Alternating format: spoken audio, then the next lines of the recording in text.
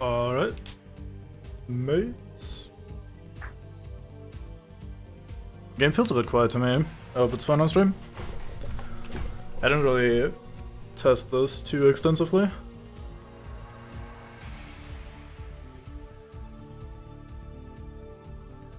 So yeah, StarCraft Remastered. Here we are. I have not played those. The remastered versions of those. There's a few options here that I can't find again. Was it here? Here. Like, for example, these two were by default ticked off, and I don't know what that changes. I wonder if they retconned some bullshit for the StarCraft 2 campaigns, I have no idea. I guess I'll just leave it as it is right now.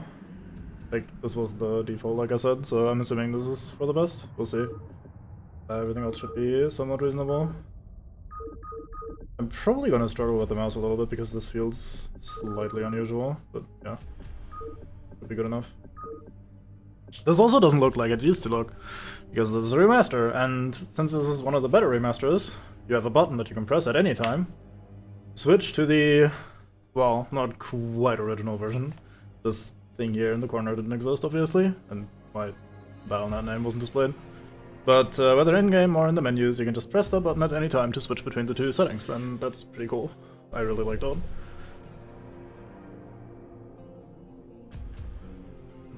Anything else I want to say?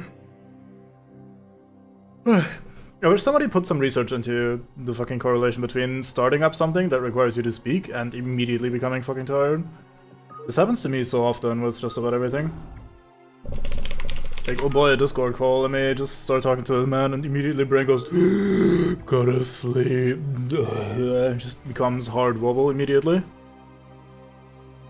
Brain not quite go ow, brain go wobbly.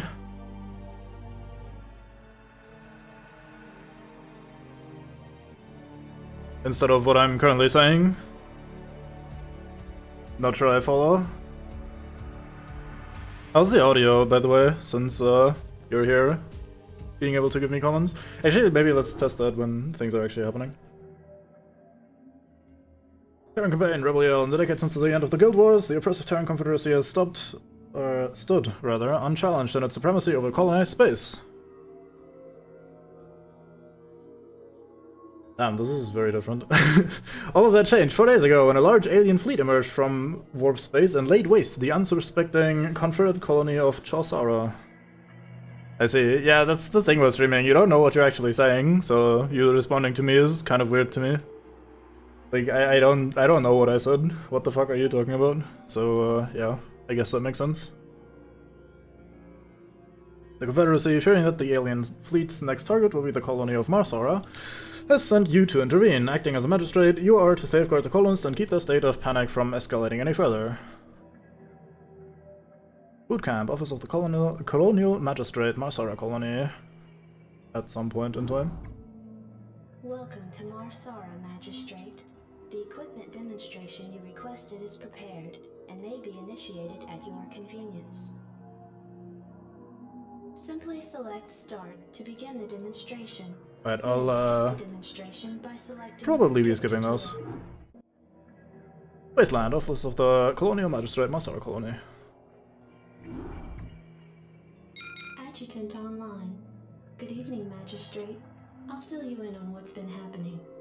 Confederate traffic has increased substantially within the system due to the recent Protoss destruction of the Chosara colony.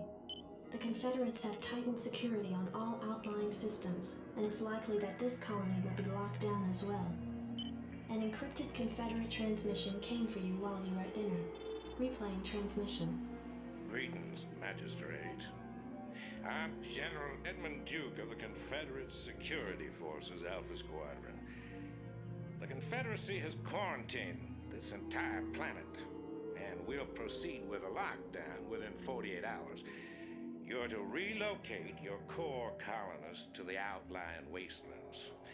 Now, I know there won't be any problems with these new arrangements. Transmission ended. I have contacted the local marshal, James Rayner.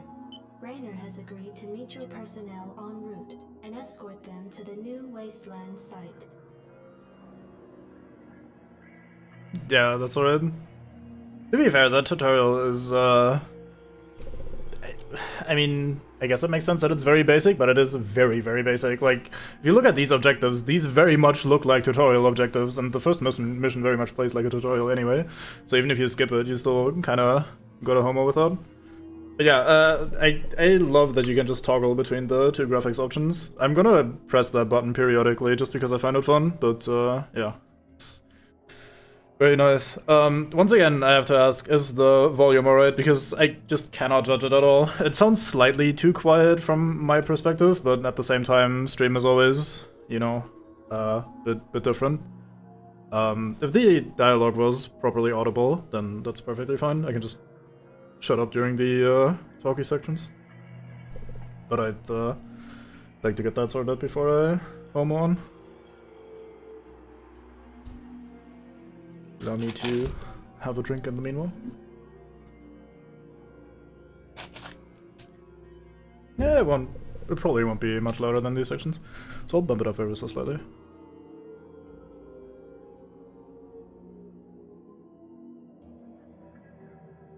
Yeah, you never know with Twitch. Sometimes decides to be an ass. Alright, let's go. I love this as well, that you just, every time you start the game, there's a little tip screen. You could of course click this and then that doesn't happen, but I find it pretty funny. Some of these aren't god-awful if memory serves, like some of these were pretty decent. Commander, go, go, go! Give me something to shoot. I really believe we're being sent to the wasteland. These Confederates think they can push anybody around. So they do, Mr. SCV? Yes, sir? Give me something to shoot. Reporting for duty. Jacked up and good to go. Rock and roll. Orders, Captain? Commander, let's report for duty. Who might that be? Commander, outstanding. Is that the man we're about to meet, or supposed to meet, rather? Let's move. Shoot him. I wonder if we can. Good to go. Howdy, boys. I'm Jim Raynor, Marshal of these parts. You're very quiet, Jim. Good thing I turned this up a bit. It kinda, I mean, it's gonna be fun, I think. We'll see. Something to shoot. Let's add him to the group. Roger that. This is Jimmy. I read you. Sounds fun. I have a base. Alright, This is Jimmy. go get some notes. Yes, sir?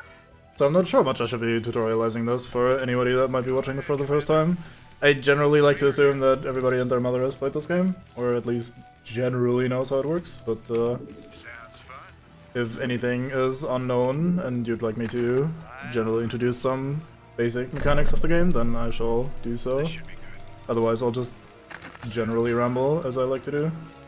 Right on. This should be good. Oh, yeah. Right on. Go ahead. Oh, alright.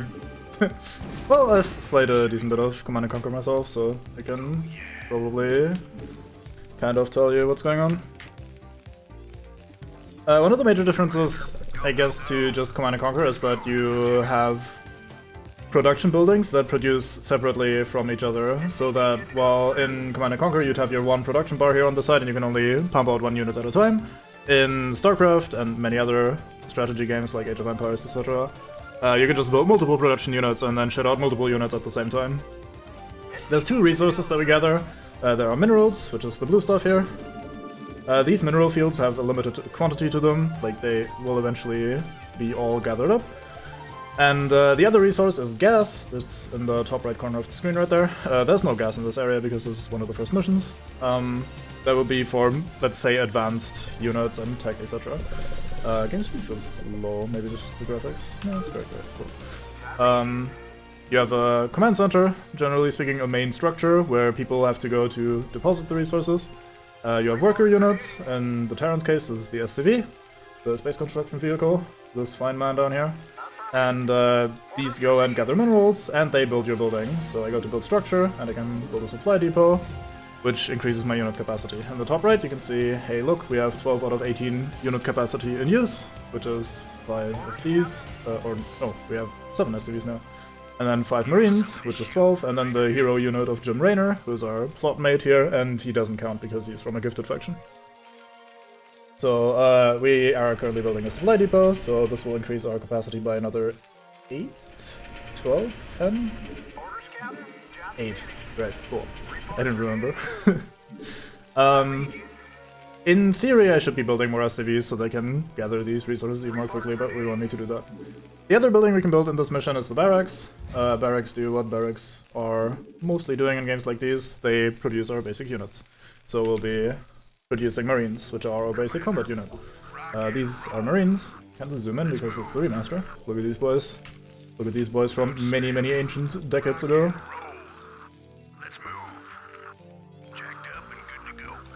This still looks more natural to me. That's gonna be quite a while until I've gotten used to the remastered graphics. Anyway, Marines are a basic combat unit. They're ranged. They're pretty flimsy. Generally speaking, units in StarCraft are pretty flimsy. Like, things have a lot of DPS and die very quickly.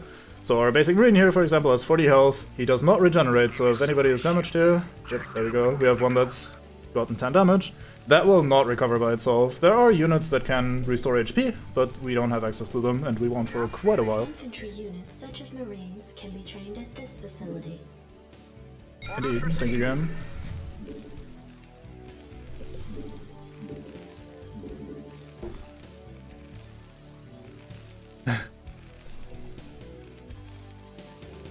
Yeah, that's a classic. The majority of StarCraft is very, very heavily inspired by Warhammer 40k. So, like, these would be our, well, Space Marines, duh.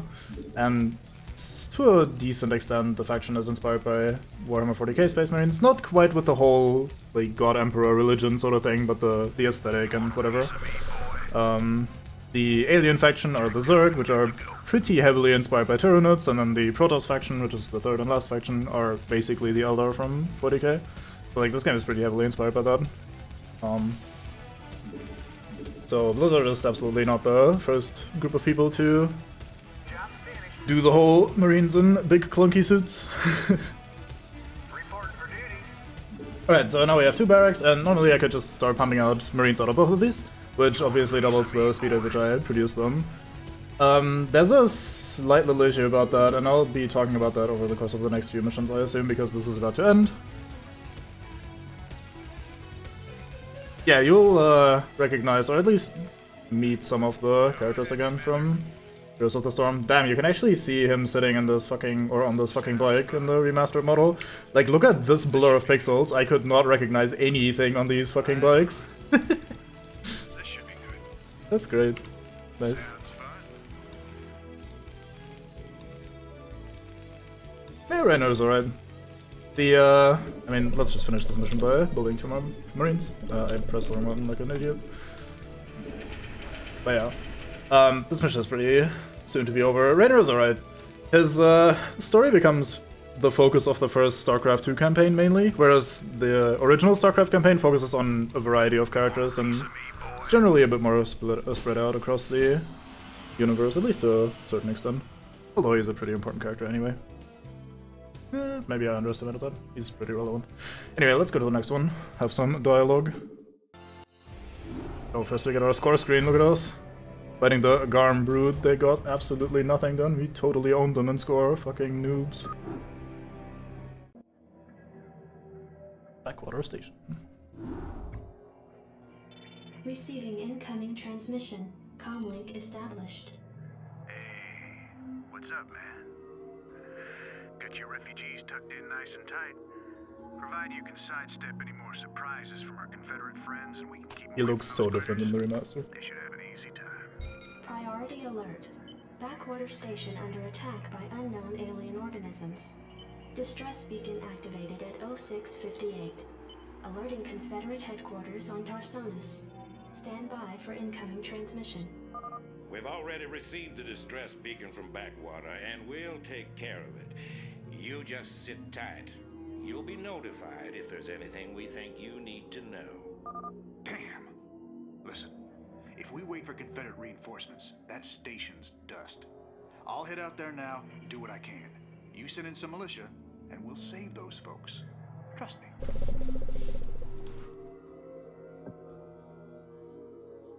Yeah, it's very low ass. Pretty good for the time though. See you, boys. Time to kick some serious butt. Right, you're in a horrible position. So, one gimmick of the Terran faction is that some of their buildings, like the command center, can lift off, float around, and then drop down wherever it needs to. Oh, there's gas up here, that's why it's in such an awkward spot. Oops, oh well. Guess we'll do something like this. The barracks can also do that. That is such a different looking icon. The barracks can also do that. They can lift off and land wherever we need them to. That is quite alright. The campaign has a lot of situations where the command center is in a really awkward spot, since it's the resource deposit building. You want it as close as you can to your minerals and as close as you can to your gas, which is up here. Now, this location is such that I cannot perfectly center the command center between them. Like, no matter how I place it, one of the resources will be gathered very inefficiently either way. And that just kind of makes it awkward, but with liftoff we can try to make the best of it.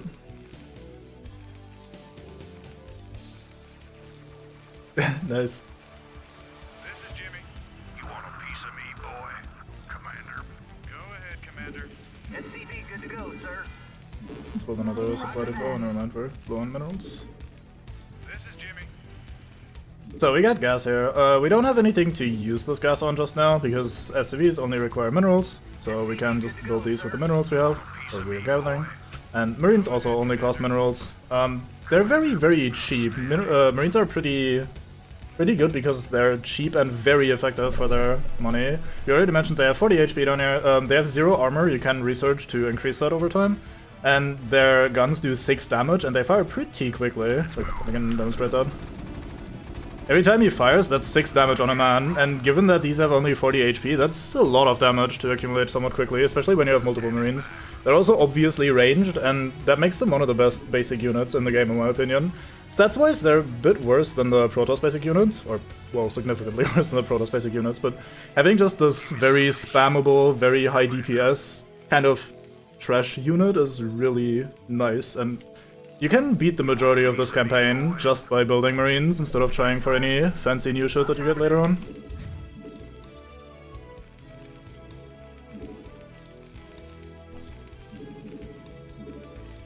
I guess we should be continuing to build cities. So that's a thing that isn't really relevant for these first few missions, but it's gonna become relevant somewhat quickly, which is this game is not designed around being played very well, if that makes any semblance of sense. Basically, the way the developers... Oh, I thought he was gonna lock himself in there. The way the developers intended the game to be played, or envisioned the game to be played, is very different from the ways people have figured out that are much better.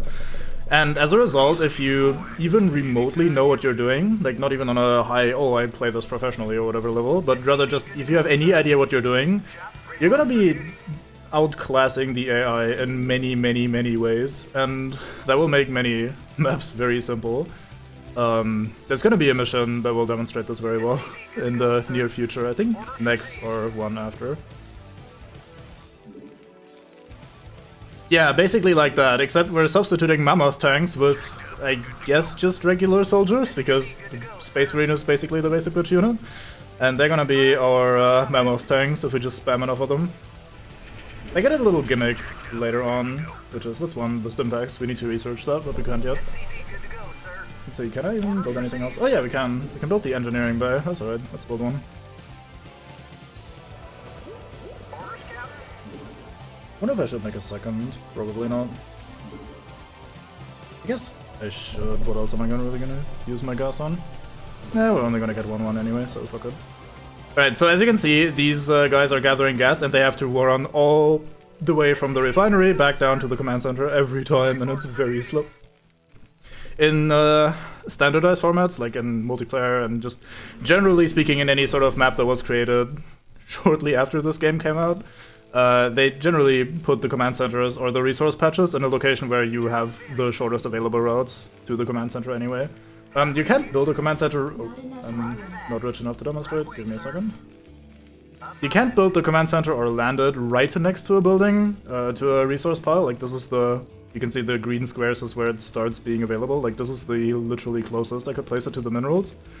So you can place it right next to them, but like usually in all the well-designed maps, which are most of them, you get your command center in a spot where it's close as possible to the minerals, while also being as close as possible to the gas, because it follows the same rules, as you can see. This is not going to be a thing for this first campaign. So now we got the engineering bay. The engineering bay allows us to buy upgrades. It allows us to buy weapon upgrades for all infantry, or armor upgrades for all infantry. And we're gonna start with a weapon upgrade. These take a while, I think. I don't remember the times actually, maybe 90 seconds or something. This is quite a while. But it will mean that every single one of our soldiers, even the ones that are already out, even retroactively, gain +1 attack per upgrade level. For now, we're only gonna get 1 upgrade level, sadly, but these are already high DPS ranged units, and with upgrades, they go pretty mental, so this is quite nice. And we're gonna be upgrading as much as we can. If we tried a little bit harder, we should probably start exploring the map while we're sitting here just building our units. The game is very nice and lets us sit here and not do anything for a while. Like, we're not getting attacked by anything important, but it's only the second mission of the campaign, excluding the tutorial, and they kind of expect us to still get used to the controls and everything. Jimmy here is a unit called a Vulture. It's basically like a dude on a jet bike, if you will. And we will be able to build these soon, but he's also a hero unit, so he's much stronger than Vultures normally would be. I think they by default only have 75 health, and he has 300 because he's relevant to the plot. I think, let me see. Yeah, it's also the objective that he has to survive, so we should try not to get him killed. Vultures have a fun ability though, that is the Spider-Man ability, so he can plop down these little white mines. They bury themselves, and then as soon as an enemy steps forward, they pop out and go explode for a very large amount of damage, I think 125? Yeah. So here you can demonstrate. Here's some Zerglings. We're gonna see more of these later. They're adorable. It's a cute little Zergling. That's the basic bitch Zerg unit, the smallest man they have. And they have 0 armor, 35 HP, so even less than a Marine. They have melee-only attacks, and they do 5 damage a pop. And we can use these to demonstrate the spider mines if we lure them over here. There we go.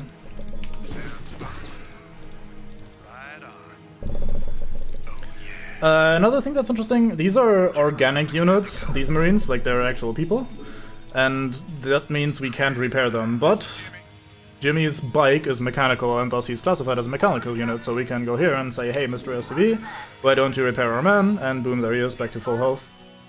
So his HP we can actually get back, unlike our Marines. That being said, our Marines are exceptionally expendable, so that's not really an issue.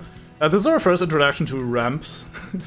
Like, this game has multiple levels of terrain, which isn't quite unusual, but ramps and other, especially later on stairs in some missions, are the bane of your existence because the pathfinding is pretty bad. Like, enemies really, or just units in general, really like to, like, look, this guy is just going all the way around here, getting himself killed, even though I gave them the simple order of just moving down here. So in StarCraft 1, the pathfinding is still pretty mediocre, and thus the stuff like ramps, but any choke point really, they're all pretty dangerous, and get your units split up and murked eventually. That weapon damage upgrade is done, so now we'll increase armor by 1 for our mates. And we gathered up all the minerals, so now we're out. This set of 500 minerals, this is the last we have. Now down to 400. But that's not really an issue, I know that there's more in the map, and also I think we already have enough troops to win the entire map if we want to. Especially with Marines, you kind of reach critical mass, where anybody that's trying to come fight you will just be shot before they can really fight you. Like, their damage is really good, their range is pretty decent, and so they just kind of murder everything. Rock and roll. Outstanding. Go, go, go. Let's move. Rock and roll. Let's move. Outstanding. Rock and roll. Go, These are a bit stronger. These are the first ranged units of the Zerg. They're the Hydralisks. They're pretty cool. I like them a lot. And they shoot this weird green acid. And this is kind of a dangerous situation because we're getting cock-blocked by this ramp, so we can't just move everybody up here and fight. Instead, they kind of have to run in there one by one. So we lost a mate, but that's not really a big deal. Over here are some more resources. If we wanted to, we could build a second command center here, or lift off our command center and land right there. And I think the second option might actually be what we'll do. One of the downsides of lifting off your buildings is that, well, it's not really a downside of that, it's just one of the downsides they have is that they are incredibly slow. Like, this command center will take a year and a half to reach this corner of the map. But in return we get more resources, so that's always nice. And bring the mates over already. Go, go, go. Rock and roll. Go, go, go. Rock and I guess I should probably have you guys get over here as well in advance. And you can build me a refinery. rock and roll. I read you. I guess you can also go participate. Standing by. I see some more mates around. Let's move. Rock and roll. Alright, here's something else that's interesting. This is more Zerg stuff. You can see there's some weird purple shit on the ground. That is called creep. Any Zerg buildings, like this one, can only be built on creep. So Zerg can't just plop down a building right here like we can, they instead have to build on this sort of infestation, if you will. And that shit gets spread by various things. This one, for example, this building here is a creep colony, and this creep colony thus spreads creep all around it. I don't know if it actually does anything in the first game. Since you've played Heroes of the Storm, you'll probably know Zagara, and Zagara does the same thing. She plops down these creep tumors that spread creep, and on creep she herself moves a lot faster and attacks... no, not attacks, she regenerates HP. And maybe Zerg regenerate more HP on creep in this one, but I'm not sure if they get any other sort of buff when standing on creep in this game yet. So, that's that. For the most part, it's, like I said, about the ability to build buildings. Yeah, well, it's not just lets her function better, she's basically not really a character outside of creep. Looks like the ground there is alive. I agree, Jimmy. Grounded looks very alive, even though it's a static image. Yeah, the creep doesn't even look that different from the old graphics to the new ones. Do a quick look around in the old graphics, see if there's anything fancy to look at.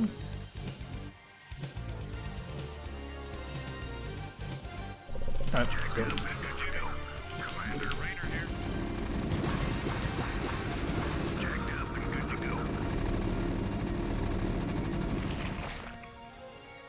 Very meaty. Alright, there's a bunker. Anytime you're ready. These two had a bug. What's the cool bug? Thanks for the rescue. We've been holed up in these bunkers for days hiding from the Zerg. Yes, sir? Right. So we rescued some mates. They belong to us now. Here's the... or part of the installation that was under attack that we were trying to save. And now we've rescued some firebirds. First of all, let's grab these SCVs and get them to work. Don't really need resources that much. So this place came with a, or an rather, academy and 2 barracks. That's a lot of barracks for this early on.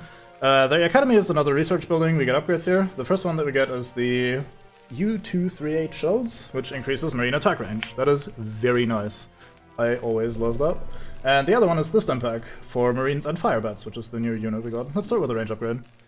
The Academy is notable because every time you click it, and I have this nasty habit of just randomly clicking things when I'm not doing anything, the Academy goes whenever you click it, and I hate that noise.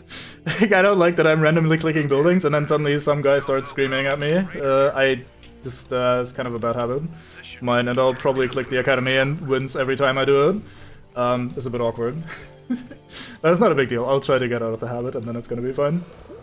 So the new man we have is the Firebat. As another infantry unit, he has 50 HP, he also comes with 1 armor, and he gets +1 from our upgrade, so he's already noticeably more sturdy. Armor works pretty linearly in this game, if memory serves, so like if your attack does 5 damage, the opponent has 4 armor, you'd only do 1 damage afterwards. Or in practical terms here, our marines have 1 armor thanks to the upgrade, and they shoot for 7 damage thanks to the upgrade, so if one marine shot another marine, let's see, this man has 6 + 1 versus 1 armor. You can see he dealt 6 damage, so 7 damage minus 1 armor equals 6 damage. So that's quite nice. I mean, you gotta remember that this thing came out like 20 years ago? More than... is it even... how long has it been since this game came out? I know, this game is pretty ancient, so it wasn't... I mean, yeah, I don't know. I'm not gonna really defend it, per se, but... It is definitely a stock sound effect, but I mean, I don't know. We gotta tank that once more for the other upgrade. Well, probably because of this research that we're researching right now. We're researching stim packs, and they do what you might do, or might think of rather, when you hear the word stim pack.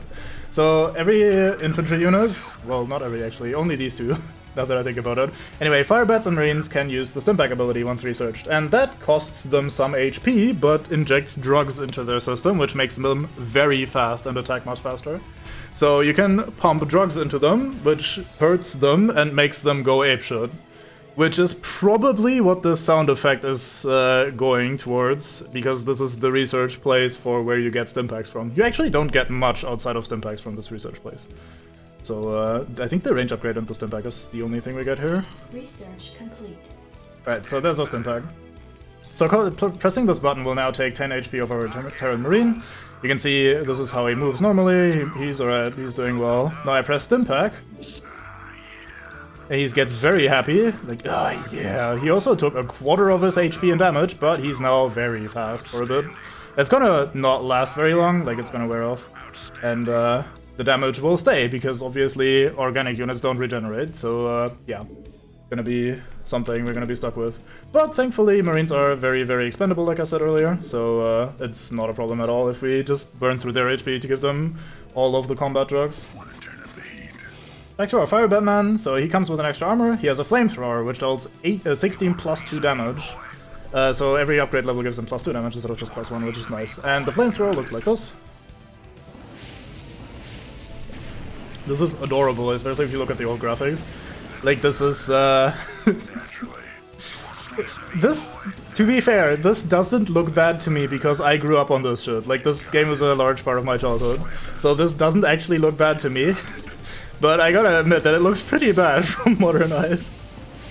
Anyway, so that's our Fire Bat. It does AoE damage, so it can hit multiple units, and that makes it especially good against like large swarms of Zerglings, because they're melee enemies, so they run up to you, they get flamethrowered for decent damage, and they take AoE damage, so all of these are very nice things. Yeah, that's true. I guess especially Fire is just one of those things that always looks pretty bad, looking back into older bullshit. This flame effect on the bunker has two functions. Not only can you tell that the building is damaged, but actually Terran buildings have a special element to them, which is that once they are in the red in terms of HP, so like their health bar is now yellow, and then eventually it goes red. So red buildings are burning, even though the flame visual was on them previously, and burning buildings take damage over time. So this bunker, if I don't repair it, will now burn down over time.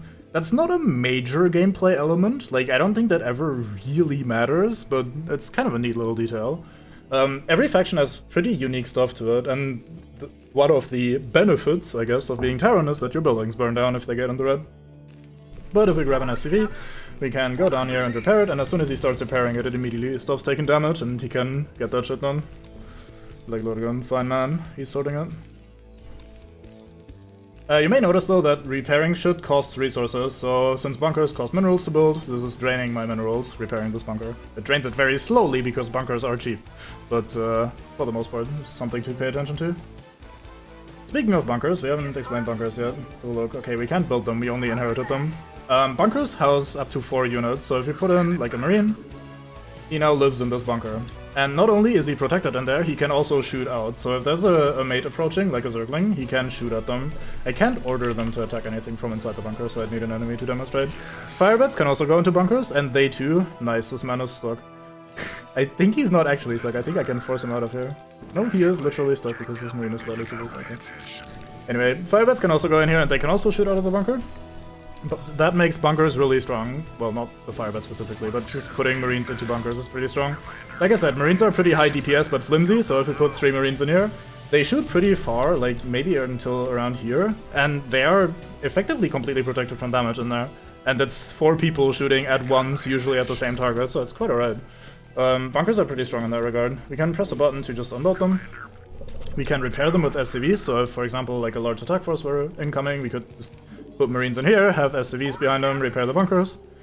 That'd be quite nice. SCVs can also hide in a bunker, but they can't attack, they just use that defensively if so desired. So it's kind of a wasted slot, really. Let's build some more Marines, because why not? Just gotta do things. You can pool up resources. You can see we have a lot of stuff in our bank that we're not using. This is generally kind of bad form. In multiplayer especially, you try to spend all your resources, so if I have too much income, then I build more production buildings, so I can actually spend my money, because money that is being spent does more than money that is sitting in our bank. But since we're just kind of shooting the shit and talking about stuff in a very easy level, we can just sit here and pool our resources and not really care. Let's grab as many of these people as we can. Oh, another quirk of this game. Oh, I fucked up. Oh.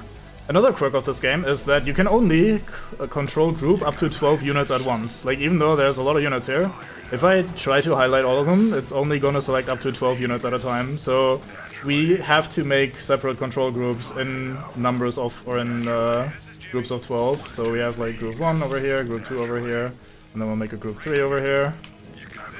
And I'll have to cycle through these using the hotkeys, because I cannot just select all of them at once. That is not a thing in this game. Anyway, let's go and kill some stuff. Let's inject drugs into the men.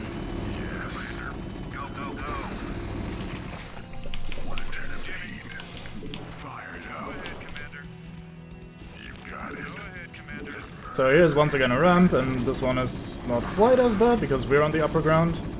There is a thing in this game called uphill missing, so if you're on the low ground and you're shooting at a thing that is up above, you have a 30% chance, I think? I think 1 in 3 of missing your attack instead of hitting, which makes high ground very valuable. The other part of high ground is that you cannot look upstairs, so for example you can see my units are on the low ground, we can't see what's up here until we walk up the ramp. So high ground is really valuable in this, which is quite nice. You got my attention. Fire it up. Go ahead, Commander. Yes. Slam it here. You got my attention. Yes. This is Jimmy. Go ahead, Commander. Yes, this should be the last fight of the mission. You got my attention. Drug up the men. Some will die, but that is fine. Fire it up. You got my attention. Anytime you're ready.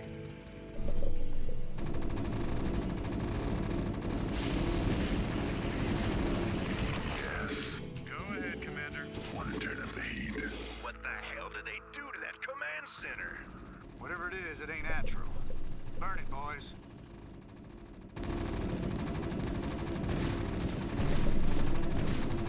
So this is an infested command center. They basically only exist in the campaign. Technically you can get those in multiplayer and normal games as well, but this is interesting. It's mostly a plot thing. Although it does have a purpose. Anyway, let's burn that shit. Let's actually see something. I wanna... So, I said that Terran buildings burn down when they're in the red. This is no longer a Terran building, this is a Zerg building, and Zerg buildings are organic, and even though Marines don't regenerate despite being organic, Zerg buildings regenerate. Basically anything Zerg automatically heals over time, so even though this is in the red and is burning visually, this is perfectly fine, and this would heal back to full, albeit very slowly. It's kind of a neat little detail. Guess the infestation also holds the building together.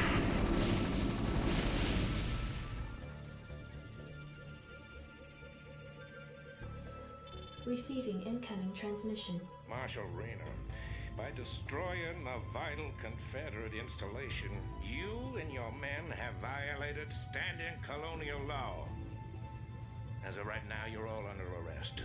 I suggest you throw down your weapons and come peaceably. Are you out of your mind? If we hadn't burned that damn factory, this entire colony could have been overrun. Maybe if you hadn't taken your sweet time in getting here. Now, I asked you nice the first time, boy. I didn't come here to talk with you. Now throw down them weapons. Guess you wouldn't be a Confederate if you weren't a complete pain in the ass.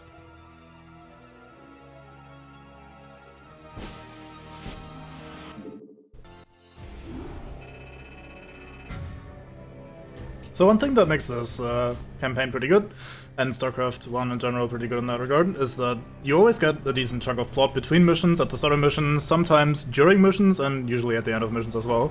So from the very get-go, there's things happening. We're already personally getting invested into doing the right thing and then getting punished for it by the Confederation, blah blah, the usual. But ultimately it's quite nice. It's easy to mod, but pretty fun, especially for game of the time. I probably will say that a lot, won't I?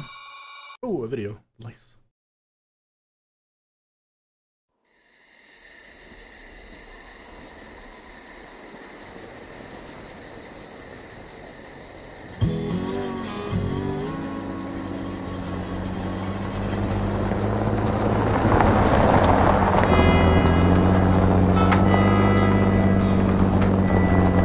Hey, Sarge, why we always gotta listen to this shit for anyway? 'Cause I'm in charge, that's why. Oh, it don't seem like no good kind of reason to me. Also, hey, what's that? Hold on a minute a second. Straight roller.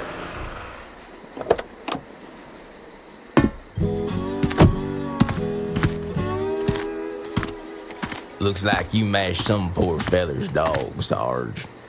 It's a Zerglin, Lester. Smaller type of Zerg. But he can be out this far unless... Oh, shit.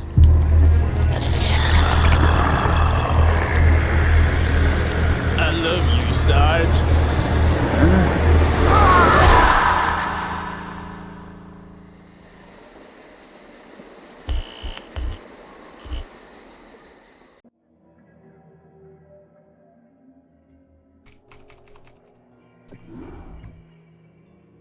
Receiving incoming transmission. Comlink established.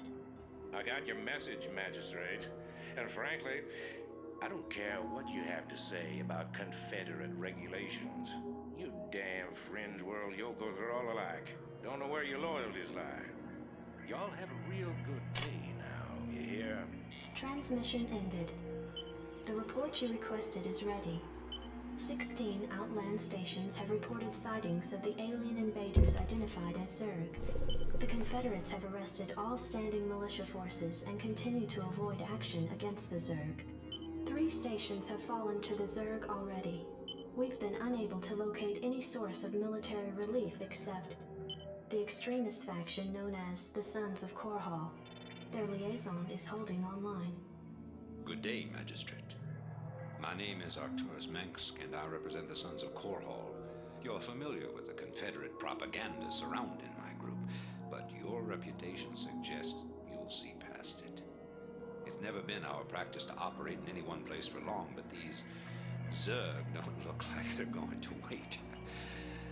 I'm going to make you an offer, Magistrate. I'd like to help you out by sending down a number of transports to your colony and evacuating any survivors. You know, of course, that my organization operates outside the bounds of Confederate law. That's why they spread their lies and misinformation. If you decide to accept our help, you'll be branded as an outlaw too. But it's a chance to save those people. Time to make a stand, Magistrate. Ending transmission. Priority alert. Evacuation zone under attack by Zerg forces. Distress beacon activated at 12:20. Alright, so I love the fucking videos. They're very charming. I don't remember them being that goofy and over the top, and some of them are less so, I guess. But they're, I don't know, they're like lovely little time capsules, if you will, from a bygone era. They're quite funny.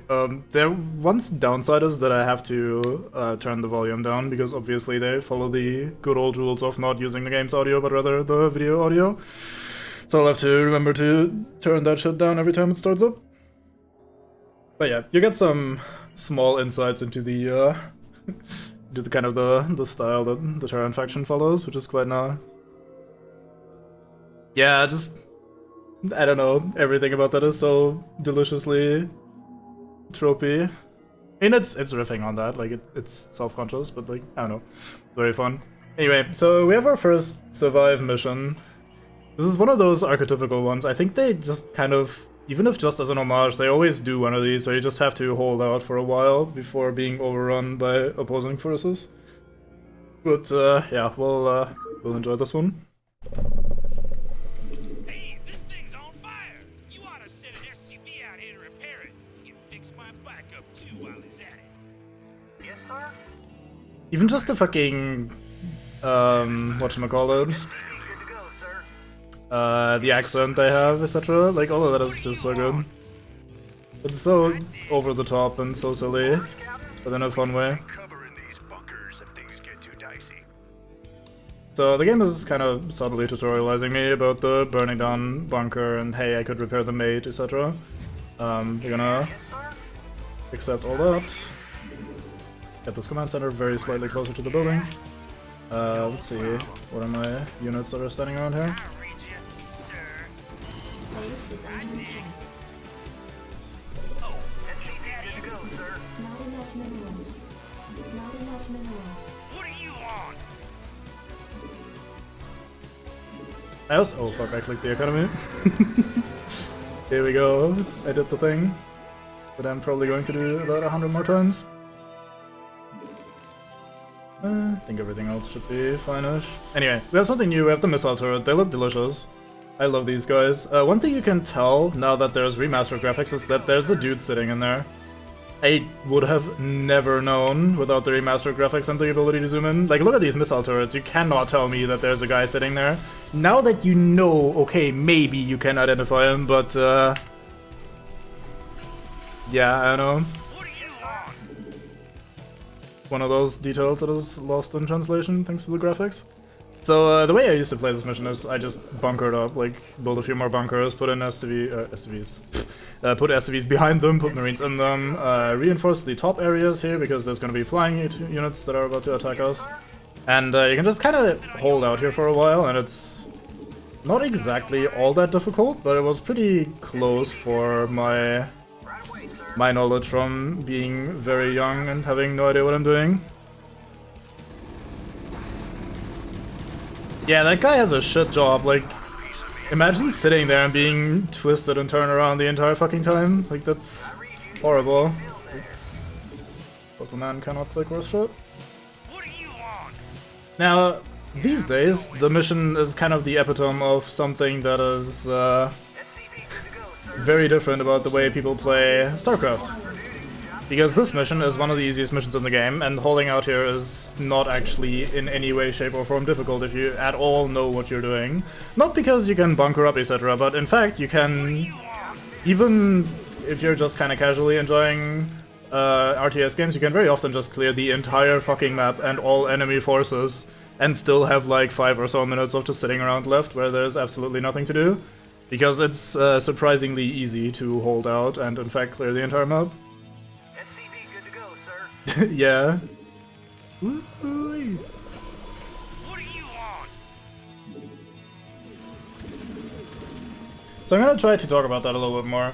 One of the simple ways to, let's say, break the game, as in be different from what the devs probably expected when they designed these campaign missions, is that they kind of expected you to not build very many SCVs, which means you don't get that many resources, which means you don't spend that many resources, which means your forces are weaker, and thus everything kind of falls into place. But even with a perfectly placed command center, you can expect to use at least 2 or between 2 and 3 workers per mineral patch. So if there's like, let's say 6 mineral patches lined up here in a row, you'd be using 12 to 18 SCVs on these mineral patches to get like a maximum efficiency gathering bullshit. The game, however, usually expects you to use like 6 at most, and thus you have a lot more stuff available than what the devs may have intended. At least that's what I'm assuming is what mostly breaks this game so hard. And the knock-on effect of that is that it also feels like, and I mean I used to play that game, or this game that way when I was a kid, that they expect you to build like one production building of each type rather than building multiple barracks to dump all your money into and thus get a lot of marines and thus make the game very quickly very easy. So just by virtue of macroing up, as in like building the macro structures, income, etc., you just kind of break the entire balance of the campaign very quickly and make it very easy. And that's not something you can really avoid, because this is how most strategy games are played anyway. Like, if you're playing Age of Empires, you're gonna be gathering resources and as quickly as possible. Like, that's just how strategy games are played, generally speaking, at least these days. But that will mean that the campaign is probably not gonna be very hard. I somewhat recently replayed the entirety of StarCraft 1, and I didn't really struggle at all. I didn't go into the add-on campaigns very much, because by that point I was just kinda bored and just played different things again. But yeah, I don't really expect us to have any sort of trouble with anything.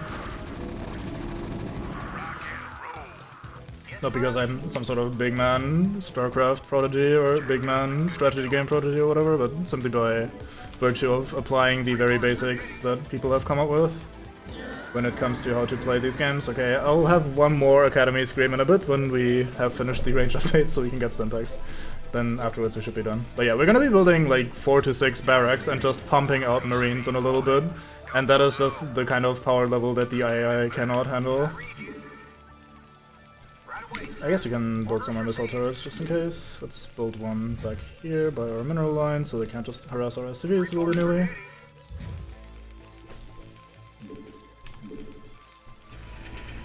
Oh, I clicked it too early, it's not done. Sorry, just habit of clicking everything. Gotta click the things. Oh god. That's probably not the worst idea. I should really do that. Not sure how I'd arrange that. You want a piece of me, boy? I'll probably come up with something. Jacked up and good to go. So, another little thing that's interesting about the Terrans is that they use building add-ons. So our command center here can build this little comsat station add-on, which is a scanner, and we can use that to reveal parts of the map. And most importantly, also reveal invisible units, like things that are hidden normally.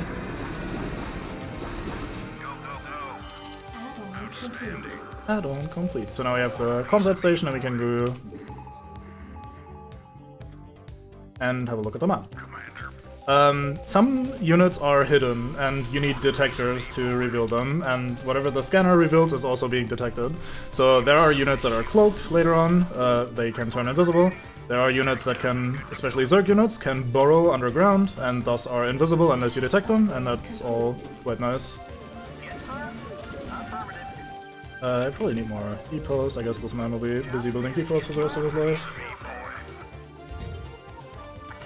Come on.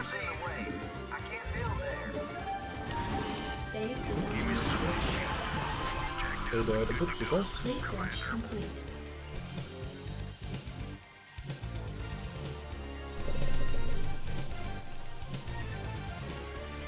For the bot, you mean? I use MIRC.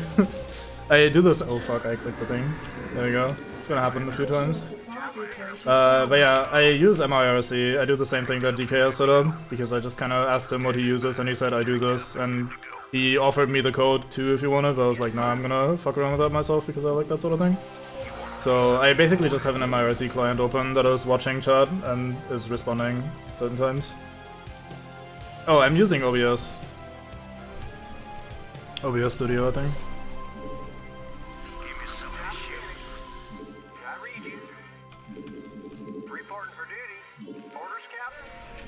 Seems like a decent amount of barracks.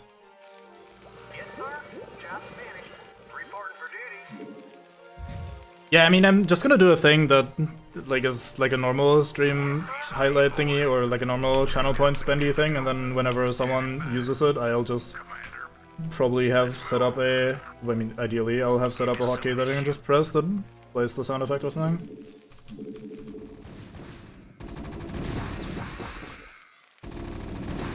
Yeah, I use the Streamlabs part of the chat box as well, but I feed that into regular OBS because I didn't want to use Streamlabs OBS, because that looked very...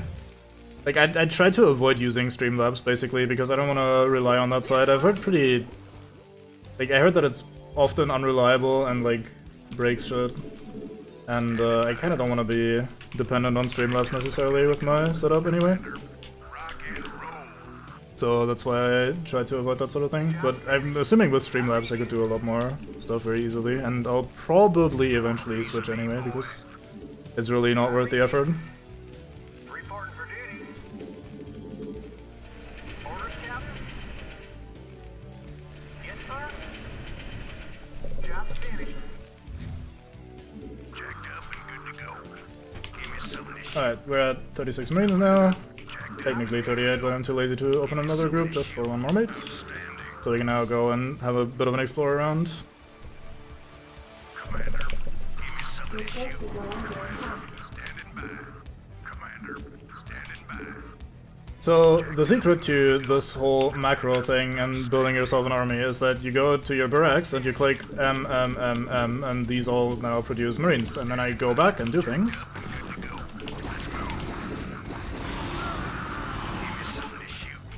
And afterwards, in a while, I'll hear that the Marines are ready. There we go, you want a piece of me, boy? And then I go back here and I click M, and now I go back to doing whatever the fuck. And I can just do that while controlling my army and doing things, and in the meanwhile I'll be massing a lot of units. And that may seem like effort to some. Like, I've heard the complaint that something like the StarCraft campaign is too hard, or that you need to have like sick APM, you need to do like 18 million things at once or whatever. I think a lot of people overstate that shit like crazy because they look at professional stuff and see like, oh god, this guy has like 300 APM, how am I ever going to be clicking so fast, etc. But I think that's absolute nonsense, and even with just some very basic understanding of how to solve this sort of thing, you can very much get by on comparatively low actions. Jacked up and good to go. Give me some of this shoot. Jacked up and good to go. Standing by. Rocket. Now I will try to do a little bit more than the very bare bones basics because I actually enjoy this sort of thing, but it's just kind of a thing that has always been annoying to me when, like, for example, DK really doesn't like StarCraft because he thinks it's more of a I click very fast or I press a lot of buttons game rather than a strategy game, and I think that's very stupid because that would imply that your strategy and your decision making wouldn't matter, and that's very much untrue, especially when compared to your actual ability to micromanage events. Forces are under attack. Yeah, obviously he's a bit of an extreme case when it comes to that, but just in general, I want to kind of, while playing this, sort of dispel this notion of, hey, this game is very hard, or strategy games are too difficult, or whatever.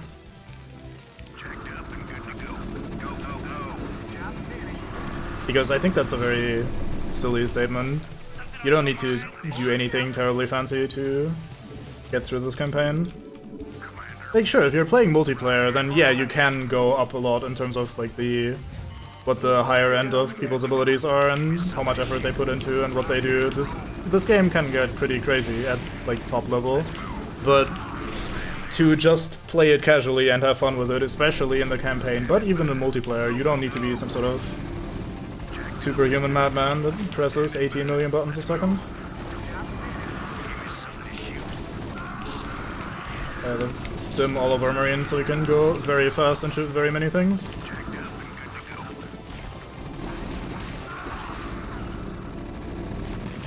So that's the Sunken Colony. It's basically like a defense turret for the Zerg.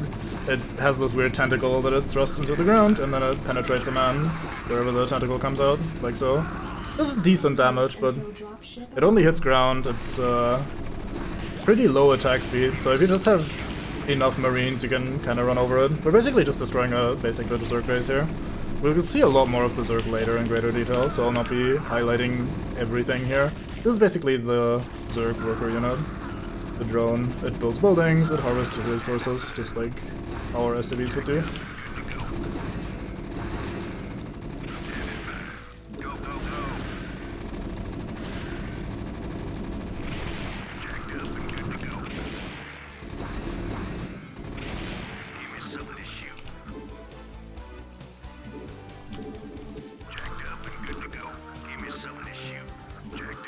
Oop, there's a man.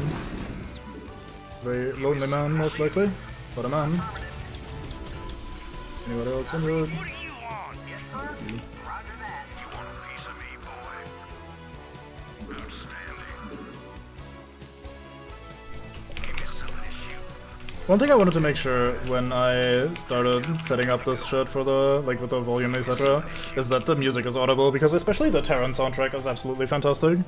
I love a lot of these songs. Standing by. Obviously I'm biased because nostalgia, etc., but I really enjoy this game's music.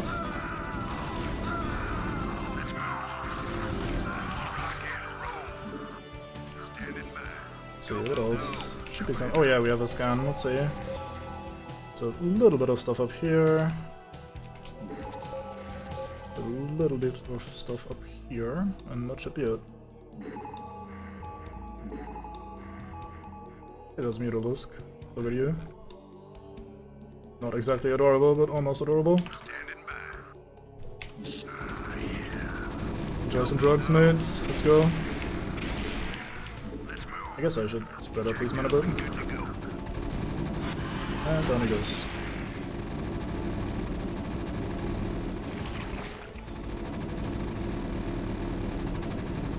One thing I find a bit jarring about the remaster is that the animations are all a little bit, I don't know how to describe it best, like clunky maybe? Like you can tell that they're not exactly super smooth, very polished animations in just about every regard. And to me that clashes with the pretty good texture work and the much better looking models, etc. Like to my brain that kind of just doesn't make sense to have this whole clunkiness and awkwardness, especially with like the pathfinding, etc. But even just the firing animation, the walking animations and everything, like that all doesn't look very, like it looks modern to me basically. Whereas the texture work and the models and shit, whereas the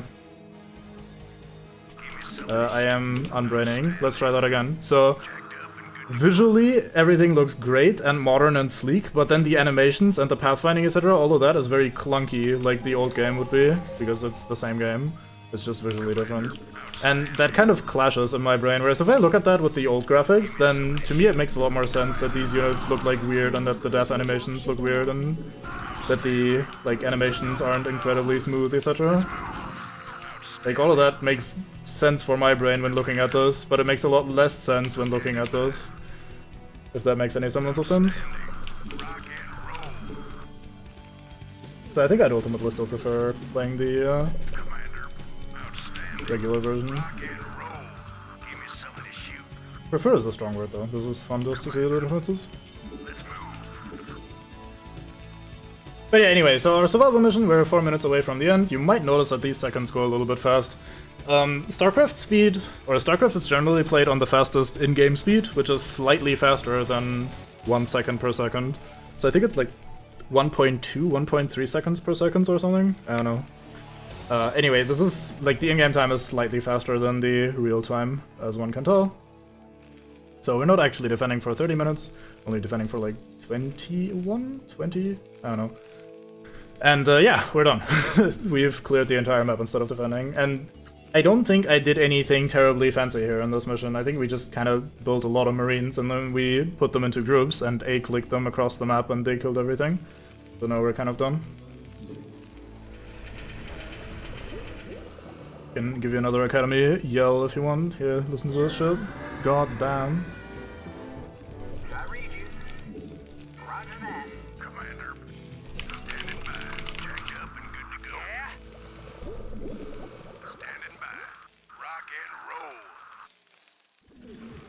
One thing that's interesting about the refinery and gas in general is that the refinery also comes with a limited quantity of gas in it, like it will say like 2000 gas or something remaining in here. And then once that is done, you can still gather gas, as you can tell, but these barrels only contain 2 gas per harvest now, so we only get 2 gas whenever someone delivers. And initially you get 8, so you get a quarter of the gas you'd normally be getting. And gas will become very relevant in a lot of the later missions, because we'll be using it not only for research as we are right now, but also for the main units we're going to be using, at least for other races. For Terran, I'm probably going to stick with Marines, because I love building a lot of Marines and then injecting drugs into them. But yeah, that's going to make gas a little bit difficult of a resource, because you can't really speed it up. You can, like, only one SCV can be inside of a refinery at once, and thus you can at most have, like, in this case it would be 4, but usually only 3 SCVs on gas, and thus a very steady supply of gas. Whereas with minerals, I can just kind of overload this. I can build even more SCVs and toss them in here so that there's at all times someone mining these, and that increases my speed by a lot.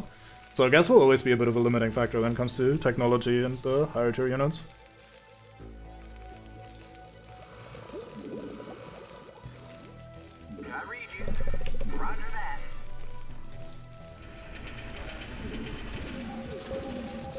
I once saw a speedrun of this game a very long time ago, because I was interested in how people play this game, and since this mission is timed, you can't do anything to speed it up. Even if you wipe the entire map like we just did, the game doesn't end until the timer is over. So since the speedrunner was obviously pretty fast... Oh, let me just let this play out for a bit. It has successfully played out, very fine. Since the speedrunner was obviously very fast, he kind of made a point of clearing the map as fast as he could. And then he had like 10 minutes, like actual minutes, just sitting there doing nothing, and he literally went AFK in a speedrun, which I found hilarious.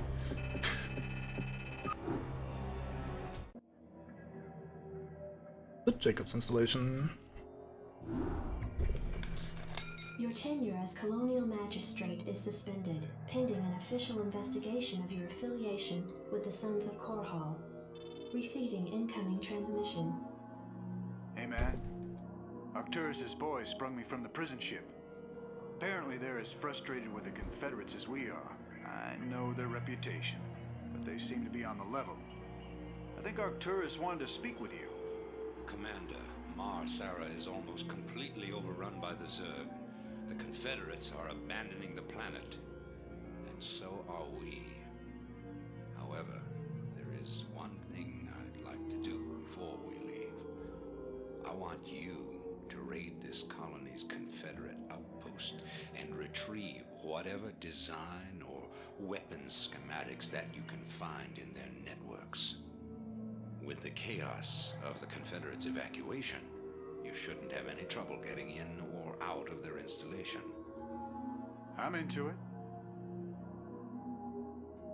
Yeah, it's always fun to watch what speedrunners do with auto-scrollers, etc. Like, whenever they're bored, they usually just find ways to goof around by playing the same level over and over. Just the extreme of sitting there, hey, I am done with this level 10 minutes early, and I literally go AFK was just kind of an overstatement of that. We'll meet another important... Never mind, this is not the mission I thought it was. Every now and then the game will throw these kind of missions at you. There are no build missions, as in, like, we're not building a base, we're not gathering resources, we're not fucking around with anything, we just have a preset troop of units, and we have to win the game with these boys. These are fully upgraded, they're +3/+3, which is nice. And we have Jim Raynor, who is a hero marine. He has 200 HP, he comes with +3 armor by default, so he takes basically no damage. And he does shit tons of damage as well with his rifle, compared to everybody else. This is a door, it doesn't look like one, but it is. This should be good. Right on. Oh yeah. Wanna turn up the heat? Anytime you're ready. So depending on who you're asking, these missions are either the best thing or the worst thing about StarCraft, and I tend to be on the best thing side rather than the worst thing. I really enjoy these kind of limited missions, if you will, where you're not doing the usual strategy shenanigans of building a base, training units, etc., but rather have to make do with what you have. But I can absolutely understand why people hate them when they say, oh, this isn't what I signed up for, I just want to build bases, gather resources, etc. So I can understand why people complain, but I really enjoy these, they're entertaining to me.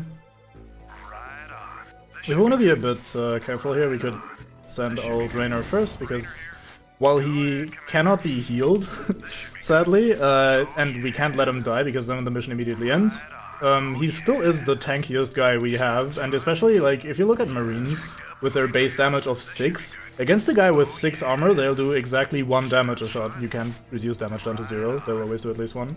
So if there's a group of Marines and Jimmy tanks them, he takes very little damage compared to everybody else, so it's still not a bad idea to send him in first, even though he's the important one. We're just murdering some innocents, like some SCVs, some civilians, no problem. We're the good guys, obviously. So here's our first real nemesis of the run, and that is stairs. Look at these things. Ramps were already awful with pathfinding, and stairs are worse, because they're at an awkward angle, only one guy can pass at a time, basically, and the AI will struggle. And this is the AI struggling with what is basically the smallest unit in the game. Because Marines and Firebats are... I think they have the smallest collision model of all units in the game. Like the smallest size that a unit can be, basically. And the AI already struggles to maneuver these guys properly.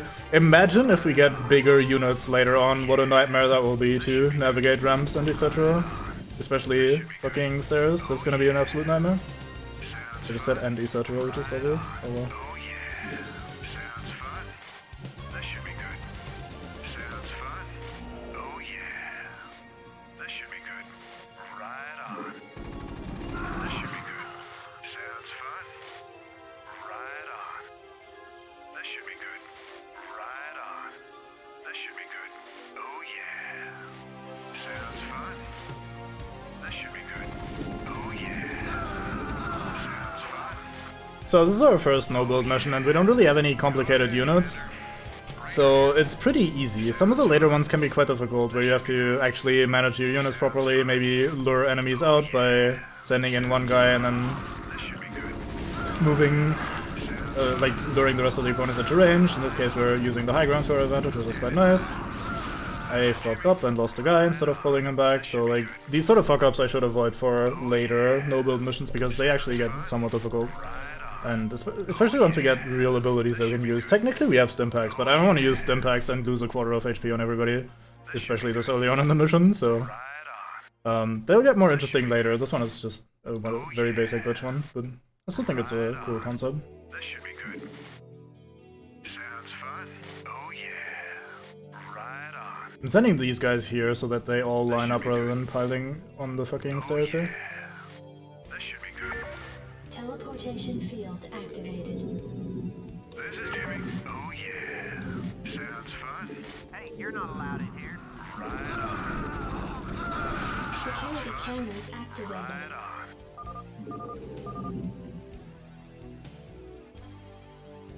I think this is where we're supposed to go at the very end of the map. Go ahead. These beacons are used by the game to indicate, hey, if you go here, something interesting happens. This one was a teleporter, and this one is a, well, a camera trigger in this case. The game is very much cheating. These aren't actually teleporters. This is the map editor setting this area as a teleporter area, and any unit that randomly walks into it will just be manually moved over here. And, I always found that was really funny, because when I was young, I looked at the map editor and I was like, hey, I'm gonna make a teleporter, and I placed down a beacon like that, and then another one on the other side, and I tested it, and it didn't do anything, and I was really confused why it didn't work, because that's clearly the teleporter thing, right? Like, why is this not working? And I didn't understand that I needed to go into the properties and make like a trigger zone that say, hey, when a unit enters, do this, and so on and so forth. I thoroughly believed the lie that that was actually a magic teleporter, rather than just some map editor bullshit. Very innocent child. Sounds fun. Rainer here. Anyway, I think this bit was optional. I don't think we actually need to see the cameras. Just kind of highlights where things are and what is available on the map. Go ahead, Commander. But it's still nice to do. I generally like to play these maps pretty thoroughly, rather than just rushing to the objective and getting them done as quickly as possible. Oh yeah. Right on. That should be good. Sounds fun. Automatic defense system deactivated. That's nice because otherwise I think in this corridor there'd be a bunch of guns in the ground or in the walls. There's kind of not like traps per se, but like these little turrets that come out of the ground. We've seen some before. I think you can barely see them on the edge of the fog when they retract. Sometimes. Right on. Oh yeah. And it just kind of takes them out for us. Or disables them at the very least. Right on. I think this is a dead end or something. I think I need to go here. I'm not sure though. Oh yeah. Sounds fun. Rock and roll. Go ahead, Commander. Commander, anytime you're ready. Oh yeah. That should be good. Right on. That should be good. Sounds fun. Right I guess we're just going there the long way around or something? I don't know. There's a vulture. Why are you pre-damaged? Did my guys shoot you already? I apologize. Somebody shoot. Anytime you're ready. Sounds fun. So one thing that's interesting about this game, and that applies to a lot of strategy games, is that units that are damaged don't get worse, and thus damage doesn't matter until the unit actually dies. So like this 2 HP Marine still does the same damage that a full HP Marine does, and it moves just as fast, has just as much range, etc. So by micromanaging my units a little bit and saying, okay, this guy stays a little bit in the back so that people don't immediately shoot him, he can still do the full DPS that he normally has available. Teleportation field activated. This is Jimmy. I always found that a bit awkward. Like, I'd like for someone to, like a game developer, to toy with the idea of... Detected.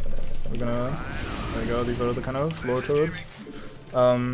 I'd like for a game developer to toy with the idea of making units progressively worse if they get injured more, but at the same time, within these systems, it just wouldn't really work, I don't think. Because, especially in a system like StarCraft, units are just so disposable, it doesn't really... Preserving a low HP unit doesn't make sense. In a normal map, I would just get rid of these as quickly as possible, and just... I mean, if I can't heal them, that is. Like, just get rid of them so I can make more. So in this game, it wouldn't really make sense, but I always find that to be an interesting thing about these kind of strategy games. This should be good. Oh yeah. Sounds fun. Yeah, or at least a strategy game where all of the units, or an individual unit, matters a lot. Sounds fun. Right on. And you might want a low HP unit to still stick around, even if its utility is limited. I think that's the end of the map. Oh yeah. Hey, we found the plans, man. Have the transports waiting when we come out.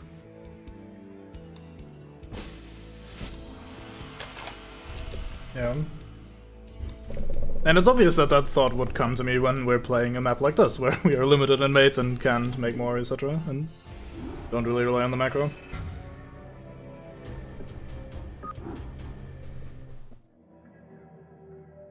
In the wake of the chaos resulting from the Zerg invasion, the Sons of Karhal escaped with the stolen data disks. I wonder if I can do the transition here. No, I can't because it's different, that makes sense. Look at Jimmy. Fleeing to the border of Antigua Prime, Arcturus Group now plans its next crucial moves against the Confederacy. Hey, we saw another character there in the background. Oops. 13 hours after the evacuation of Marsara, Protoss warships took up orbit around the colony and unleashed a massive planetary bombardment. All life upon the surface was extinguished. Thank you, Protoss. Very cool. Revolution. Hey, Matt. Headquarters has begun analysis of the discs. They expect to have them decoded shortly. I hope whatever's on those discs is worth it. Receiving incoming transmission from Arcturus Minsk. You and Captain Reyna have done well, Commander. I believe our efforts have weakened the Confederacy's grip on the fringe worlds. But our job out here isn't done yet. Lieutenant Kerrigan, my second in command, will elaborate. I'll get straight to the point. Our sources tell us that Antigua Prime is ready to begin open revolt against the Confederacy. Unfortunately, the Confederates seem to be aware of this as well. They've stationed a large detachment of Alpha Squadron troops there, under the command of General Duke. It will be your job, Commander, to free this colony and show our good intent to the Antiguan people. Lieutenant Kerrigan will help you deal with Duke's officers. The rest of the Confederates are yours to deal with. Hey, a new character. I wonder if she's gonna be relevant. She probably does sometime soon. Anytime you're ready. Alright, Reyna's back on his bike. Sounds fun. I think when I've played this for the very first time as a very young man, I started having trouble in this map, because that's the first one that's somewhat difficult at times, maybe. I'm waiting on you, Captain Raynor. I finished scouting out the area and... you pig! What? I haven't even said anything to you yet. Yeah, but you were thinking it. Oh, yeah. You're a telepath. Look, let's just get on with this, okay? Right. Lieutenant Kerrigan reporting. Right, so now we have Kerrigan as well. Kerrigan is effectively a ghost, which is a unit type that we haven't unlocked yet, but we'll get there. And she has some interesting abilities. First of all, her portrait looks so different from her original, doesn't it? Thinking the same thing. Yeah, I know, she looks very different to my eyes anyway. Same thing. It'd be a pleasure. I guess it kind of fits, just maybe the glowing ghost suits make it different. Anyway, so she has Cloak, which is a toggle ability. Once it's on, it drains our energy constantly, but turns us invisible instead. And then she also has Lockdown, which costs a bunch of energy at once, but disables mechanical units for a little bit. Units, not buildings, though, so it's kind of an important distinction. What now? It'd be a pleasure. I read you. Look at this detail in the water. God damn. It's beautiful. It'd be a pleasure. Things. They can sense me even when I'm cloaked. We should take these out. game dropping the hints that these missile turrets, as we discussed earlier, are detectors and can thus see invisible units. This will become relevant for us as well. There's a flying unit there. Goodbye, Marine. Never liked you anyway.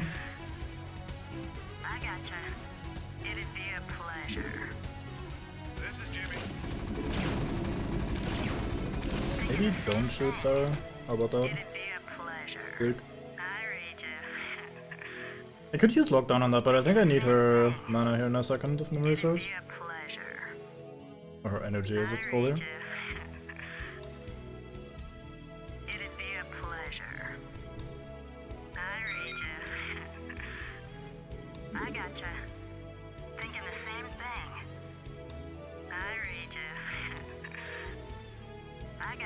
Can we take this out without being shot by the... No, we cannot. So if we burn down this turret quickly, I think this is what the game wants from me. She can now cloak and can either take this out by herself or just run by. I think the game wants me to run by.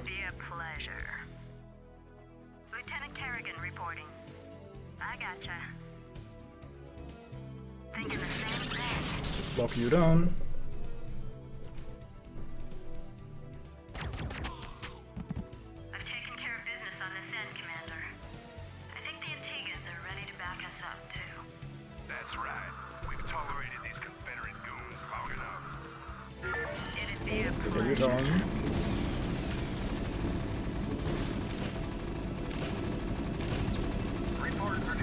So we know on this base, and we have Marines on these bunkers, so they can fight the other bunkers, and everybody shoots each other, and everybody's happy. At least in our faction. Oops, I pressed the wrong button again. So now we have a base. Let me quickly decloak you, so you don't drain all your free energy for nothing. Then we'll grab our two heroes and stash them all the way back here. I'm picking up a large Confederate strike force advancing on our position. Can I get this closer, maybe? Let's see. Not really. I'm gonna put it here so they're at least somewhat closer to the gas.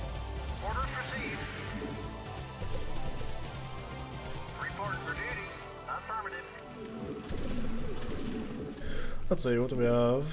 7, 11, 15. There's more down here. This bunker is empty though. Let's fill this. This bunker is also empty. Let's go change that. Choose the injured knights, maybe. Give me something to shoot. Rock and roll. Give me something to shoot. Good to go, sir. Yes, sir. Alright. So in this game you can't hotkey, or well, you can hotkey your SCVs onto a mineral patch, but they don't actually gather. They just walk there and then stare at the minerals longingly and hope they gather themselves, which for some reason doesn't actually happen. So that's kind of a pain in the ass that you have to... Whenever you shit out a new SCV, you have to manually order him to actually do something about his life, or with his life. There's a new unit that we have here, which is the Terran Wraith, which is our first air unit. So very fine, man. So Wraiths are interesting because they're our first unit that has two different attacks, depending on their targets. So if you look at this info panel down here, you can see that he has burst lasers and Gemini missiles, and one of them he uses for ground, and the other one he uses for air. And as a result, the laser, which he uses for ground, only does 8 damage, but the air units take 20 damage per missile because he shoots them with these more powerful missiles. And that's kind of interesting. They make pretty good anti-air units as a result, but they're pretty bad at taking on a force of Marines. So you can kind of make up your mind on how you want to use them. We also have some new buildings. We have the factory here. The factory shits out vultures, which is what Raynor is using, basically. Like, which is what Raynor's a hero version of. And we also can build an add-on for these. Let's lift off the factory and build the workshop add-on. Was it machine shop? What's it called? Machine shop. And in there we research an upgrade, which allows our own vultures to also place these mines that Jimmy can place. So from now on we could build vultures and plant mines everywhere to defend ourselves. And the other new building we have is up here, which is the starport. The starport produces air units, it builds the Wraith, and it builds a dropship, which does exactly what you think a dropship might do. And it has an add-on, the control tower, and that one researches stuff for the Wraith. Complete. Here's our machine shop. We get faster vulture movement speed and vulture mines if we want them to. I don't think we'll do that. because I don't plan on using any vultures really. One thing we can do in the meanwhile is we can quickly explore the rest of this half of the map, because we are basically done with this half of the map. I desperately need more depots, let's change that. So in the control tower we can research this, which is cloaking for the wraiths and more energy capacity for wraiths. Because the wraith gets the cloak ability, so you can turn invisible just like Kerrigan can, which is quite nice. I always find that a little bit weird that wraiths can cloak, because at least for my brain, the answer to an air unit is an anti-air turret, and the anti-air turret inherently has detector, at least the Terran one. I think all the turrets actually in this game have detector by default. Like, this is the missile turret, the one that shoots air, and it can detect cloaked units, so why the fuck would a wraith be able to cloak? Like, where's the value in that? Obviously, that's a very limited train of thought, because you could use it in other ways, but that was always my first impression. Let's just plop down some mines, because why not? One thing about the colors, we've taken a neutral faction again, and the buildings we inherited from them were purple, so like the neutral faction was purple. The men that we're currently playing are red, and the men we previously were playing were blue. And that's not just cosmetic, as in, I mean, gameplay-wise it doesn't affect anything. But it also makes story sense, because initially we were playing like Rainer's forces or whatever. Like the Colony Defense Mates, whatever the fuck they're called. Now we're playing with the Sons of Karhal, which are red, and some of our opponents are, well, also wearing their respective colors, so that actually kind of fits the story as well. You can kind of tell who you're working with and or for, based on what color you have. Anyway, let's start building some raids.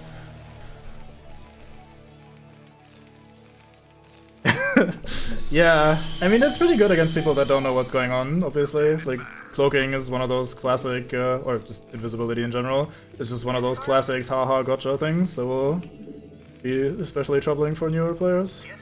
So that makes perfect sense to me. Jacked up and good to go. Job's finished.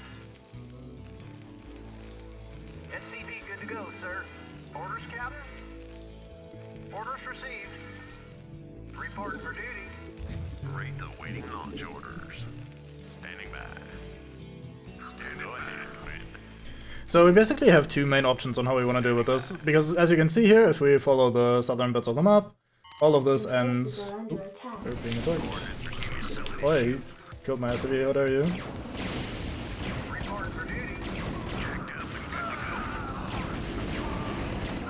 Lazy to make those, just kill what you want. Go in here and finish that. Anyway, we have basically two main options for how we want to approach this level, since the southern border here is always just a cliff across water, and since Marines can't just walk across water, we have to use air in somewhere. We can either use wraiths and try to kill everything with wraiths, or we can use dropships to ferry our groups of Marines over and then swarm everything with Marines again. And I'm currently leaning more towards the wraith route just for kicks. Wraiths aren't incredibly strong. They're not awful, but they're not great either. So, I wonder if I hadn't pointed it out, I wonder if you had very actively noticed the the Academy scream, because it's just stuck in my brain as something that has always annoyed me since I was a kid. So, like, whenever I click the Academy, I'm like, I groan internally, and I wonder if I have caused this for you as well now, or if you would have noticed that as well anyway. Anyway, basically wraiths are kind of shit, but like with most things in this game, if you just have enough of them, they're fine. Not incredible, and not better than other things if you had enough of those, but fine anyway. So, if we just decide, hey, we're gonna be using wraiths, I could just shit out enough wraiths to absolutely face roll everybody. At least that's the idea. So we could just be using wraiths here in this level, just for some minor enjoyment. Yeah, I mean, it's science, it's scientific progress. It's gotta have some fanfare to it. So, unless I misclick, this will be the last time we hear that. You guys were done with that. The vulture that we get in this mission is actually absolutely awful for this mission specifically. Vultures are fast, but not incredibly strong in combat, so... I mean, you can I really need to make that into a channel point thing, don't I? So that you can pay me to get your fucking... Yes! Anyway. Vultures are pretty fast, but not that great in combat. They're pretty good at harassing people, and to an extent laying mines. Which then in turn is kind of good in combat, but anyway. Like, ideally I'd want to use the Vultures to harass enemy workers. Like, I'd charge into their base, kill a bunch of SCVs or whatever the fuck workers they have, and then the Vultures die, but they did their damage, right? This isn't really a thing if you can't actually reach the opposing side. So I'd have to ferry dropships over to the opposing side, where they aren't actually terribly good in combat, so they're kind of a pretty dead unit for this mission, and I wonder why they give them to you here. Like, they kind of don't really serve a purpose, in my opinion. Anytime you're ready. Reporting in. Yeah, basically. Just paid for enjoyment. Yes, sir?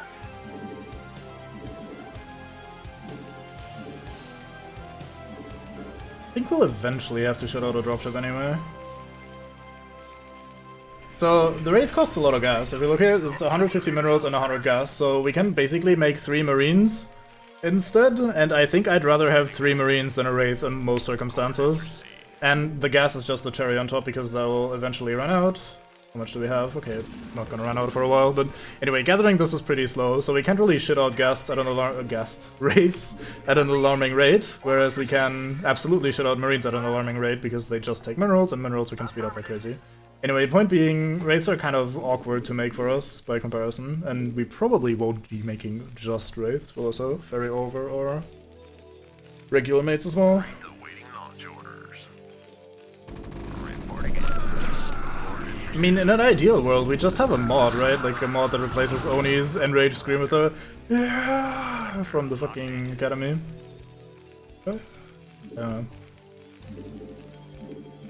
So let's build 2 dropships so we can ferry men over in a bit. Awaiting launch orders. Didn't set a Reporting in. gather point yet. Go ahead, Commander. Attack formation. Did I research? I don't know. Order. Input coordinates. Buckle up. Hang on, we're in for some chop. In transit, HQ. Hang on, we're in for some chop. I mean, wrong reference. Basically everything she says is a reference, I think. Hang on, we're in for some chop. Attack formation. Go ahead, Commander. Attack formation. Vector locked in. SCV good to go, sir. Right We don't have a engineering bay, do we? It's kind of awkward. Oh, fuck it, I'm too lazy to make one. Input coordinates. Go ahead, HQ. Strap yourselves in, boys. Oh, I see. Coordinates. Nice. Hang on, we're in for some chop. Would that just be die, die, die, die, die, die, die, or behind you, or something? Formation.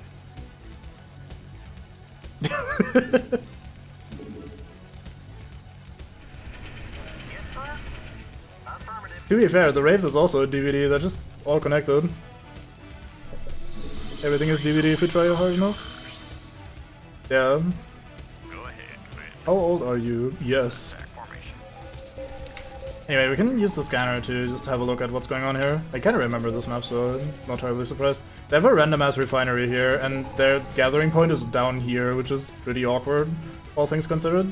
They have Goliaths, which is a unit that we don't have yet. They look much more interesting than they are. They have like actual mechs, which is pretty neat, but not terribly exciting. Goliaths are good at anti-air because they have these missiles that do 20 damage a pop, but their ground damage isn't great, and they are very clunky. Like, I was complaining about navigating marines up cliffs. Goliaths are effectively unable to walk cliffs, especially in groups. Like, you should just kind of kiss that idea goodbye if you ever have to maneuver Goliaths around. They are an absolute pain in the ass. Attack formation. Transmit coordinates. Input coordinates. Let's see, what else is interesting to talk about? This SCV that is currently pathing across the entire mineral field for some reason. Didn't he start up here? Most confused man in the game. Anyway, one thing that's interesting about air units... Attack formation. One thing that's interesting about air units is that they don't have collision. As you can see, we can just kind of brute force them to stack on top of each other if we try a little bit. There we go.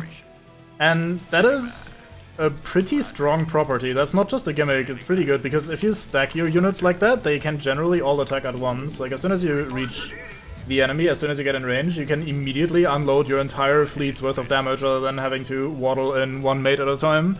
And that's really powerful. There's a trick you can do. We might fuck around. I'll probably do that in another campaign.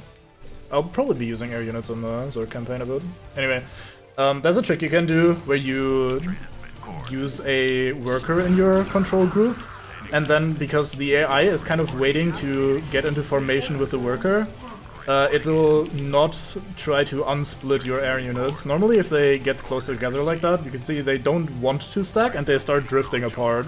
And if you have a worker or something else that can't join them basically in the control group, they much more easily stack and you can just kind of put them all into one tiny tile without having to do this awkward shuffling right there. And they stay that way, which is quite nice. But I don't think we need to bother with that. It's kind of just a fun little trick.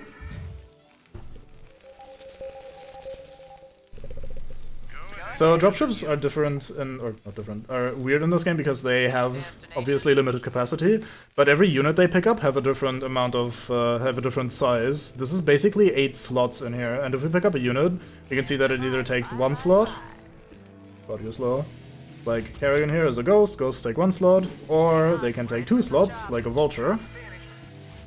It's a weird elongated picture right here. And some units even take 4 slots. So then you can only transport 2 of the big man units. This is another reason why vultures are so fucking awful for this mission, because not only do you need to ferry them over, like marines etc., but they're also big units, so a dropship can only hold 4 fucking vultures anyway. So you'd have to do even, or go even more out of your way just to get your fucking vultures even into combat. So they're just kind of a really terrible unit for this mission. I just fucked up my control groups again because I'm an idiot. There we go. Differentiating between number 1 and number 2 is always difficult.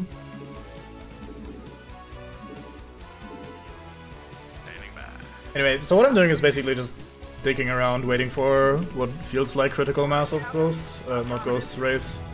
Here we go again with the ghosts.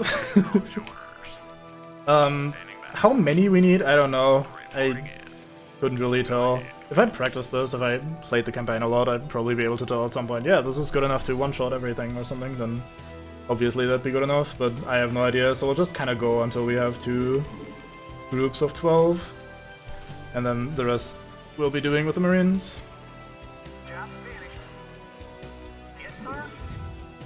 Especially air units have this habit of reaching critical mass. I talked about that earlier with the marines as well, where once you have enough marines, they shoot everything that approaches you before they can fight back. The same, but even more so, applies to air units, since you can stack them so hard. Because once you reach the point where an entire barrage of your attacks destroys an enemy in combined 1 hit, then this 1 hit will be delivered almost instantly.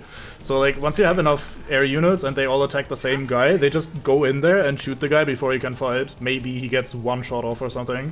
Whereas with ground units, they'd be blocking each other and have to form that weird concave first before they can fight, etc. So that just makes them a lot more awkward to use, and is, on the flip side, one of the inherent strengths of air units. Anyway, let's do one of these.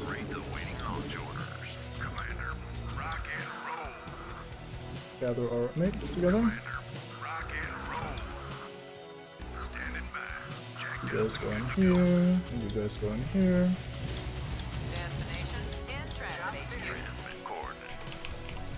So let's do a thing that we haven't done all game yet. Let's save. We'll save on... Well, let's learn from the best and save on us for good luck. I have these on 4, let me remember what. Go ahead, HQ. So if I was to sit there for a while, I could just build enough wraiths to kill everything with just wraiths, but I'm kinda lazy and this is the extent of my patience, so we're going in now and using dropships for the rest.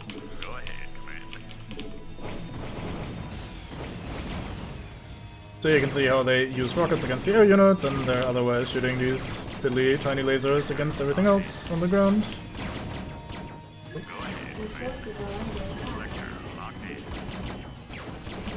We already lost one, although that's mostly because I was microing it poorly.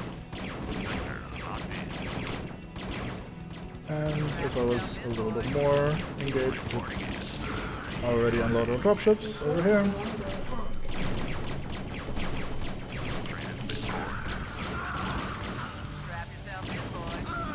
This dropship was in such an awkward spot that I tried to unload here on this cliff where it couldn't, and then it just stopped moving, and it was like, nah, this is all. I'm done. Job is accomplished. Outstanding. Right, you guys go take care of that. Go ahead, Commander. Reporting in. Go ahead, Commander. Vector locked in. Roger. Coordinates received. But yeah, you can see even though we have 24 wraiths here, yes, they are winning, but they're winning while taking casualties. And 24 wraiths are a shit ton of resources compared to what we've been using otherwise. Like, Marines are just so cheap by comparison, and thus, as a result, highlights how the Wraith is just kind of not a great combat unit. And should mostly be used for other purposes that aren't direct combat. It's okay as anti-air, like I said earlier, because the rockets are pretty good. But otherwise, it's not exactly a great unit. Speaking of Jacob, let's get you into grubby mode and go kill everything.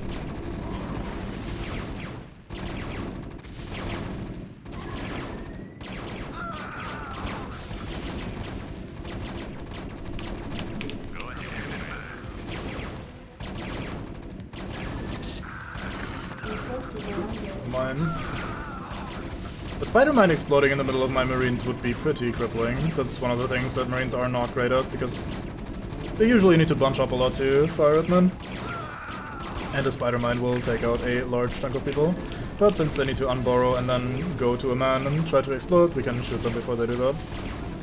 And if we have critical ass, then they will just get done in before they can do anything about us.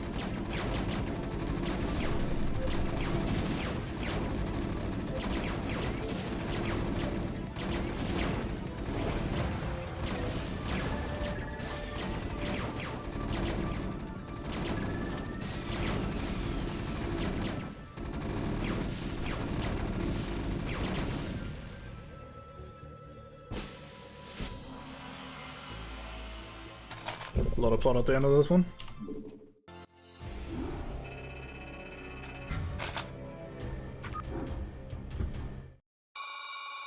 Oh yeah, video. Also sound.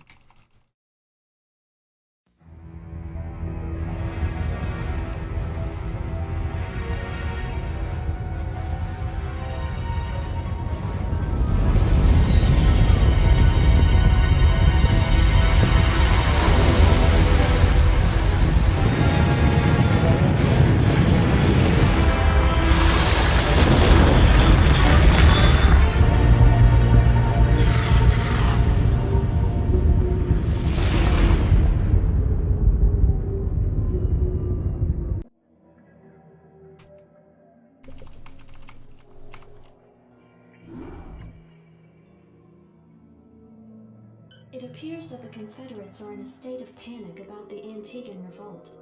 I'm picking up a high number of Confederate transmissions going back and forth between their outposts and their headquarters on Tarsonis. Most of the transmissions are heavily coded, but wait, here's something. There's a General Duke calling from Alpha Squadron flagship NORAD 2. We crash-landed and are being hit hard by the Zerg. Request immediate backup from anyone receiving this signal. Repeat, this is a Priority 1 distress call. Zerg? Here? Serves them right. About time they got a taste of what it's like to be in there mixing it up. Jim, I want you to move in and save that base. I'm positive I didn't hear that right. Arcturus, have you lost your mind? Listen, I know Duke's a cold-hearted bastard, but an entire colony shouldn't have to suffer for that. Besides, a Confederate general could prove to be a powerful ally. This is an opportunity we cannot miss. I don't like this at all. I'm not asking you to like it. I'm asking you to do it. Yes, sir. Great. Let's get this over with. I liked her entire animation there was basically her just pointing at her head like, are you stupid? Looking at Mengs like, mate, what the fuck? Very fine. Sadly it was more of a plot cutscene than another funny one, but I think we'll have another funny one coming up in like 2 or 3 missions. This is Jimmy. It is indeed. Rainer here. Orders, Captain. Rainer here. You got it. Rainer here. I really should have Jimmy tank more bullshit here, because I can repair him, but I can't repair the other mates. This should be good. Sounds fun. Where are you guys? Get in there. And start gathering. Systems functional. Did I lose the firebug? I did. Whatever. Anytime you're ready. This should be good. Plop down some of these mines. Right on. Oh, that doesn't work in this game. Oops. Doing this, we better hurry. That ship won't last long against those Zerg. Insufficient phosphine gas. Standing by. Let's move. Go, go, go. Systems functional. Reporting for duty. Yeah, I'm sure Manx has the right idea. As he said, he was about, like, hey, we can't just let this colony die just because the man is an asshole. So clearly he has the best of intentions and is a very fine mate. Speaking of very fine mates, let's get you guys in here. This bunker is kind of useless. I think they'll sometimes come from down here, so I'll pop down 2 mines right here. So this mission is interesting because it's one of the, it's one of the complicated ones. It's not just, hey, you have a base, go out, kill everything. Instead, we have effectively 2 bases, although 1.5 would probably describe it best. We have our actual base down here where we need to function, speaking of which. And we have this little crash site down here. And on this crash site, we have 2 bunkers, we have 3 Goliaths, which are our new units. We have some Marines in these bunkers, and we have the crashed NORAD 2. This thing must not die, this is our mission objective. We can repair it, but it costs gas to repair because it's a battlecruisers cost gas, so we can't just repair it for free, basically. Whereas these bunkers we can probably just kind of repair. We can also hide the SCVs in here just to protect them a little bit more. And our mission objective is to get 2 dropships and Jim Raynor himself, at least if I remember correctly. Yep. Onto this little signal thingy here. But as you can see by the creep being here and by a Zerg Scourge flying around here, that's not gonna be easy. We can't just like walk over there and be like, alright, here's the dropship, lol. Although in fairness, once you know what you're doing, you can kind of do just that, but we're not gonna play it that way, we'll just clear out the entire map as normal. But yeah, it's a little bit more of a complicated map in that regard, which is quite fun.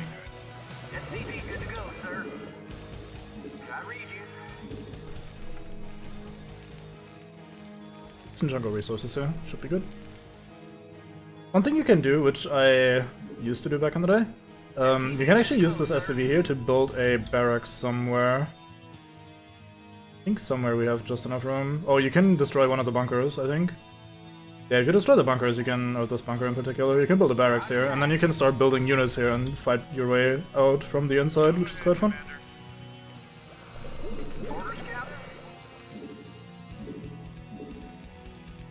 We'll be producing some Marines already. So what do we actually have? We have supply depots, a barracks, and an engineering bay.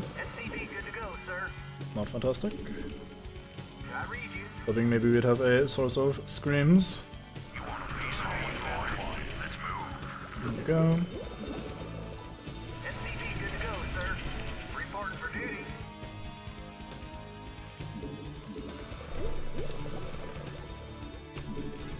How many is this? Only 8. Hold on. Let's not kill too many. Your forces are under attack. And I've been to Goliath. Whoops. Great. Oi, where are you going, mate?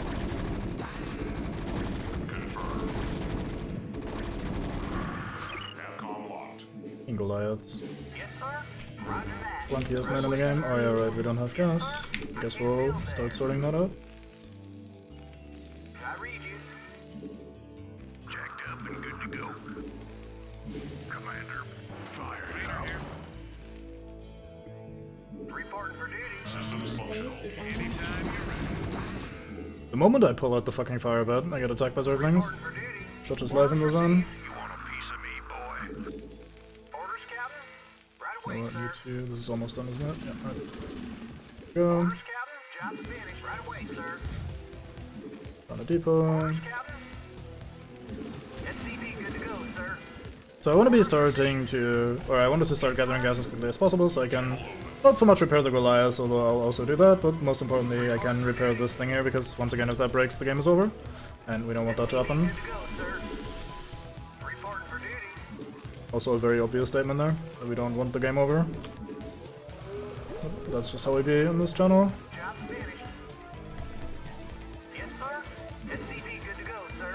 Let's do an academy. We can make the armory now. Oh yeah, sure, otherwise we couldn't be making Goliaths, could we? I had an idea of what I wanted to do, but the idea is gone. I guess that's life, isn't it? Guess we'll slap down some turrets here and there, just to have detectors. And a wee bit of anti-air. Rainer here. Yes, sir. Orders, Captain. SCV good to go, sir. Go ahead, Look at you. Sounds fun. I like that the Zergling attacked the Spider-Man before it got blown up by it. Right, so this is actually a dead end, and if my troops stand in the right spot, I can just cut them off before they get in that direction. I approve. On you go.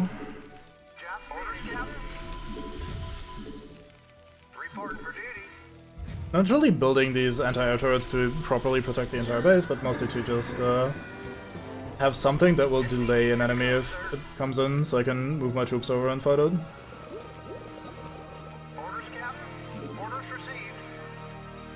Let's see. I don't think we need anything else, let's just put barracks at this point.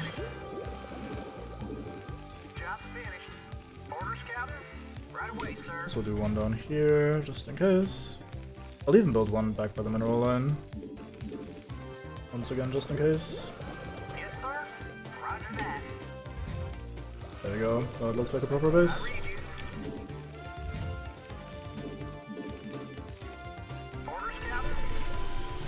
In StarCraft 2 you can reclaim bunkers that you don't need anymore, so you can get part of your resources back.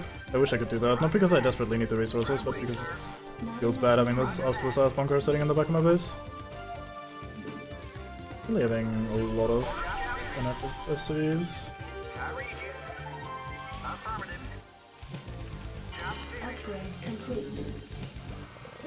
That was the range. Now for the stim packs. There we go, another lovely scream for you. Okay, I'm gonna leave Jimmy in the base as well, because otherwise he might die, and that's the one thing that will probably kill us. Or at least the one thing that has a chance of killing us.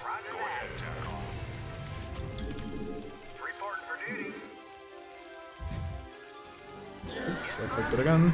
There you go, got that one on the house.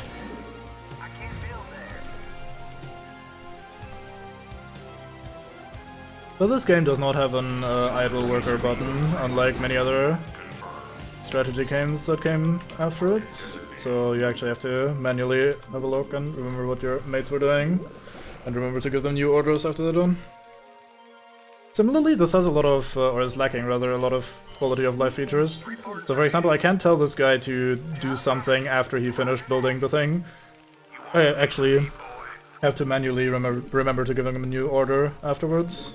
Kind of the same with the fact that I can't rally workers over to the resource patch, and instead have to manually tell them to go gather, because otherwise they won't do anything. Like, the game is just lacking in a few of these, at least these days, very common and appreciated features.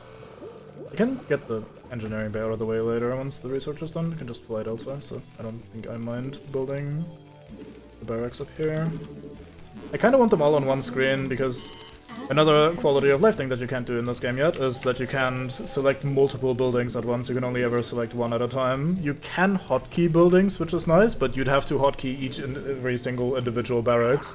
In StarCraft 2 you can just select all your barracks, make a control group out of them, and then I press the control group, and then I press Marine, Marine, Marine, and it'll do Marine for each and every one of these. In StarCraft 1 you can't do that. You have to select Marine, select Marine, select Marine, and that's one of the awkward bits that is definitely improved in the future. Improved. Also approved by many. But primarily improved. Yes. You got my attention. You want a piece of me, boy? Very inactive men up here. Yes. You got my attention. Fire it up.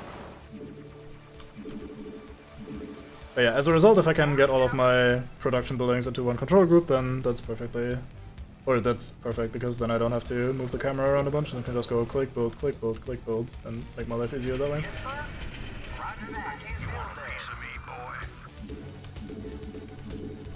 You got my attention. You got it. Only fire up. That's almost 24 units. I'm not really waiting for a magical number. I just said almost 24 units as though that means anything. I was just counting how many mates we have.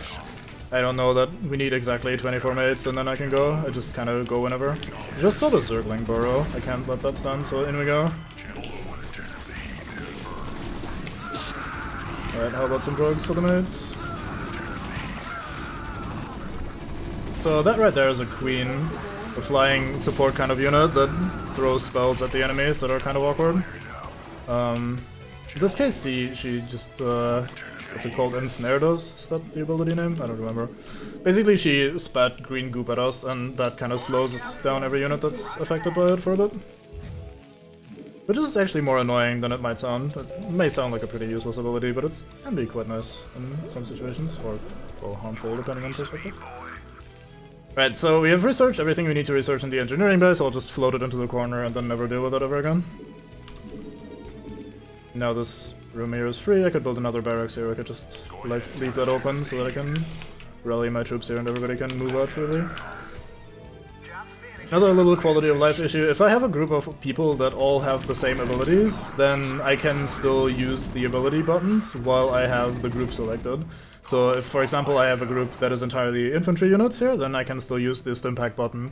If I have in my group a unit that doesn't have the ability, in this case I have the Goliath alongside all of my infantry, then I can't use the Stimpack button anymore.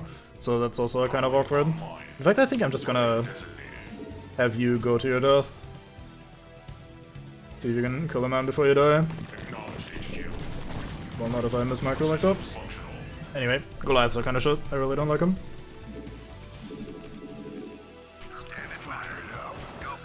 So now that this group is only Marines, we can use the Stimpack ability again.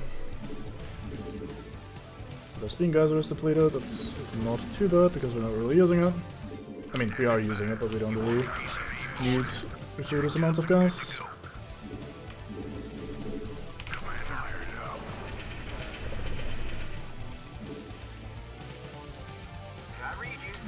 So we'll just build some more display depots just in case.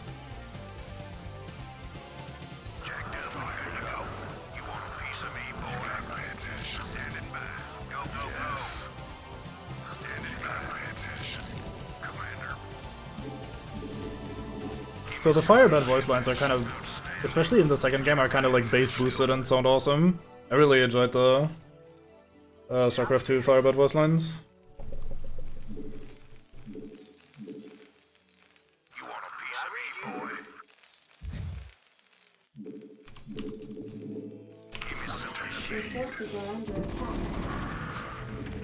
This is not a very strong attack, although I guess the Goliath took a bunch of damage here. So we'll address that. And there's another ensnare. Look yourself. Queen. Queens are very different in StarCraft 2 than they are in StarCraft 1. StarCraft 2 queens basically are Zagara, vice versa is Zagara is a heroic queen, if you will. And they have very different abilities. They don't fly around and annoy you, they instead spread creep and shoot people. And repopulate the camp. Which is, I don't know, much better function I think, than just having this kind of support caster that is a little bit awkward. Queens can do a thing in this game that they can't do in 2 though, which is they can infest command centers. Like how we had a plot command center that was infected, and they can do that still in multiplayer. Like that's an ability they actually have. It is, however, an ability that is so unlikely and improbable to use that it's effectively not even in the game. Because you can only do that to a command center that is, I think, red, so you need to go to a command center, damage it until it's basically broken, and then infect it with a queen, and then you have a very low HP infected command center, probably in the middle of where the enemy base just was. And if you've managed to get that far and broken the enemy base to that point, you may as well just fucking kill them, right? Like, you've probably already won the fight.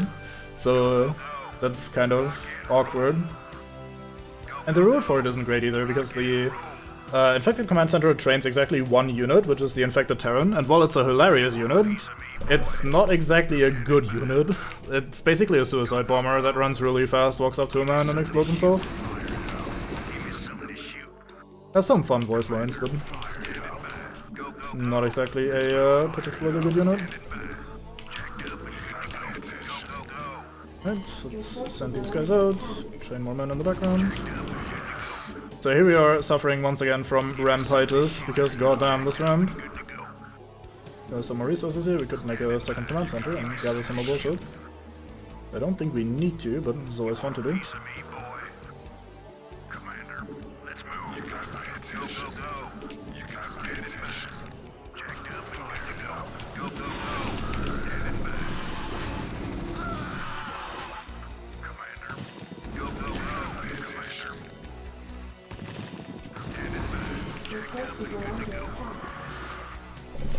Oh yeah, time for drugs.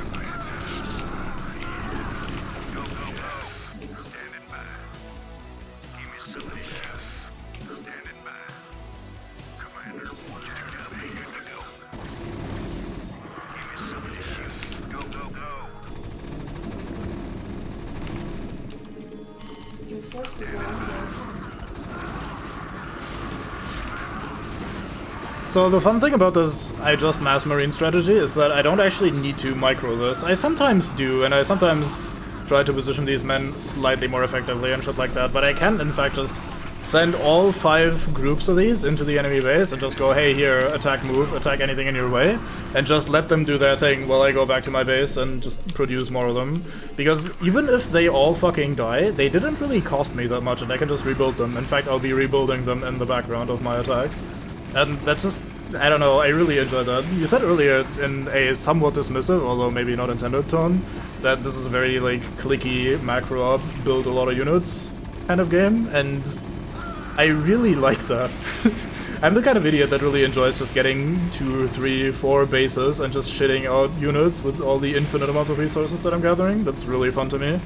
So even just this dumbass strategy of, hey, I just mass marines and I send all of them into the enemy base and watch them do their thing, and then I'll just send the next wave of them, is very fun to me. That being said, we kind of overdid it a bit and we're just killing everything. I guess we should probably kill this base as well.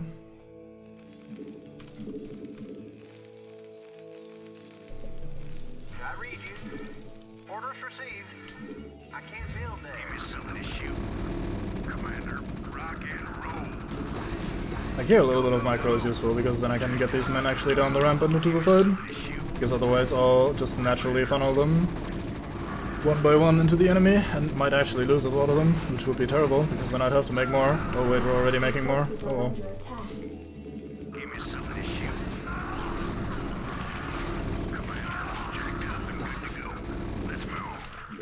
Outstanding.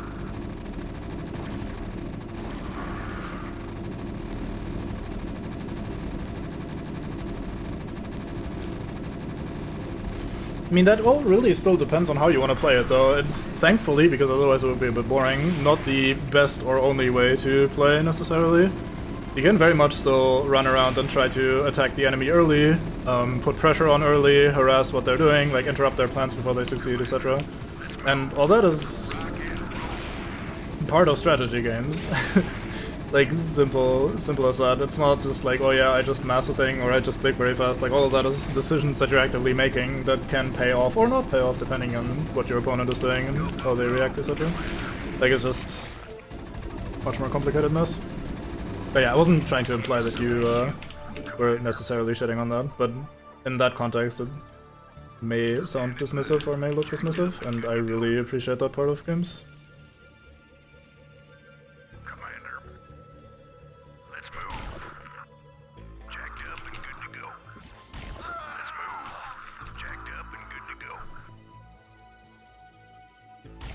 Your forces are under attack. Something to shoot, Commander. Jacked up and good to go. Give me something to shoot.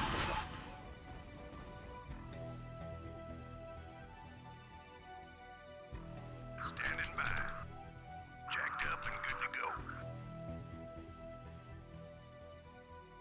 Give me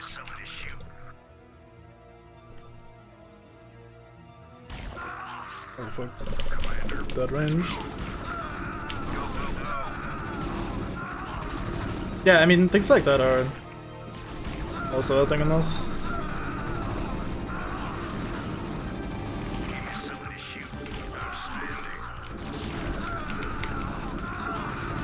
For the most part, the whole, oh god, I have to have high APM, I need to be clicking a lot and taking a lot of actions, is just basically the limit of how much you can do at once, if you want to look at it kind of abstractly. If you are a very fast person with very precise like mouse movement, etc., you can just simply do more actions in a shorter time span that someone that is otherwise slower can do. But those actions aren't necessarily all very effective. A lot of them are just slight improvements. Like, let's say your odds of winning a fight are like 80%, then maybe with good micro you increase that to like 90% or something.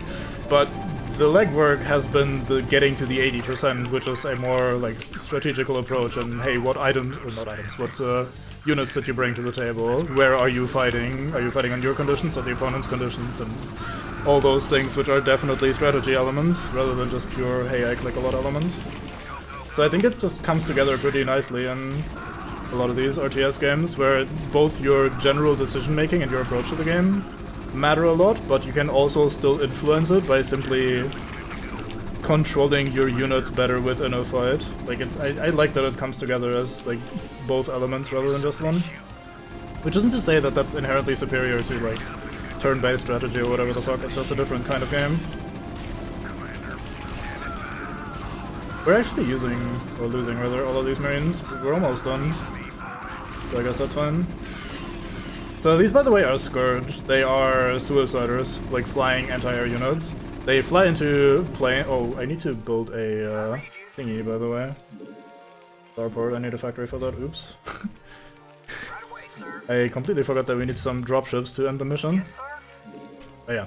They suicide into air units to blow them up, which is a thing. They're kind of not incredible because they will cost a lot of gas. They're effective at what they're doing, but it is pretty expensive, so you're not necessarily trading up very often, unless you're really hitting the expensivest men in the game. Jacked up and good to go. Outstanding. Rock and roll. Go, go, go. Here, have some drugs, off you go. Next group. Another man. Drugs, off you go. Maybe go here, see if there's more to explore. I want to kill this man. There you go, got him.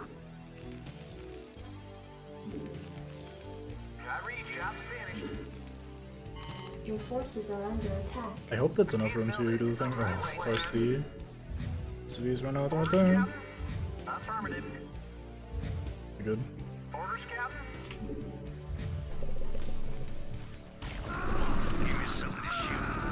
No, they're losing. Look, my original group of Marines was not enough. I really needed the reinforcements. Tragic. Oh well. Alright, time to bring 2 dropships and Raynor to this spot, just so we can rescue the men from this massive Zerg threat that is all around them. Also, now it's time to realize that there's like 18 turrets that I somehow missed, and Jimmy just gets killed on the way, and I need to do the mission over.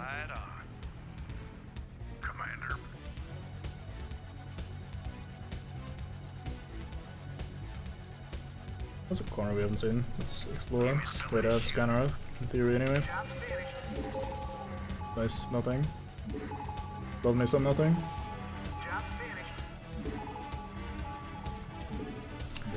Control tower, control tower. So now, as a very dramatic end to this mission, we have to sit here and wait for me to have built 2 dropships to finish the mission. And for that we need to actually make the starports first. Channel open. Aircon locked. Anytime you're ready. Add-on complete. Add-on complete. Go right here. And so do you. Standing by.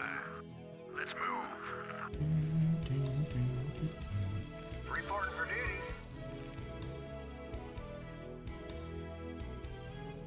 Systems functional. Anytime you're ready. Channel open.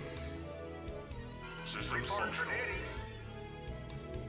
Commander, let's move. Yeah. Outstanding. Go, go, go. Outstanding. I'm listening. Go ahead, HQ. In transit, HQ. There we go. Input coordinates.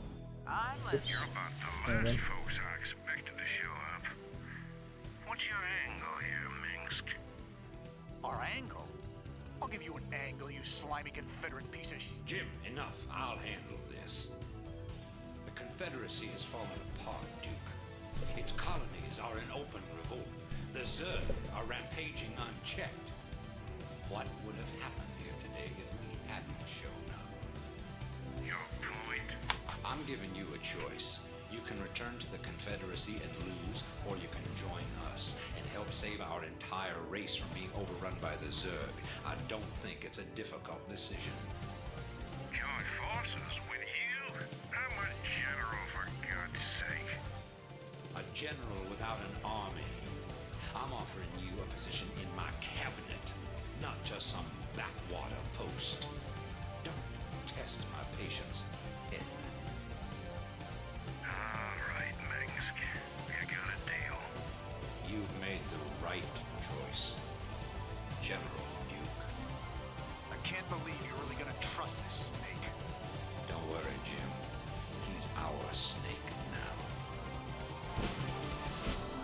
I really wish the dialogue wasn't so quiet comparatively, because for the general sound effects, I think the mixing is pretty good when it comes to the music versus sound effects. Also, a lot of the sound effects are repetitive. You don't need to hit the gunfire in 15 times louder, but the dialogue itself is often pretty quiet comparatively. Also, the way it's recorded is like through this like filter of low quality intercoms and shit, so it sounds pretty quiet compared to the rest of the soundtrack and just the soundscape in general, which is kind of sad.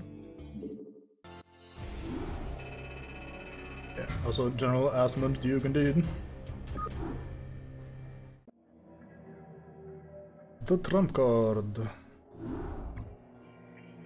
Commander, our position has been discovered. As of 2 hours ago, a large Confederate strike force arrived on Antigua Prime and established a base camp within our defensive perimeter. Arcturus Mansk is calling a meeting. Greetings. I know you're all concerned about the Confederate strike force. But first, we have a grave matter to discuss.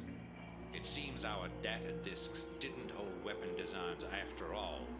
Lieutenant Kerrigan will explain. You all know that the Confederates run a program for psychically gifted humans, training them to be ghosts. Those running the program found that the Zerg are attuned to the psychic emanations of ghosts. So the Zerg are here for you, darling? Huh. This keeps getting better and better. Shut up. There's been a lot of secret Confederate research surrounding ghosts and the Zerg. What we stole was a small but critical piece of the puzzle. Designs for a transplanar psionic waveform emitter. The emitters broadcast the neural imprint of a ghost, but at a much greater magnitude. These things reach across worlds. The Confederacy used these psi emitters to lure the Zerg into isolated containment areas. Your colony, Mars-Sara Commander, was one such location. What are you saying? I'm saying the Zerg are a secret weapon developed by the Confederacy. I'm saying you were all subjects of a Confederate weapons test. Just as they destroyed Core Hall with nuclear weapons to establish dominance a generation ago, they would use the Zerg to put an end to their other rivals. Only this time there'd be no outrage. Who could suspect the aliens were their creation? No. They'd be lauded as heroes for coming in and destroying the Zerg. It's time the Confederacy paid for its crimes. And I know just the way. Lieutenant Kerrigan is going to plant an emitter at the Confederate base camp. Commander, you will provide her with an escort. When the Zerg arrive, they'll break the blockade for us and we'll make our escape. Now, get moving. Yeah, that sounds reasonable. Hey, they're using bioweapons on mates. Let's use the bioweapon on them instead. I am in. I just don't think anyone deserves to have the Zerg unleashed on them. I know you have personal feelings about this, but you can't let your past cloud your judgment. Carry out your orders. forces are under attack. Unacceptable landing zone. Yeah, I'm going. SCP good to go, sir. No problem. Alright, this mission starts a bit interesting because we have some buildings out here that we kind of want to rescue, so by lifting them off and bringing them back to the rest of our camp, we can kind of save them. Your forces are under attack. This mission is also a little bit... Wait, did we just get attacked? Oh, it's over here. I'm stupid. Alright. Off we go. We're also gonna lose the split in a second, but that's fine. There's a few things happening here at once at the start. It's a bit awkward, but not too bad. Let's bring this over here so I have them in the same place. Don't need that yet. We don't have this in the control group. To keep making SCVs for now. So, there's a few interesting bits about this. We have some new bullshit. We have the science vessel, which is fantastic.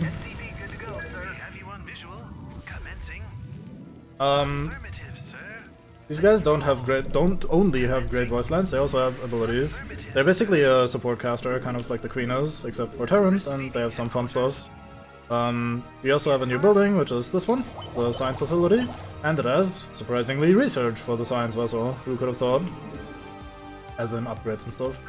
Outside of that, we have Kerrigan again, and we have an SCV right here, which is holding the psi emitter that they were talking about in the briefing. Looks quite funky, like a little thingy just turning in place.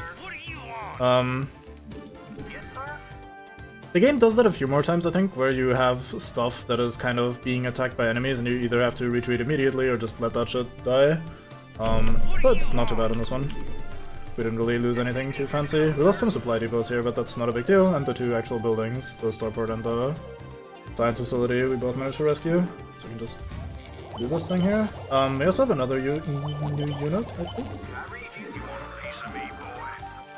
Oh no, wait, we don't. Never mind, I'm done. I don't think we got them yet. Not enough minerals. Do I have a factory here somewhere and I'm just blind? Because I don't think I have. I don't think I have. I think this might be the mission where we get siege tanks as well, but I'm not sure. Anyway, we just saw a siege tank up here from the enemy. Siege tanks do exactly what their name would imply. They are tanks that can siege you. They basically have two modes, either the tank mode or the siege mode, and in siege mode they are stationary, so they can't move anymore, but they have massive range. A minimum range though, so if you get too close they can't fire at you, but they deal a shit ton of damage and have splash damage. And that's gonna be a little bit of a pain in the ass for our general... Oh, we do have a factory right here. Good thing I didn't build one. And we can make them, nice. But yeah, that's gonna be a bit of a pain in the ass for our, so far, very marine-centric forces. I probably need to put these guys into a smarter position. But yeah, siege tanks are pretty good against groups of enemies, so our hordes of marines immediately come to mind, but also for like fighting Zerg, etc. They're obviously nice because Zerg tend to group up quite a bit. One fun thing about this guy with the psi emitter, even though he's holding the psi emitter, he can still build buildings. He just can't collect resources. So we can still use this guy to keep building supply depots and so on. Which is neat. Guess we'll toss you guys in here for now. Just have you here as a little buffer and the rest sits up here. I hope I don't absent-mindedly get Kerrigan killed. I guess I could build a bunker and toss her in there. It's not great though. Let's see. Siege mode is an ability you have to research first. So let's go do that. Where's my science vessel? There. So here's a wraith from the enemy. It's cloaked though, so we can't see it, but science vessels are detectors, so once it gets close, we can see the guy again, and then we can shoot him. Cloaked units in this game have this weird little blurry effect. They're see-through, but whenever they're moving, the location where they are is a little bit blurry, so you can actually spot them even when they're fully cloaked. Which is kind of nice. I always enjoyed that. There's a siege tank. So far, without the siege mode, he's just a tank. He can drive around. He's decently strong. There are actually damage types in this game, and I don't think the game ever explains them to you, which is a bit shit, but some enemies take, or some weapons do extra damage or half damage against certain defenders. Like some things do extra damage to mechanical units, some things do extra damage to organic units, and like if you're fighting the wrong type, then you're basically doing half damage. So this guy should on paper do 30 damage to a marine, but I think if I shoot the marine, he's gonna do 15. Yeah, that was just 15. So even though it says, hey, he does 30 damage right here, if he shoots a marine, turns out, whoops, that's only 15 because 30 damage is only against mechanical, and against the organic he does half that. It's a bit cheap because the game doesn't really tell you that. It doesn't explain that anywhere from what I know. Maybe I just forgot about it, but I don't think it explains it to you ever. But it's a thing one can find out. So if you press that button, they go into siege mode, they can't move anymore. But they have a lot of attack range and they do 70 damage and splash damage at that, so they hit multiple targets. And if you have a choke point like this, setting up some bunkers and siege tanks behind that is a fantastic way of just holding the area forever. That's one of the reasons why a lot of people like playing Terran, because Terran have the best kind of defensive setup with that. Siege tanks are incredibly powerful defensively, and bunkers are also really, really good, so Terran is a fantastic race for people that like to hunker down and just never leave their base.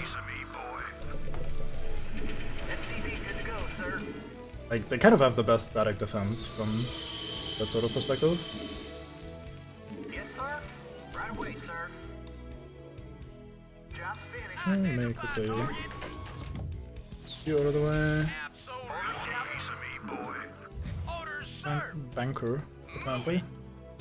Bunker in here. Siege tank back up. Let's also get a turret up here in a second. Keep shooting out some units for now. So I'll just place a bunker, a turret, and a siege tank or two into every entrance, and then just not really worry too much.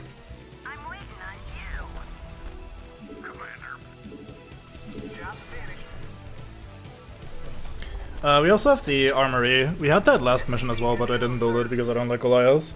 The armory is basically like the engineering bay, which is our upgrade facility, except the armory is for mechanical units and the engineering bay is for organic units. So this is for infantry, and this has vehicle upgrades for damage and armor, and this has ship upgrades for damage and armor as well. Whereas the engineering bay only has infantry, damage and armor. I also just noticed that in the engineering bay the upgrades are side by side for damage and armor, and in the armory it is top to bottom, which is weird. Never noticed that. Please chose the worst spot to attack, because that is exactly where my army is standing. I don't really think I want to research much in the armory. I think we're just going to keep building marines again. A slight hint of siege tanks here and there. You can of course use siege tanks offensively as well, but it's a little bit more difficult to do, because you actually have to siege them up and unsiege them and siege them up again if you want to use them in that way. Because once again they can't move while sieged up, so you have to, if you want to reposition them, unsiege and then remember to re-siege in time. It's very easy to forget about unsieging your tanks, and then half your army is just sitting in place somewhere and you're wondering where the other half is going, even though you still have so many mates. Can I place that here? I can, that's nice.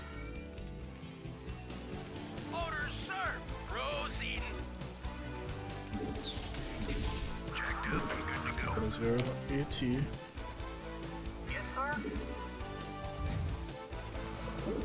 Hey, we get level 2 upgrades though, so that's nice. We can now upgrade our infantry mates once more. Man, bunkers build really fast, don't they? I think I'll add another turret on this side, because they keep attacking with air units here. You're injured, anybody else, you're injured. This seems healthy, so it doesn't matter.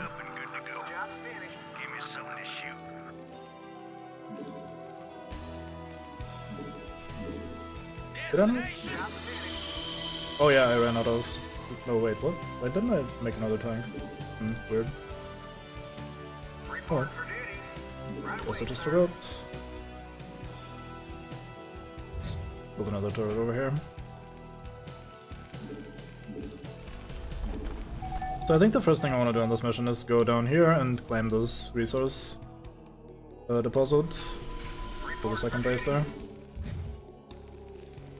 If I remember correctly, we don't actually lose if we lose this SCV that has the emitter. I think the emitter just drops and we can pick it up with another SCV later. So it's not a big deal if he does. Identify target. Move it. I read you. Orders, sir. I read you. Yes, One natural weakness of siege tanks is that they can't attack air units at all, so one of the ways of dealing with them is just to come in with a bunch of flyers and take them out. Knife them before they become a problem. And then follow up with ground force afterwards if required. So I'll try to have some turrets around whenever you siege up.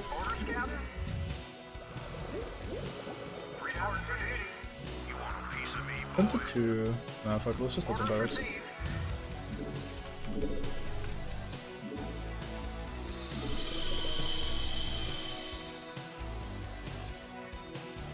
I haven't sieged them up yet.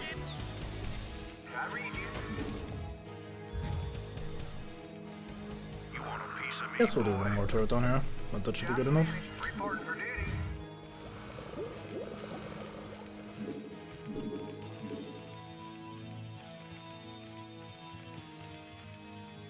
My hand is actually starting to get a little bit tired from moving the camera around so much. Not used to playing this very much anymore.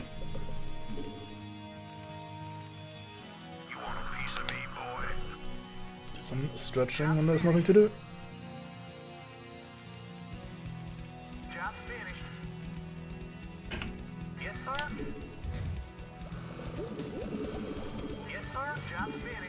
Just gonna keep building more barracks. Get ready to pump out marines again. Should add in the occasional science vessel though, that's gonna be nice.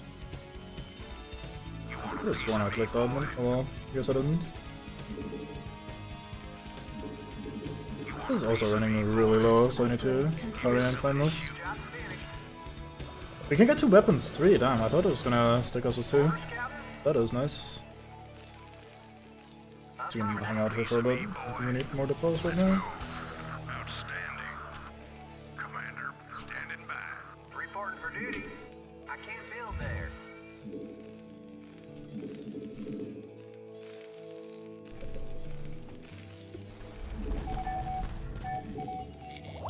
Oh yeah, right, science vessels, we haven't finished talking about them.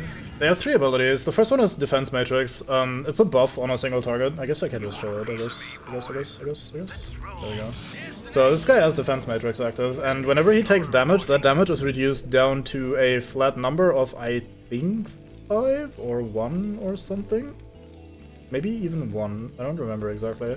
Basically, it heavily reduces incoming damage, especially noticeable against big bursts of damage like siege tanks. So if you Defense Matrix a man and then run through a bunch of siege tanks, the siege tanks effectively do no damage in comparison to what they normally be doing, which is quite nice. I think they give you that because you have this SCV here with the emitter, and I remember a speedrunner or a speedrun strat would be to kind of send a lot of your starting stuff alongside the science vessel with the SCV. Just use Defense Matrix on the SCV and just run them into the signal, ignoring all the enemies because the Defense Matrix protects them from the big man burst and the other service destruction. We're not going to be doing that, but I think that's a thing you could be doing if you're trying to clear this map quickly. So Defense Matrix is quite powerful. Although I don't think we'll be using it much in our strategy of just massing marines, because we don't really need to keep those alive individually. Oh, I am stuck in here. Ain't that lovely? Yeah, look at that. These guys just all died before arriving because siege tanks. So I guess lift this off briefly so we can. Bang! You're fantastic. Can't do that sound. Yes, sir. Affirmative. Give me something to shoot. Commander, go.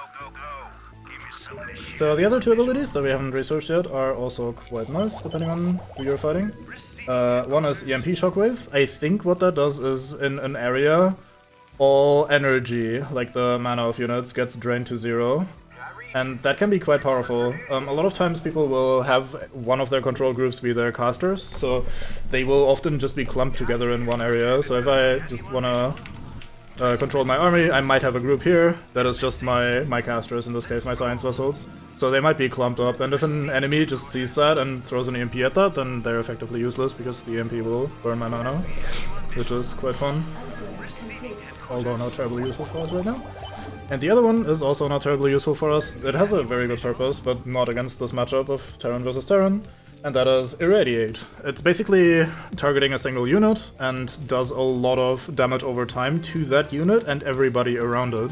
So if you, for example, imagine this cluster of Marines standing together here, if we irradiated this Marine here in the center, then everybody around him, and especially this guy himself, would take damage over time. A lot of damage over time, and I think it's not until death, but it lasts quite a while and kills most things. One of the main issues with it though is that it only targets organic units, so infantry or a lot of Zerg units, basically all Zerg units actually. So it's really good against Zerg, and it's particularly good against flying units. Like we established earlier, flying units can just stack on top of each other, and they don't take up space. So if you irradiate a single flying mate in a stack of 20 flying mates, then they all take a lot of damage.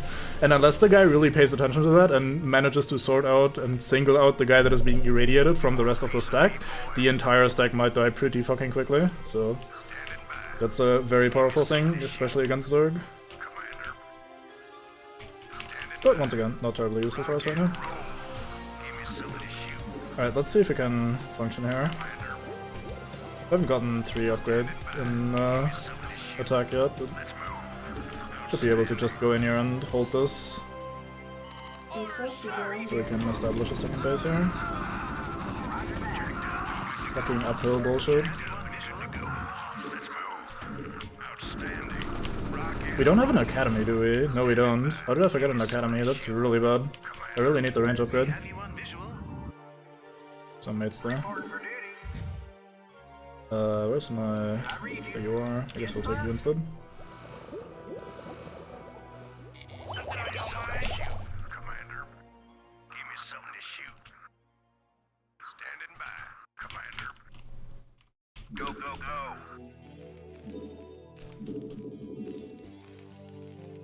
Upgrade complete. So these are all done with all the minerals, which is pretty sad, but we're about to claim another path for ourselves, so good enough. I think one of the remains was trying to go down the ramp and got blocked by the others, and then decided today is the day. Just go around the other way and die. Guess we can just hang out up here for a bit and do down it, man. If only we had the range upgrade. If only some idiot hadn't forgotten to build an academy. Guess I was a bit busy talking bullshit. Let's quickly go and... Oh, this is the active, nice. Guess we don't really need the second cast that much. One thing that's also quite nice about science vessels is that they fly, obviously, so they can look at high grounds for you and be scouting. They're pretty fast, they have pretty good visual range. I don't really think I want to go in here. Oh well, I'm committing. Your forces are under tough numbers. Oh, I don't have enough money. There we go. You sir also go in here. There's a cloak right here. And I'm too bad at micro to keep my science vessels in here.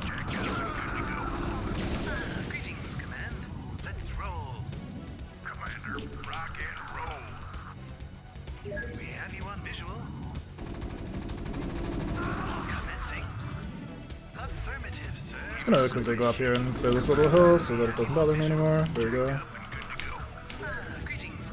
Then you guys can go here. I want to keep these troops somewhere in this area because the only real way of attacking this is through this choke point. So as long as we hold this choke point, we should be fine. I guess air units can come in at all times, at always. Yeah, I think you walk too far forward and got siege tanked or something.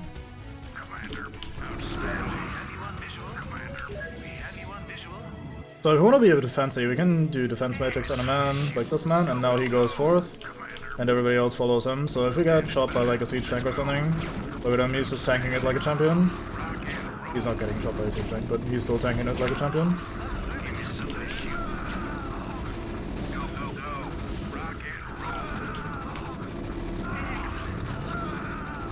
so they don't just give you defense matrix for the loads. It's actually quite a useful ability here. That being said, let's not do this. I think I'm not winning. Getting attacked up here, but that's not a big deal. Guess we can bring you guys over just to have something to do. Let's build more mate runes. Oh, also we can finally get the range upgrade now that we have some money. There's not a lot of marines left.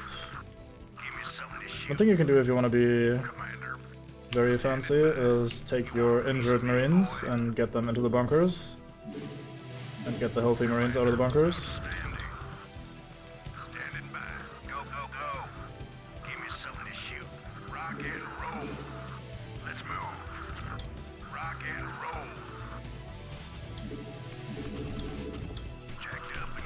Because ultimately the HP of marines in bunkers doesn't matter at all, whereas HP of marines that are out and about obviously matters quite a bit, because they might die.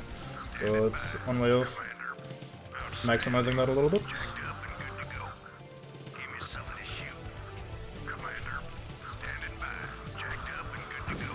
Can't believe I completely forgot about range upgrades.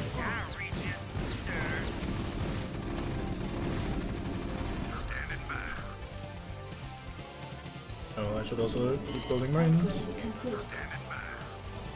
Contracts next, and that's completely over.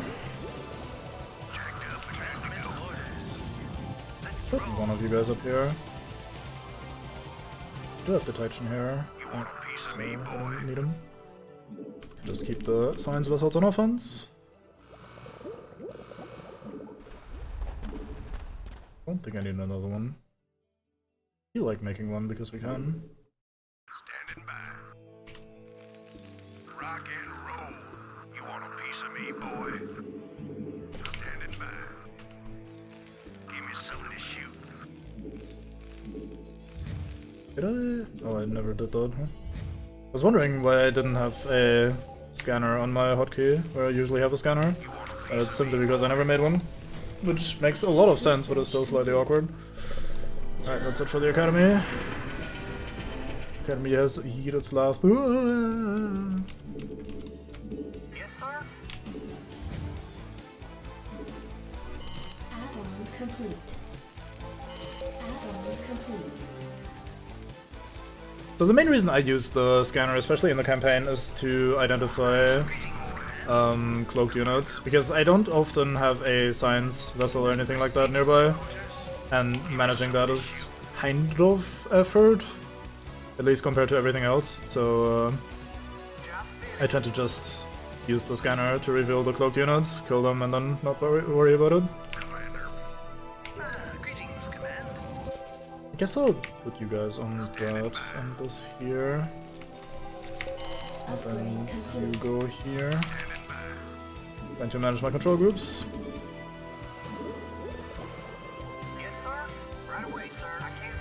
So I think at this point I could very easily, with all my marines, go in here, clear out this space, and then put the psi emitter there. And I think I'm just gonna do that for the purpose of moving the stream along.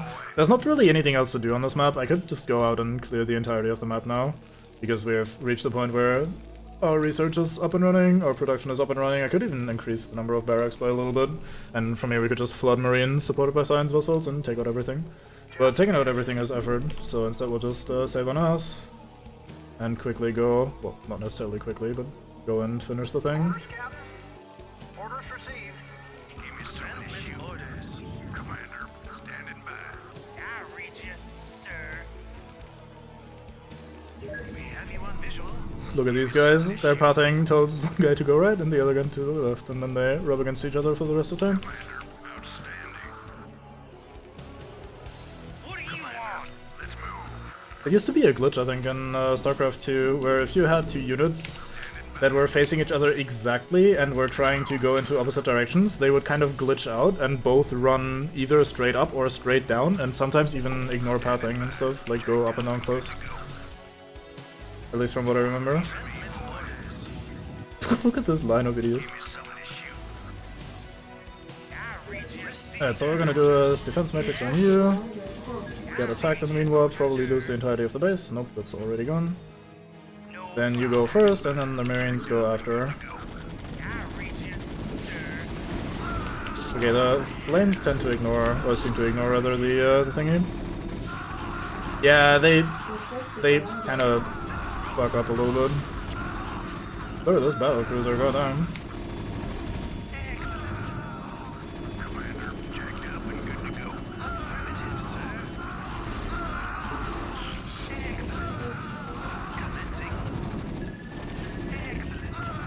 Not good much but the turret. Look at this guy just tanking like an absolute champion.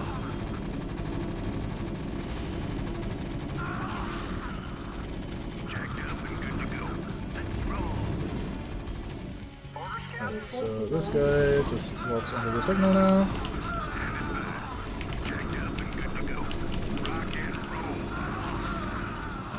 Oh, I don't have enough energy to defense matrix him. I do, just barely. There you go. So you should definitely make it now. Although you would have made it anyway. Although the Marines are desperately blocking him. Just promise me we'll never do anything like this again. We will do whatever it takes to save humanity. Our responsibility is too great to do any less.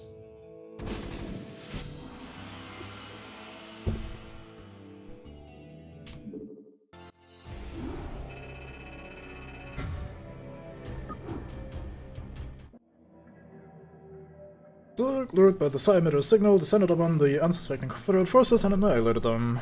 Once again, the Protoss fleet, under the command of High Templar Tassadar, I don't know how we know that, but here it is, arrived and incinerated the planet. Maybe he announced himself. The big push. Greetings, Commander. Receiving What is this map? incoming transmission. The time of our final strike against the Confederacy is close at hand. Before we can strike at Tarsonis itself, however, we must break through the Confederacy's most potent defenses. General Duke will brief you. I've defended Tarsonis in over 30 major battles, so I know its defenses inside now.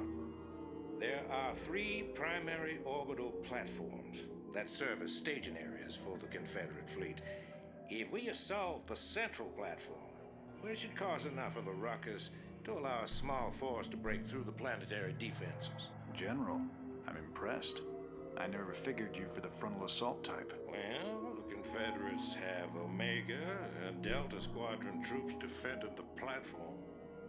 But they're nothing compared to my Alpha Squadron boys. Right. Fucking absolute mong. Here we go. Finally. Yep. Fine feature. Terribly or tragically lost to time. Make up your mind. So this mission, once again, is something interesting, which is neat. We start with no base. We start with a bunch of floating buildings, and we need to go and conquer our first base first, which is nice. So let me grab these boys. And the droids. Alright, I can't believe this. Alpha Squadron never would have left this equipment behind. That's what I call sloppy.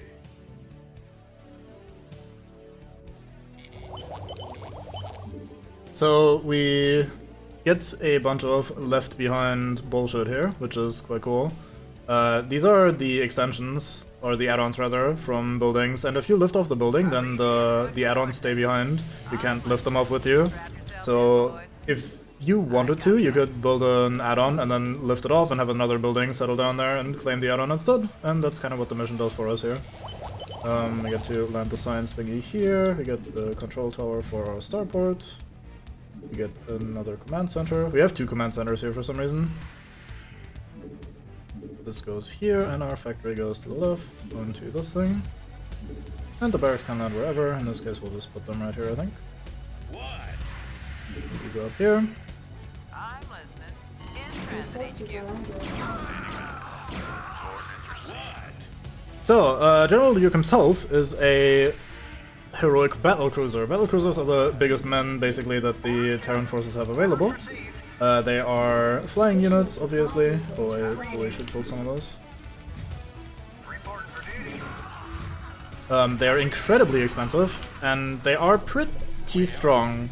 They have a downside, though. They don't do any AoE damage. They shoot ground and air units with individually pretty decent shots, but once again, pretty low attack, or well, no AoE and pretty low attack speed. So if you were to fight a group of Marines with your battlecruiser, you'd be throwing away a lot of resources, because they would just DPS you down and you would just kind of waste your mate.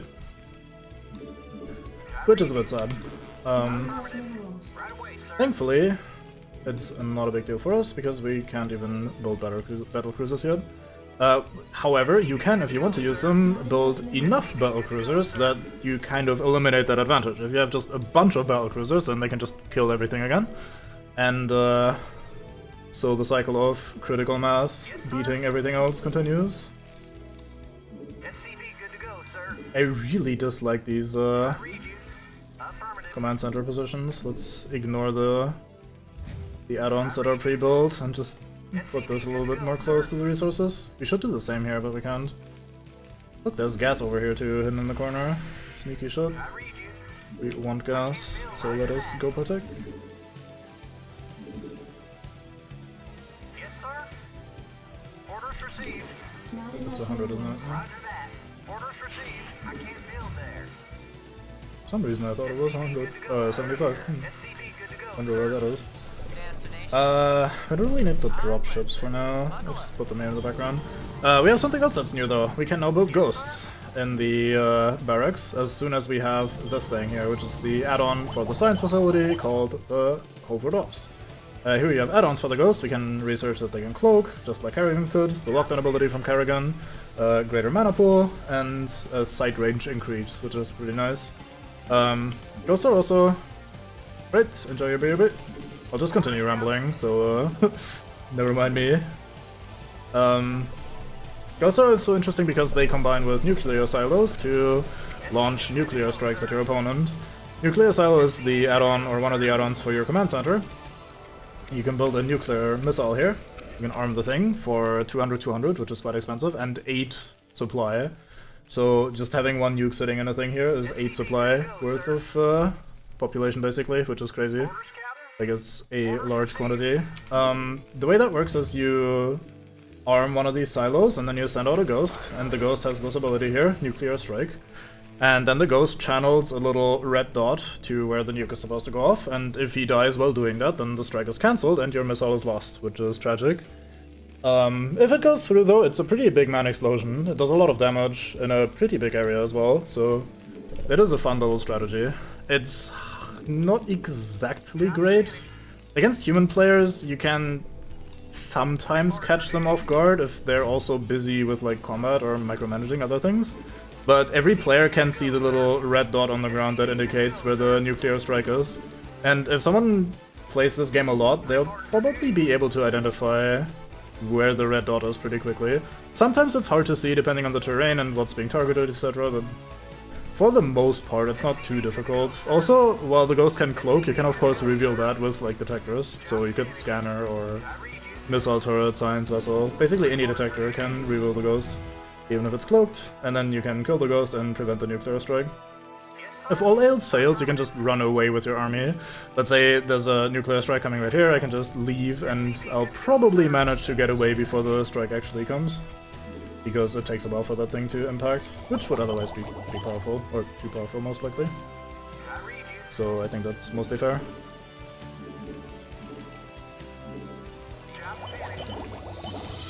Outside of that, in direct combat, ghosts aren't exactly great. They have a decent amount of range, and they do slightly more damage than a marine, but they are more expensive to build. We can't do it yet because we need an academy.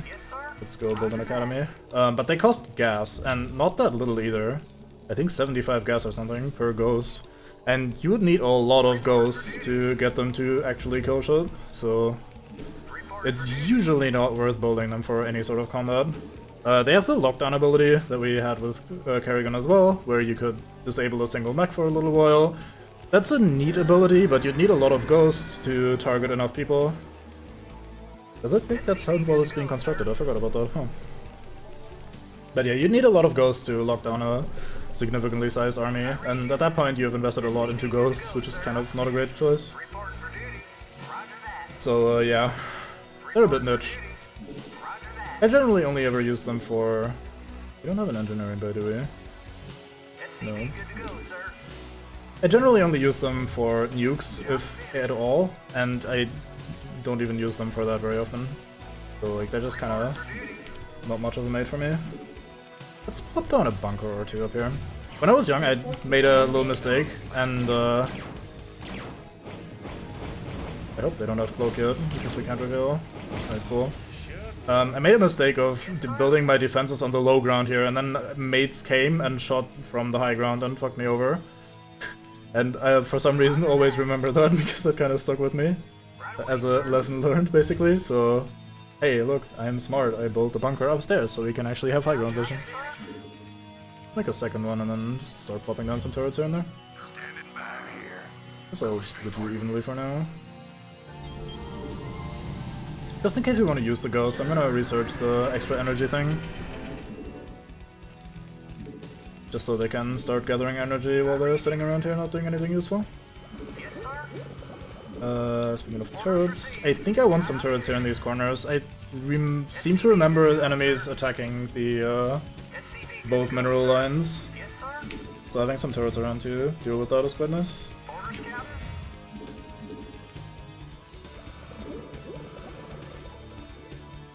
I guess I'll research Siege as well. Yeah, 75 gas for a single ghost, which is pretty expensive, given that you can't really speed up your gas production very much. Outside of just getting more bases, of course.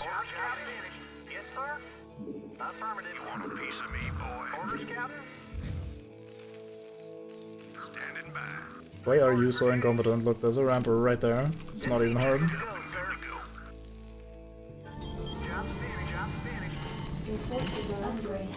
Oh. He actually targeted down my SCV. That's so rude. I mean, I guess I have enough of them, so it's not that big a deal. Just surprising to me. So this turret right here is blocking my mineral line quite a bit, so that is actually slowing down my gathering speed very slightly. I don't really mind it. I don't think it's big enough of a deal to really worry about, but that is actually something to consider.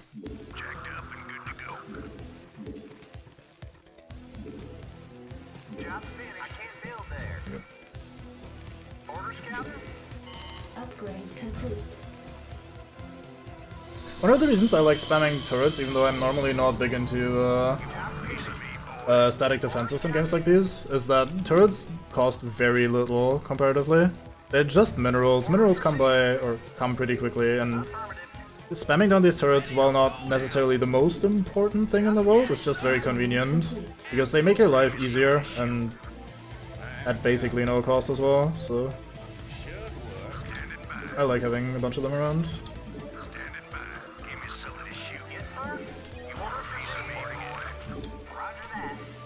Oh, it doesn't work that way, does it? I think it works that way then. You absolute idiot. Right, one thing you can do with people like this guy who is refusing to go up the ramp is you can pick them up with your dropship and place them where you need them. By the way, they are 4 tiles big, so you can only put 2 into a dropship.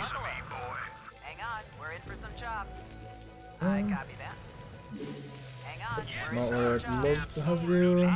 Can I at least get you in this corner? A little bit further, maybe? Yeah, I guess that's fine.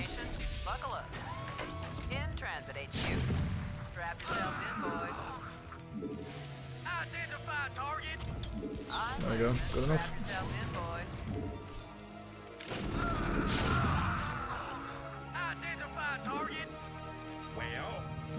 Whale? I love the overstated southern accents. I think they're hilarious. Not to talk shit about anyone actually having a southern accent, but which is just funny to me.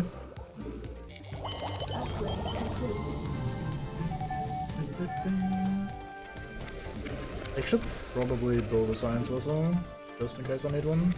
Let's also build a nuke, because why not? Stim packs, just for kicks.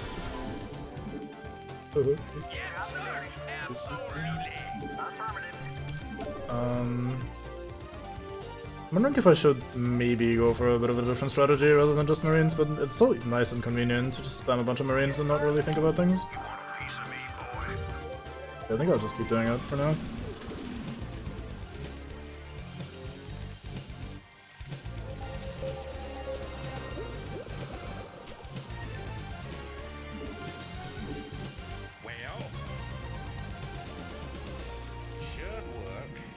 This should serve us pretty well at the main entrance as like defense force. Let's get this for a science vessel. Research complete. Do you have any SCVs just hanging out, not doing anything? Doesn't right. Let's get that guy going. Did you stop yourself? No, you did not. Good job. I remember nukes being slower to build. Huh. Maybe it's just impatient. Anybody else that's inactive? I don't think so. Yeah, the guy that was repairing is now building the barracks. Alright, cool. Standing by. Rock and roll. Go, go, go. Job's finished. You want a piece of me, boy? Reporting for duty. No, you stuck yourself. Good job, idiot. I copy that. Thankfully, we started with 2 of these dropships, so if someone corners himself, we can just pick them up and put them where we need them. I'll also use this opportunity to maybe fly up here. In transit HQ. And see if I can build a turret on this high ground so we get some vision. I didn't even unload the man though, so maybe not. I can build one here, that's not exceptionally helpful, but alas. I copy that. But you're now my new designated supply depot builder. Reporting for duty. I read you. Job's finished. Orders, Captain? Right away, sir. It's not stuck, that's a good start. You want a piece of me? Ooh, we can build one up here. Upgrade complete.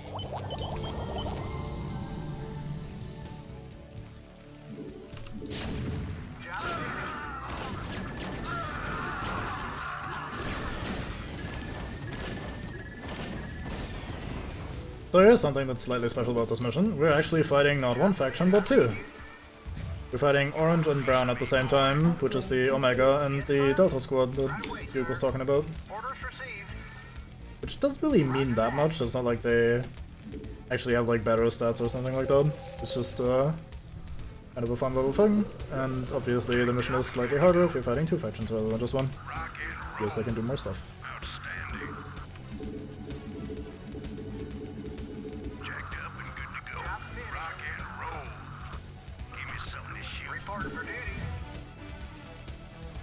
But let's unload this ghost. I guess we'll also unload the other one.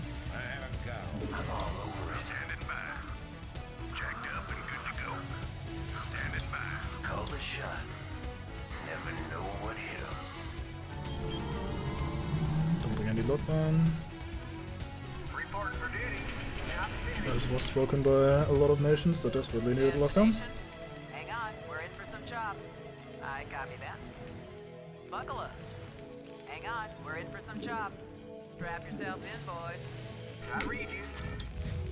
I guess I'll place another one here because it's pretty close to the entrance and they keep attacking there. Transmit orders. So this goes on this button, this I want here.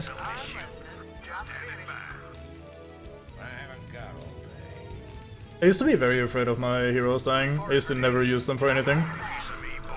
Because the mission generally always say, hey, if your hero dies, the mission is over. So I was like, oh boy, I gotta make sure my hero doesn't die. Better never use them ever again. Which is obviously a bit silly because the hero units are, generally speaking, the biggest men on the board. So done with you. In the corner you go.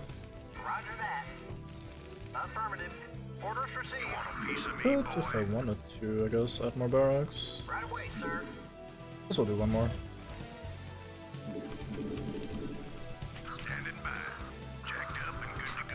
It's just walking, not sure where he's walking.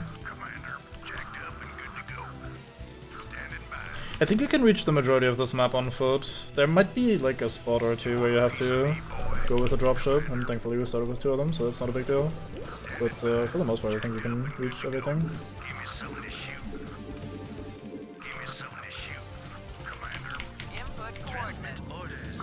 Alright, let's do one of these nukes and see if we can get something going with that. Just to show that shit off.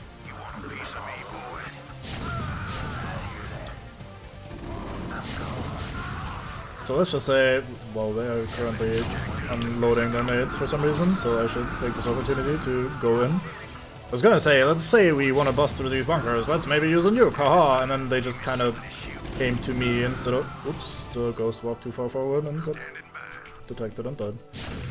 Whoop. I got him for free, so that's fine. Right, engage drugs, engage in destruction. Look at this fucking massacre.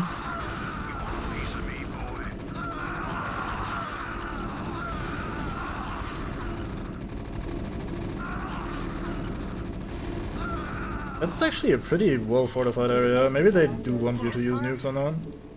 Because that is a decent amount of losses we just had there. I guess it was only 3 squads when I usually attack with 4.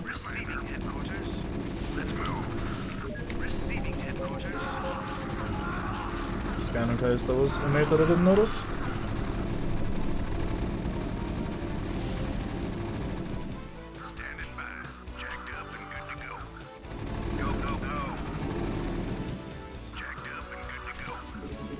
Your forces are under attack.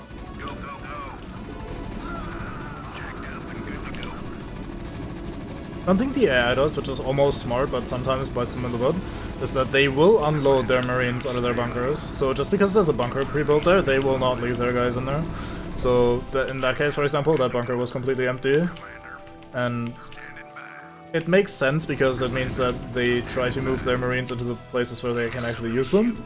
Like, having a marine sit in a bunker where he doesn't do anything is obviously not helpful, but it is a little bit funny to just walk up to a bunker that is completely deserted.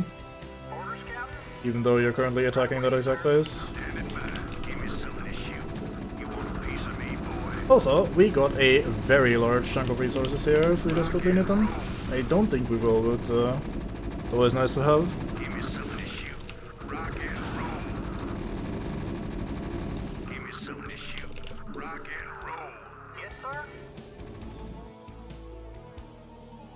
Damn it, learn to click, idiot. You go here. Go here. Did my command center get cancelled? Did I fuck up? I did.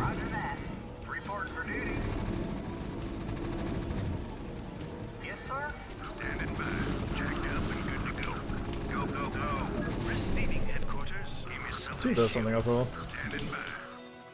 Bringing the science mate. I don't do any good. Oh yeah, I didn't really use the nuke, did I? I also get more infantry upgrades. That is unfortunate.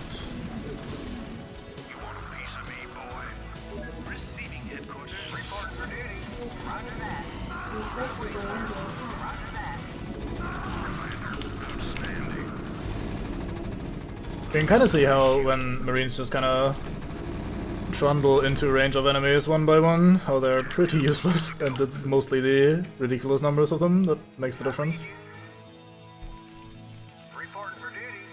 Put some of these guys up here as well. Spread the love. Right away, sir. Greetings, Command. Up here.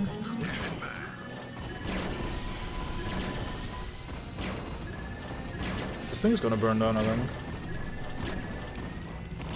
Yeah. Awkward. Not the worst that could happen though. I think there's more rocket turrets up here. And if memory serves, this is one of those missions where you have to kill everything, which makes it very awkward because you sometimes just don't know about a single thing hiding in a corner. Like when the game asks you to destroy all the enemies, they do actually mean destroy all the enemies, and that means if there's a rocket turret somewhere in the corner, just in case you are trying to flank there, that rocket turret still needs to go, otherwise you have not succeeded in your mission. I think a lot of the later campaigns kind of give you some leniency in that regard. It's like, okay, you've killed all the important buildings, or you've killed the headquarters and the units or some shit. All of which makes a lot more sense. Why are you just standing there, you ask this for?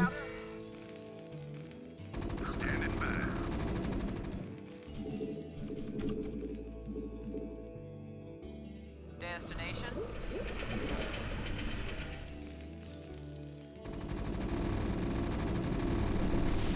Give me something to shoot. You want a piece of me, boy? Jacked up and good to go. Give me something to shoot. Receiving headquarters. Oh, took a lot of damage on this one? I didn't even notice. I think there's a starport back here or something. I was so mistaken, god damn.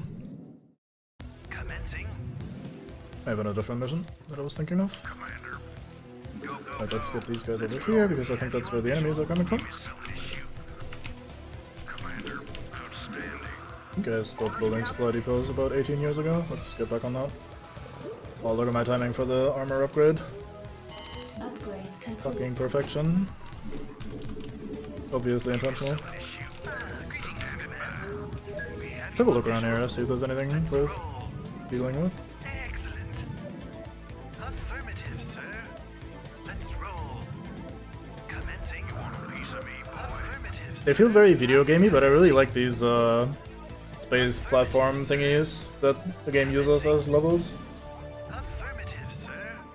Like just having this weird floating platform in space is a bit silly and kind of very obviously a video game map, I guess, or a strategy game map, but I really like them for some reason. Your forces are under attack. You are very stacked here, aren't you guys? Let's get you guys split out a bit and working on more various things. Commander. Standing by. Jacked up and good. Have you on visual? Commencing. Excellent. Affirmative, sir. Let's roll. Anything back here? Excellent. Commencing. Let's roll. Sometimes you can find neat flanking routes or hidden goodies. Like for example, this area here with the shit ton of resources is quite nice. If I really need a long time on this map, then I would eventually have to go here and claim this for myself. As is, I'm just destroying it because maybe I need to destroy it for the win condition. But always good to have a look around. Transmit orders. Affirmative, sir. If I remember correctly, there's also some areas where you can quite easily just sneak in a ghost and launch a nuke or two.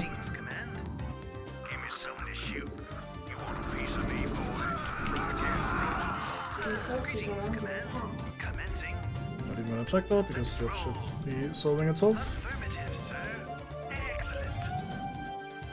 Yeah, I remember sneaking a ghost up here and using a nuke on his on Orange's supply line here, which is sadly not actually all that great, but I felt really smart for doing that when I was young.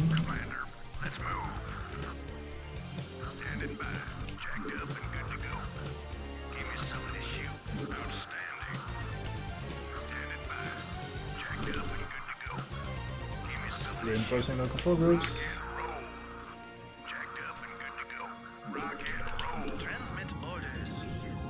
Transmit orders. If I wasn't so fucking lazy, I should go and set all these guys to over there.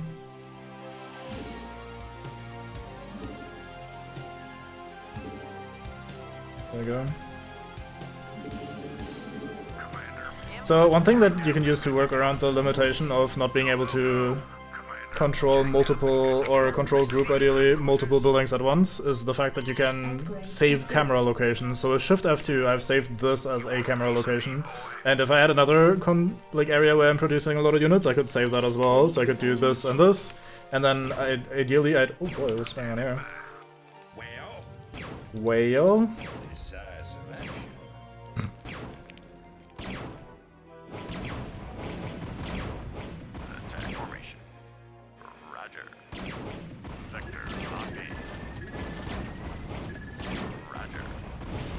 But yeah.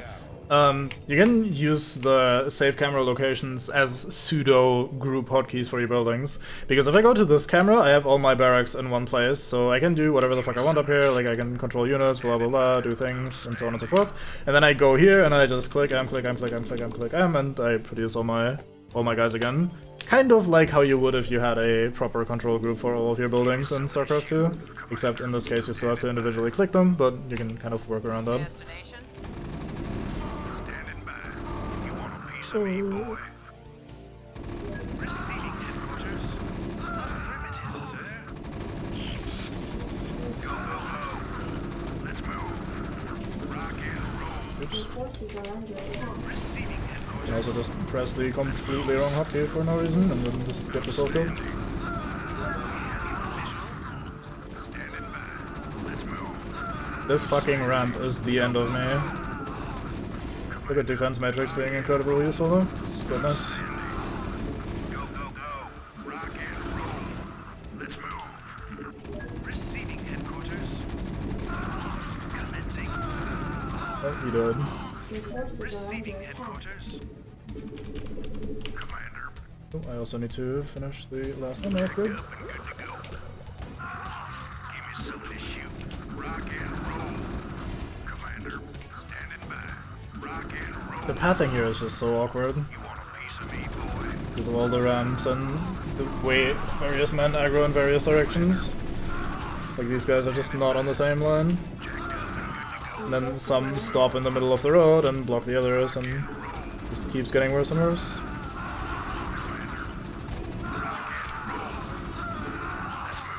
Your forces are under attack.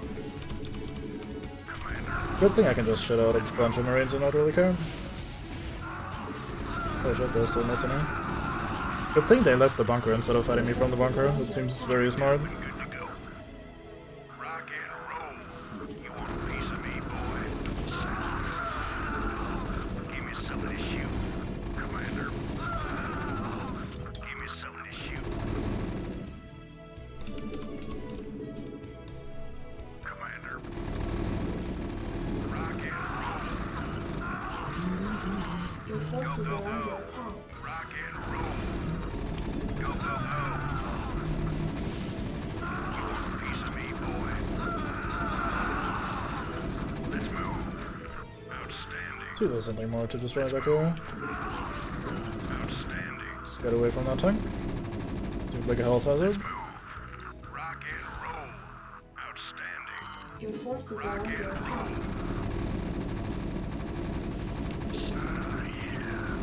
Both other guys in the back were just sitting there completely useless. Like, nah, we're not participating. He's off. Make up your mind. I should lost a Wraith here. Go ahead. Huh. Standing by. Thought it was gonna be fine. Maybe something happened while I wasn't paying attention. Go, go, go. You want a piece of me, boy? Outstanding. Give me something to shoot. Jacked up and good to go. Commander. Your forces are under attack. Actually, you guys can go up here. Standing by. This new group of mates can go into this corner. We can give you some stim packs so that you actually arrive in time. Just like the building. The building, the one and only. Jacked up and good to go. Give me something to shoot. Commander. Jacked up. One of them died. I wonder what happened there. You want a piece of me, boy? That Your probably forces happened. are under attack. Give me something to Thanks to the upgrades in terms of range and armor and damage, I actually managed to kill this one marine with 2 marines that were basically one shot. Holy fuck. Actually a battle cruiser back here. Your forces are under attack. I did not expect that. Give me something to shoot. Jacked up and good to go. Standing by. Go, go, Guessing the tanks are still there, yeah. They're just stuck on there. Surprised the guy doesn't have any dropships. Usually just have a couple hanging around for such an occasion. The AI usually isn't even too stupid to use them. So, it is a bit weird. Complete. Your forces are under attack. Commander.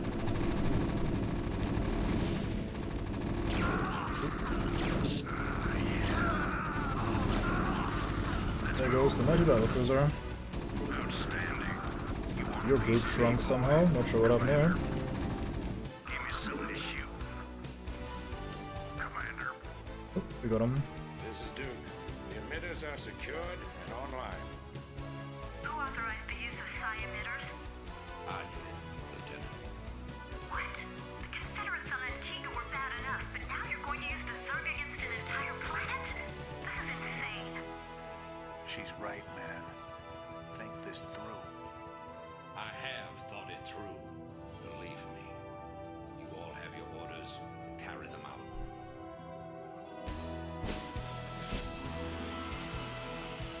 Well, watch that one. I'm gonna BRB during the... Well, I have to check if there's a cutscene, but I'm gonna be BRB during the talky bit.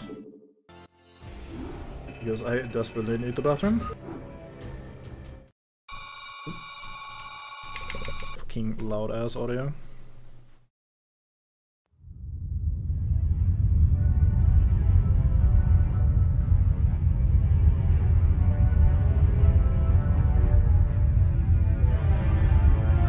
I think this is one of the good ones.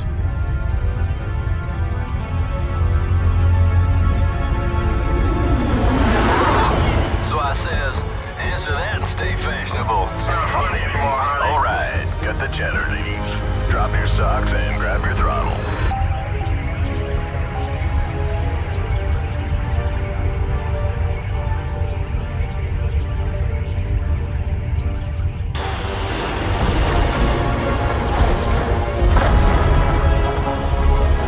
Confederate platform verified and locked. This one's all yours, Hardy. It was not the one I thought it was. Oh well. Like a beacon, the combined power of the psi emitter reached out. What combined power of the psi emitter? Oh, psi emitters. Haha, there we go. Anyway. Like a beacon, the combined power of the psi emitters reached out to the far corners of the Terran sector, luring billions of Zerg to the capital world of Tassonis. Zerg overrunning the Confederacy's best defenses proceeded to lay waste to Tassonis' major cities and industrial centers. God damn it, I can really not read at all. So you do. I'm gonna be RB during this talky section. Enjoy! I've picked up several dozen Protoss warships descending upon Tarsonis. They seem to be heading on a direct course to the primary Zerg hive. If they engage the Zerg, the Confederates may escape. Commander, send Lieutenant Kerrigan with a strike force to engage the Protoss. Captain Rayner and General Duke will stay behind with the command ship. First you sell out every person on this world to the Zerg. Then you ask us to go up against the Protoss. And you're gonna send Kerrigan down there with no backup? I have absolute confidence in Kerrigan's ability to hold off the Protoss. This is bullshit. Kerrigan, are you reading this? I heard. I'm going down there. Arcturus knows what he's doing. I can't back out on him now. Funny. I never thought of you as anyone's martyr.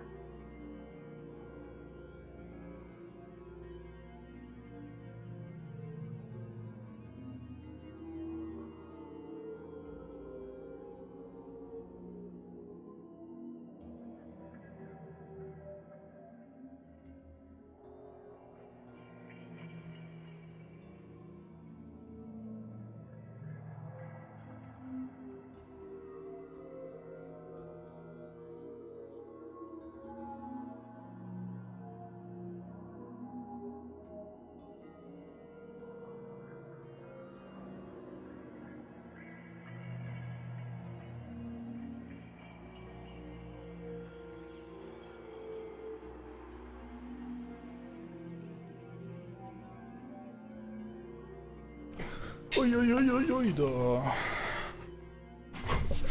Alright. Well. I'm sure this is gonna go well. I mean, how could it go wrong? We're protecting Zerg from Protoss. Why are you doing this, Kerrigan? Look, I know about your past. I mean, I've heard the rumors. I know you were part of those experiments with the Zerg, that Mengsk came and saved you. But you don't owe him this. Hell, I saved your butt plenty of times. Jimmy, drop the knight in shining armor routine. It suits you sometimes. Just not now. I don't need to be rescued. I know what I'm doing. The Protoss are coming to destroy the entire planet, not just the Zerg. I know that because, well, I just know it. I am a ghost, remember?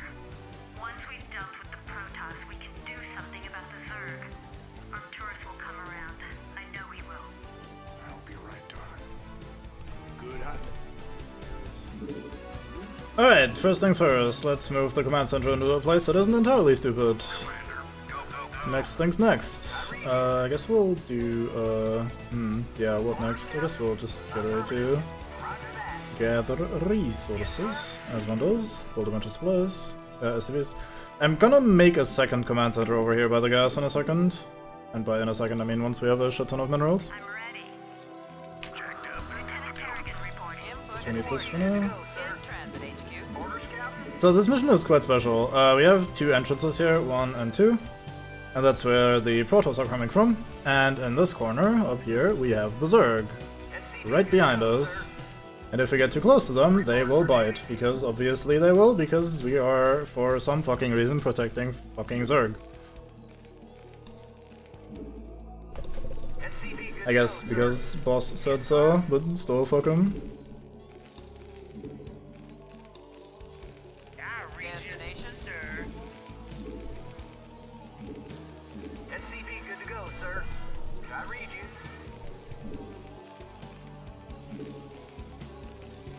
This mission has some pretty nasty features to it, because not only are we protecting... Okay, I'm not sure where he came from. I guess there's a ramp back here as well. Anyway, not only are we fighting off the fucking Protoss, but the Zerg themselves are not only peacefully sitting in their corner, they will occasionally just attack us from inside of our base. You know, it's just, you know, the normal thing. Like, why not? Just embrace it. Embrace the Zerg and you're behind. Yeah, exactly. Now, I'm assuming I will be fine, because I don't remember having trouble with this, but, or well, at least not recently. And the past I did. This is one of the harder missions. I guess they don't exactly get easier, for the most part.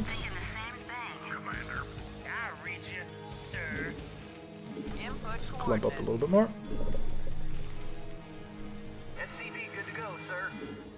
So one sneaky way you can lose this mission is by one of the Zerg aggroing one of your mates, or your army if you're gathering it here for some reason. And then your army goes up there and starts shooting the Zerg, and while you can kill the units, as soon as one of their buildings die, you immediately lose the mission. And given the sometimes very awkward pathing and the way they, like, your guys aggro to enemies and stuff like that, it's pretty easy for that to just happen by sheer coincidence, or just because you slightly didn't pay perfect attention in exactly one instance. And that feels pretty bad.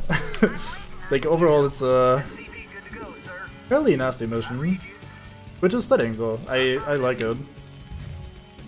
So that's again a very different kind of mission, and the campaign has been pretty good at like mixing up what you're doing exactly, and I think that's a plus in general. So I don't mind. I don't mind that it has this somewhat mean gimmick. It also fits thematically because this is supposed to be like relevant and hard and stuff. How many SCVs do we have here? That's only 11? Man. Feels like more. Guess we're not gonna be done shutting these out for a while.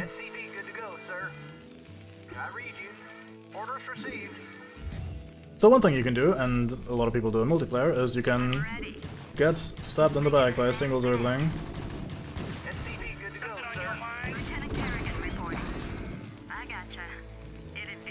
Fucking queen. Anyone else?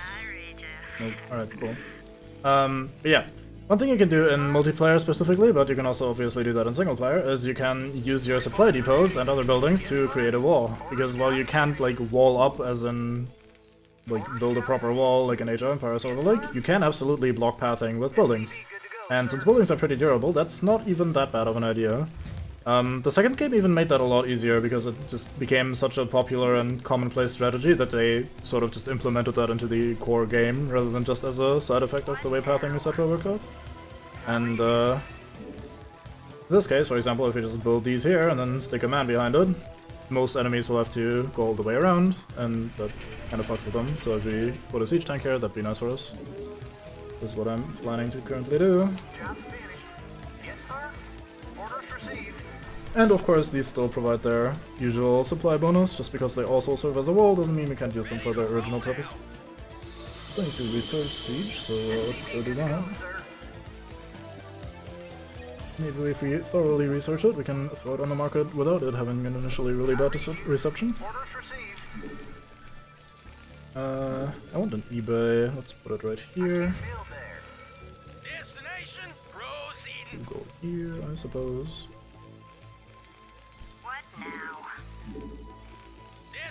Go ahead, HQ. I like that we start with a dropship. I'm not sure why they gave us that, but it is always convenient to have it in case someone corners himself or refuses to go into position. I feel like I need more SCVs still.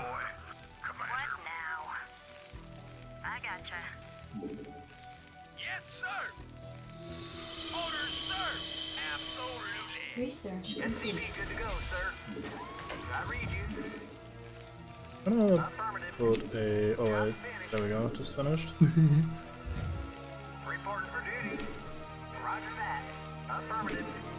gonna put some of these rocket towers back here just in case they decide to be nasty and flank us with some bullshit. And I think I'll build a bunker here as well. Maybe you're right where this tank is sitting right now.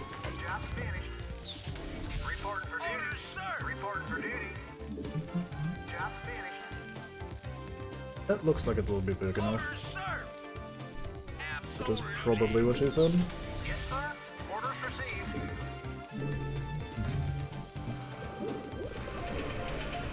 So, since we're trying a very innovative strategy this time around, I'm gonna be researching some infantry attack. I think I'll just slap Kerrigan like here, have her sit here and enjoy her life. I could probably also put her into this bunker actually. At least that way she still does things.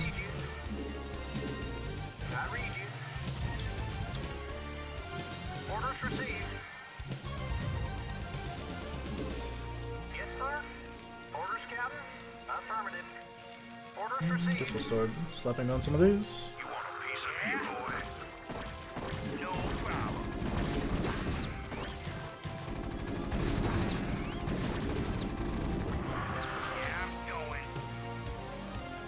Obnoxious shots.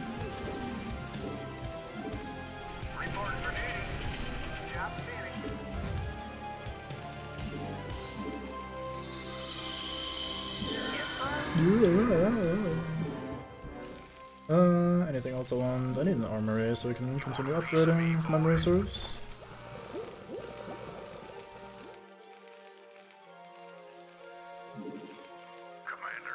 Why are you standing there? What's wrong with you? Come back down here, mate.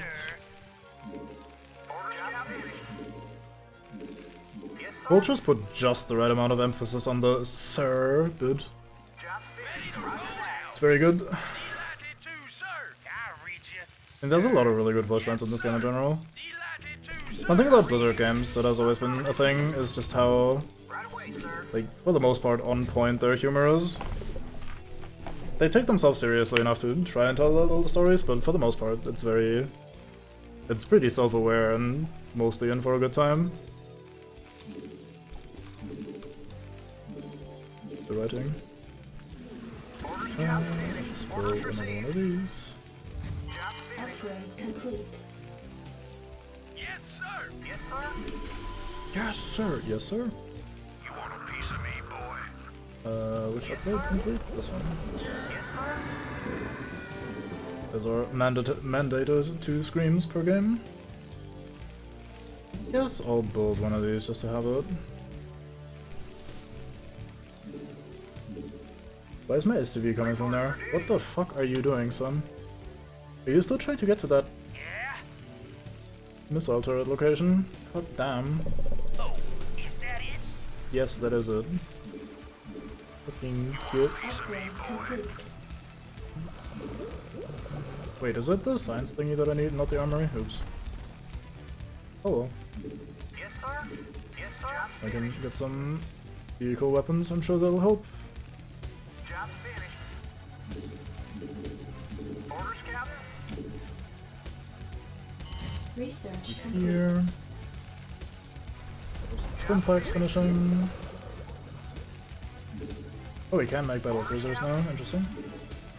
You want a piece of me, boy? Are you stuck? King Mong. I read you. Affirmative. Right away, sir. I read you. I'm just building these tech buildings to have all of them in case we need to get something specific later. What are you on? Yeah, I'm going. Oh, is that it? Commander, Did you guys unfollow? I read you, sir. give me something to shoot. But why? Jacked up and good to go. Rock and roll. Go, go, go. Add-on complete. I don't think I need raid add-ons. We have a dropship, so I don't want to build one. Lancers are almost done. Both barracks done. Job's finished. Yes, sir? Time to shit out some very unique units for a change. Reporting for duty. And you cornered yourself again. Fucking absolute idiot. I don't really want the physics lab. Piece of me, boy. I don't really want the covert ops either. Destination? I copy that. In the 5. Guess you can just, I copy that. You know what you'll be doing? You'll be doing this. Just shut out one of these. Add-on complete. Orders, Captain? Go here. Commander, standing by.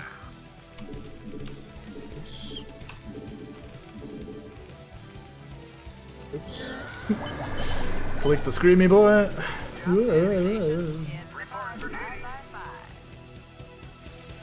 So I'm just gonna scatter some of these swords around because the Zerg assing in from behind can be pretty mean. And having these turrets with some extra stalling is nice. Where the fuck are you going, you absolute degenerate?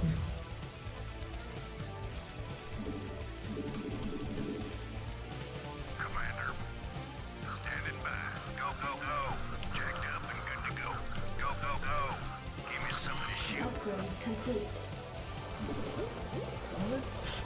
Job's finished. You want a piece of me, boy? Upgrade complete. Oh boy, Protoss, oh no. God, zealots look weird. Commander, give me something to shoot. Commander, standing by.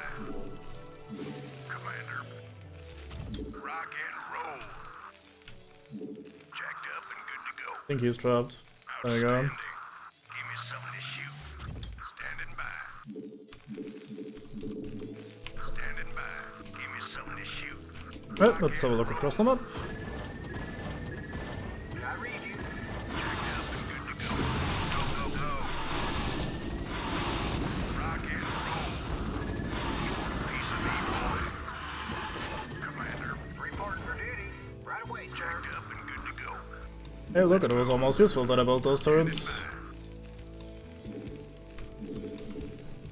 Commander, jacked up and good to go. That being said, the most useful thing to defend your base is reinforcements. So if I just keep on top of building extra units, then I will always have some mates at home to defend myself if needed. You want a piece of me, boy? Okay, I'm gonna save here because this has been going pretty well, and this mission can, like I alluded to earlier, occasionally just end you somewhat out of the blue. So let's go and have a look around. What are you on? Yes, sir. Something on your mind? You want a piece of me, boy? Guess we can put you guys over here just as a extra bit of blast defense. Commander, Let's see, is this connected to those Zerg just yet? It is. Alright, cool. standing by. By cool, I mean fuck. I have to prevent this from dying, don't I? Why is there resources up there then? That's mean. They're not even gathering them, they're just sitting there. Outstanding. Alright, so there's some more stuff back here for the future. Orders, Captain? Since I have nothing better to do, I may as well put you over here. Let's give them more guys. Don't think I need that. Let's end of the map. Commander, jacked up and good to go. You I don't think I wanna brand my ass towards the fucking academy that much.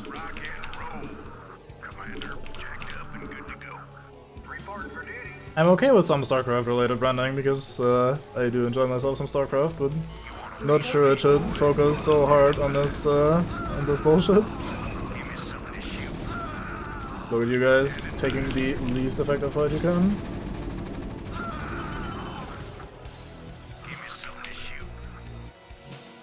Basically, yeah. All of that requires some sort of editing though. I don't think I can, I'm the kind of man for that sort of thing. My abilities and my willingness are both incredibly limited, sadly.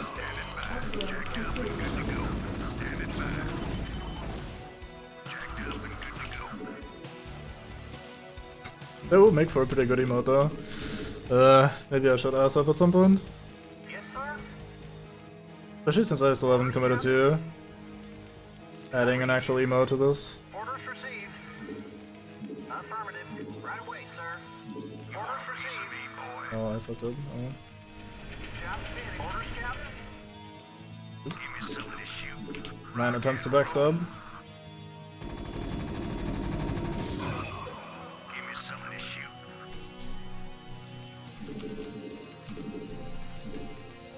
What are you on? I'm gonna research these Spider-Mans. Forces are under attack. Outstanding. Checked up and good to go. Go, go, go. Outstanding. Rock and roll.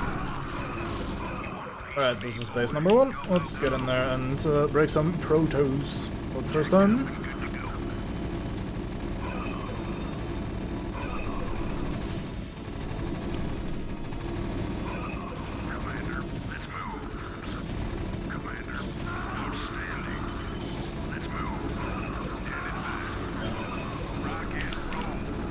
That's slightly better. He says as the most obvious comment of the day. Forces are under attack. Checked up and good to go. Commander. Outstanding. Research complete. Checked up and good to go. You want a piece of me, boy? Standing by. Give me something to shoot. I can't decide whether they say jacked up and good to go or checked up and good to go. Both of them kind of make sense. Look at you, Dragoon dropping. Absolute champion. Base is under attack. Double O shit because things happening. Let's wax these critters. Stay cool, Commander. Remember the plan. Yeah. I've always said it that way, but I'm not actually sure if that's how it's intended to sound. I read you.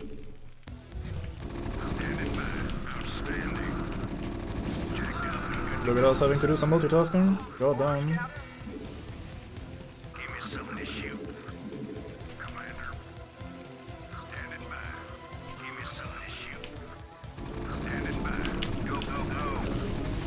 There's another mate on this boat here. Identify target. Your forces are under attack. There's one. Ass like Jade. Who the fuck is Jade? Oh, Jane, probably. Yeah, Bloodsport knows what she it is about.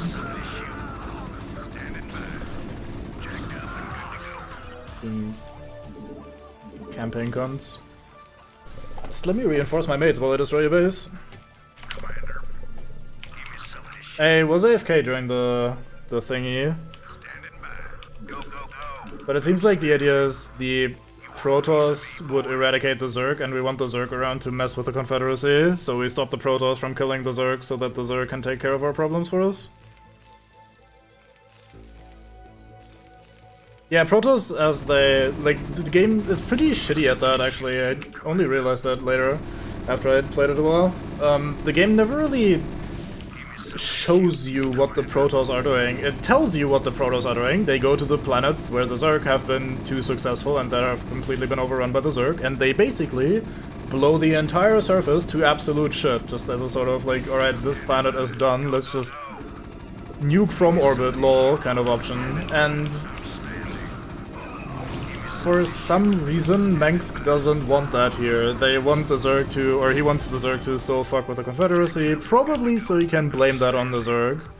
He was kind of talking about how the Confederacy was using the Zerg as a bioweapon, and then later saying, hey, look, after we defeat the Zerg, we can come in as the heroes, even though we were the ones that were using them. And he's kind of apparently trying to do the same thing. Even though he pointed that out as exactly the nasty, oh boy, that's what the government is doing to you behavior. So, obviously a bit of a knob.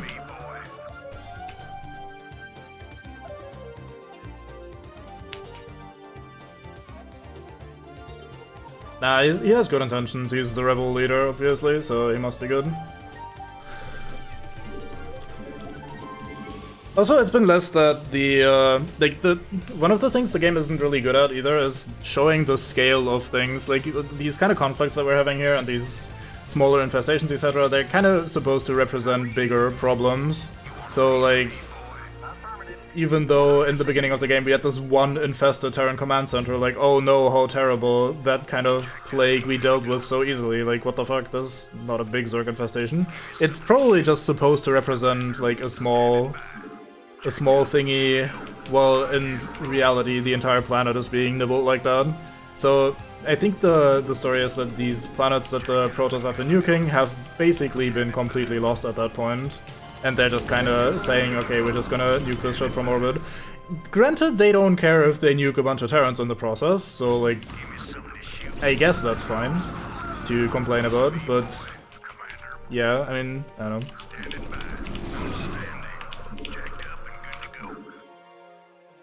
There's also an argument to be made that this is already a bit of a suicide mission. Like, hey, sit there between Protoss forces and Zerg forces and protect one while it's trying to kill you while winning against the other. So if it's, like, if you look at it from that perspective, maybe the man is also just trying to get rid of someone that may have been questioning his orders a bit too much. I just fucked over one of my control groups, I'm a fucking idiot. And now these idiots are just standing in the way, not doing anything. Great. Yeah, but babysitting kids with fucking flamethrowers and plasma grenades. Oh fuck, what? Why do I see so much of this base? That's not a good sign. I hope nothing went up there and almost killed them. I should save again, just in case something bad happens. Yeah, fair enough. What kids?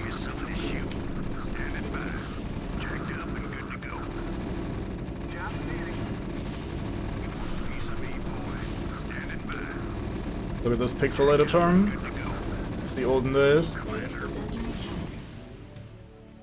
Oop, Ultralisk. Oh boy. Showing them glorious HD.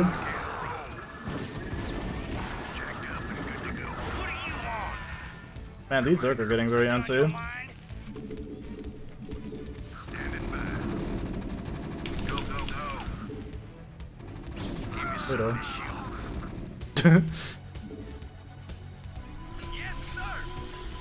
That sort of comment does not faze me. I do like how the original game looks.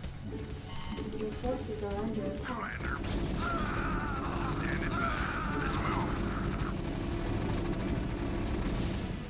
You can't troll me.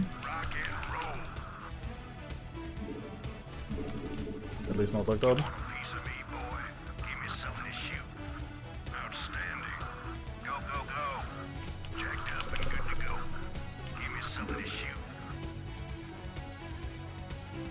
Oh, I see.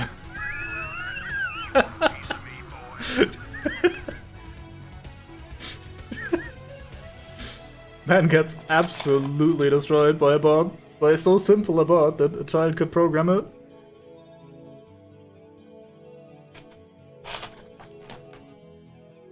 That's probably a bit mean of a comment.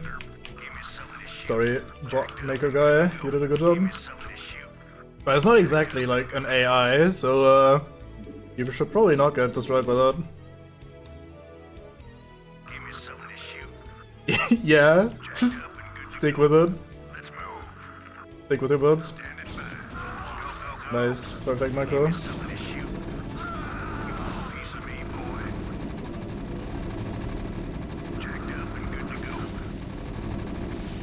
Okay, I want to try to do a thing here. Because I obviously know what's gonna happen. So we're gonna do something like this. Leave you guys here. You're gonna be this group of mates. Go here.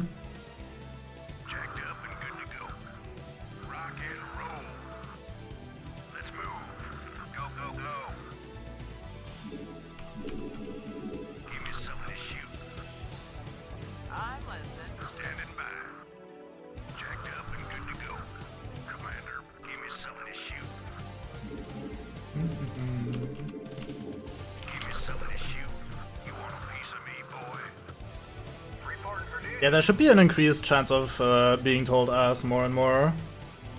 Like, once it starts comboing, it should just keep going.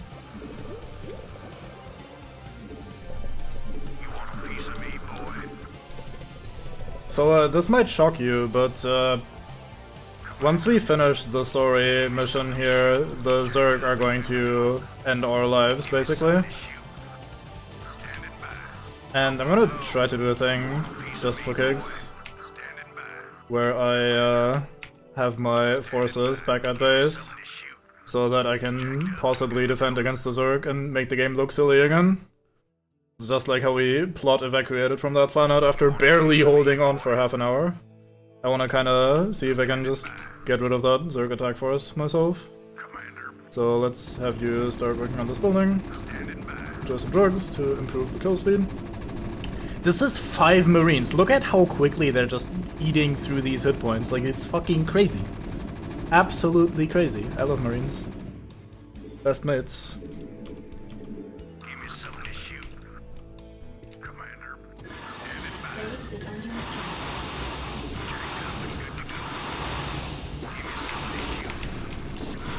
So this is actually a pretty fucking big force.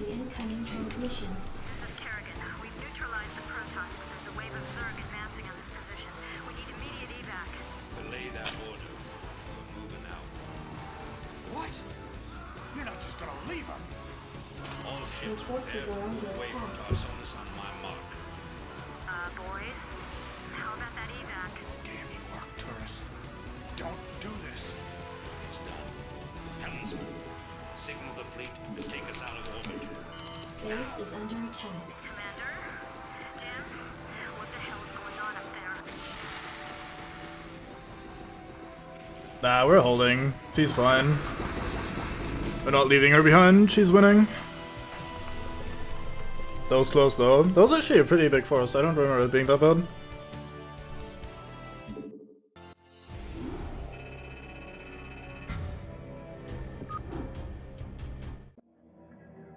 The hammer folds. The fleet has lost contact with the ground forces at New Gettysburg. General Minsk has ordered the immediate disengagement of the core Ah, it's Kerrigan. from the Tarsonian system. Protoss and Zerg forces continue to battle across the core continent. But that's spoilers. Although it's her name. Incoming transmission. I can't believe he actually left her down there. I'm gone, and you better come with me. There's no telling who Arcturus will screw over next. Receiving incoming transmission. Gentlemen, you've done very well. But remember that we've still got a job to do. The seeds of a new empire have been sown, and if we hope to reach... To hell with you! You're making a terrible mistake. Don't even think to cross me. I have sacrificed too much to let this fall apart. You mean like you sacrificed Kerrigan? You'll regret that. You don't seem to realize my situation here. I will not be stopped. Not by you, or the Confederates, or the Protoss, or anyone. I will rule this sector, or see it burnt to ashes around me. If you try to get The fleet is prepped and ready, Commander. Awaiting orders. The hell with him. We're gone. It appears that General Duke has successfully activated Tarsonis' primary defensive weapon, the ion cannon. The cannon must be shut down if any escape attempt is to be made. There's a fun little thing here how when the Adjutant is talking about, or talking over Manx, he keeps mouthing off and his portrait is still highlighted, like he's still trying to say shit. Yeah. I don't know about this ass, indeed. But yeah, Kerrigan and Nova are not related. They're both ghosts, and that's just about the only thing they really have in common.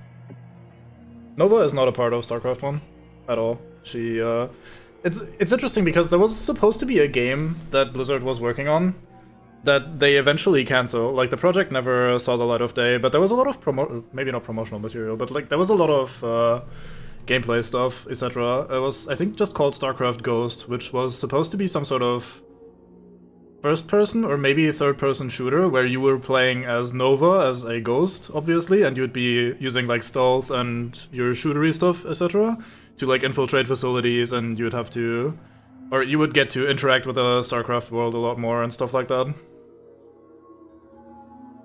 Nah, Nova's also just straight up blonde, it's not white. So nah, they're just completely different characters.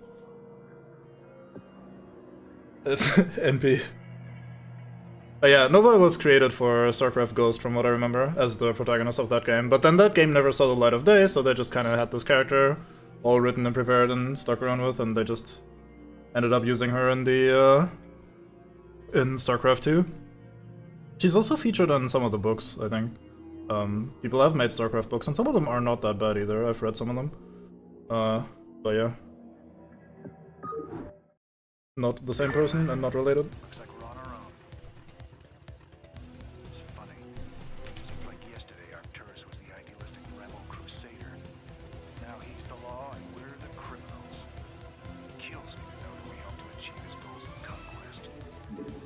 Damn it. I shouldn't have let her go alone. Go ahead, Commander. Go ahead, Commander. Oh, yeah. SCP good to go, sir.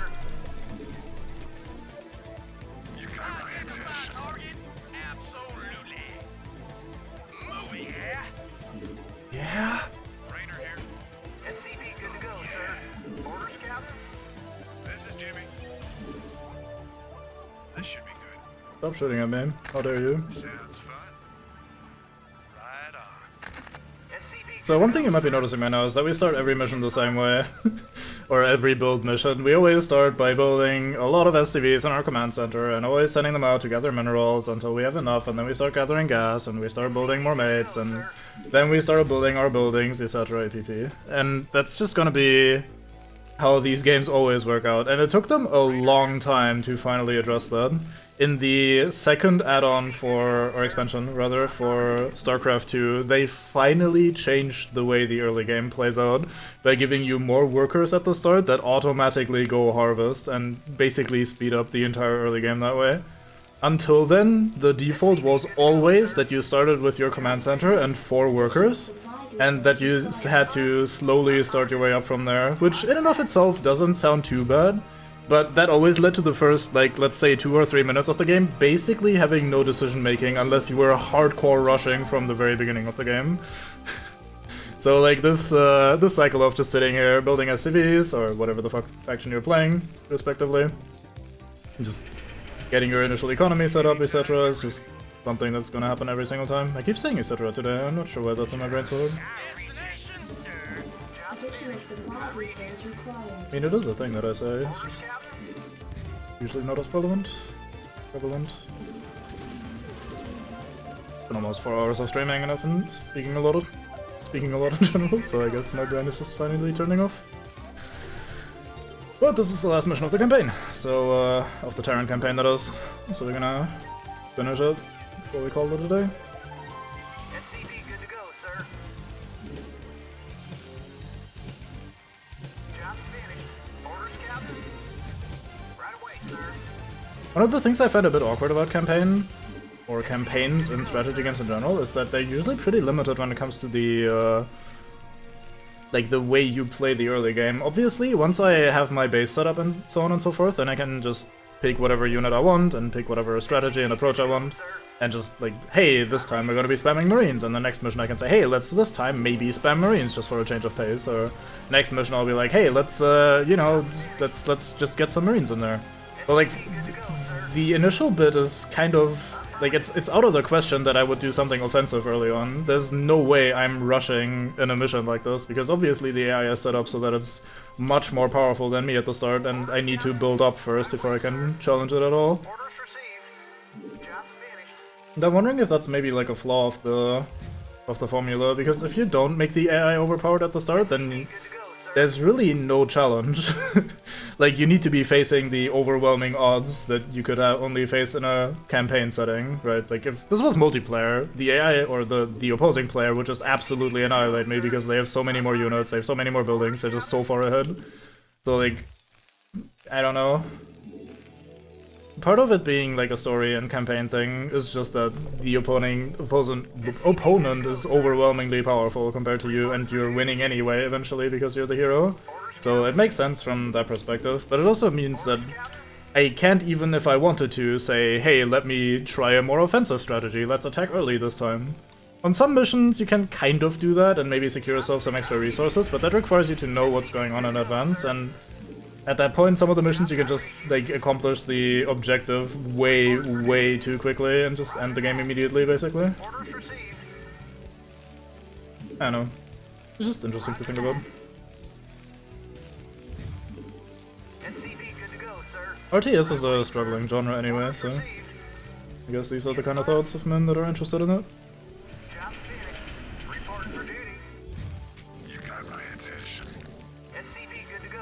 At least that guy likes my rambling. Okay, I think we have enough SCVs now. Let's do more.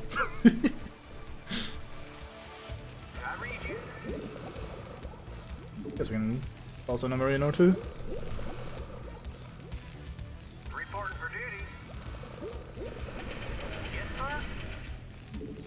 Right, that's gotta be enough now. Let's start by tossing down some turrets.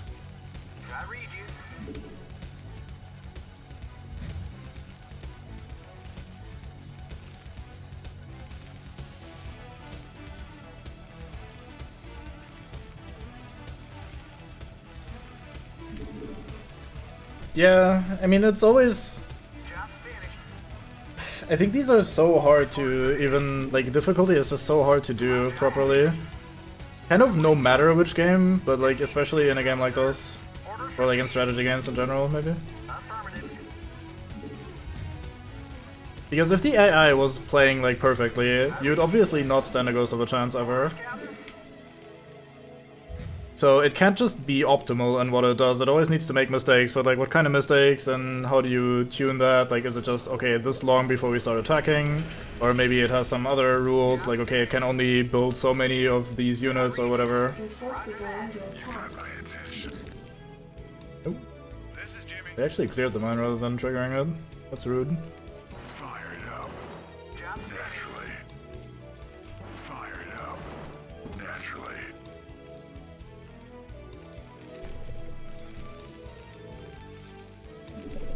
I don't remember which Command and Conquer it was, but the one I played the most, the only one I even remember anything about really, was the one that had 3 races, where it was GDI and odds and then these aliens that I don't remember what they were called.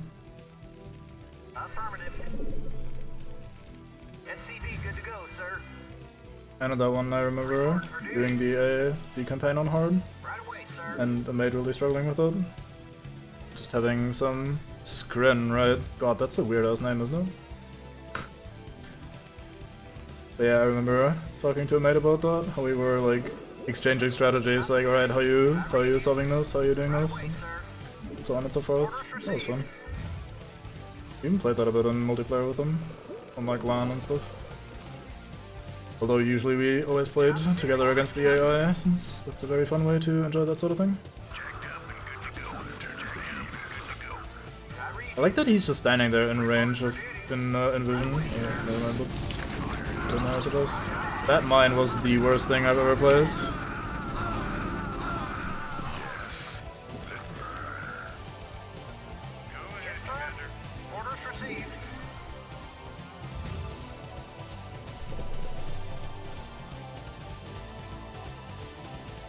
Yeah. I think there's also just in general a lot of value in having these kind of,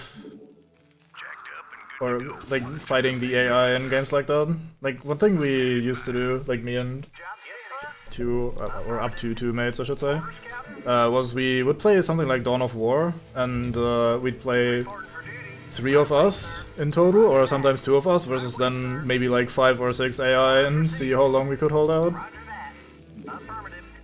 And then sometimes maybe getting a win somehow. Like that sort of thing is very fun.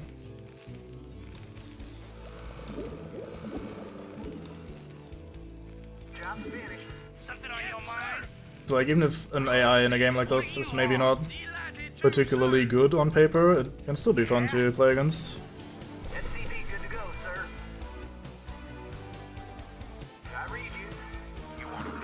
Nice. Sometimes it's really hard to learn from strategy game AI because it often cheats on the harder difficulties and tries to do things that you could possibly or never possibly do. It's always rubbed me the wrong way. I'm not one of those people that hates it in general when AI cheats. I think that's a pretty stupid mentality to say, oh, the AI is cheating, it must be bad as a result. But at the same time, if you're trying to learn from it, then that's definitely an hindrance. Just gonna build all the tech buildings, I suppose. Yeah.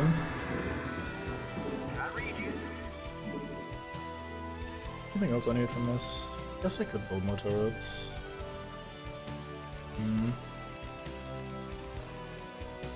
Don't really need more turrets, let's just do something with this. We're running out of space down here, which is a little bit awkward. Man's favorite sound.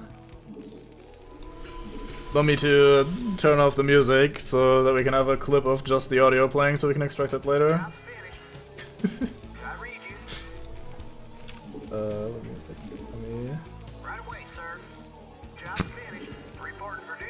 It's definitely some anger involved.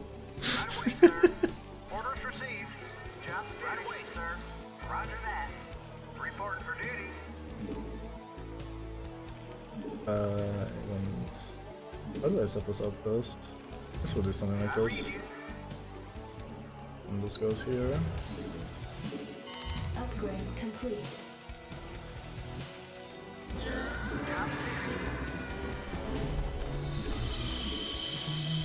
Upgrade complete. Oh, can't do that yet. Yes, you got my attention. Slammer. Slammer. Add-on complete. It's time to learn siege nodes, build 2 siege tanks. I guess I'll just queue both of them up.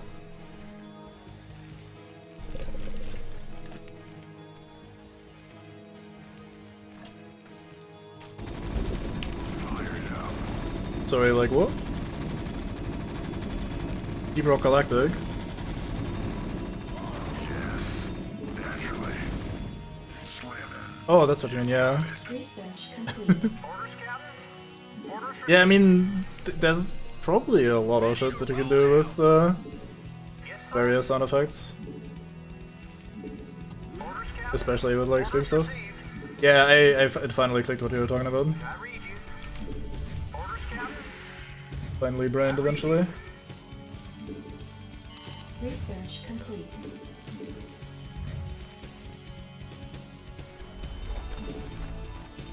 We're actually gonna be doing something different this map, by the way.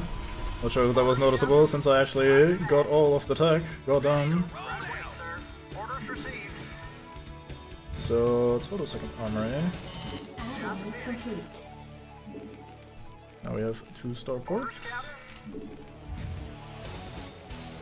Add-on complete. I don't think I need any of these. You are both busy, and you are hard trapped. Yep, okay.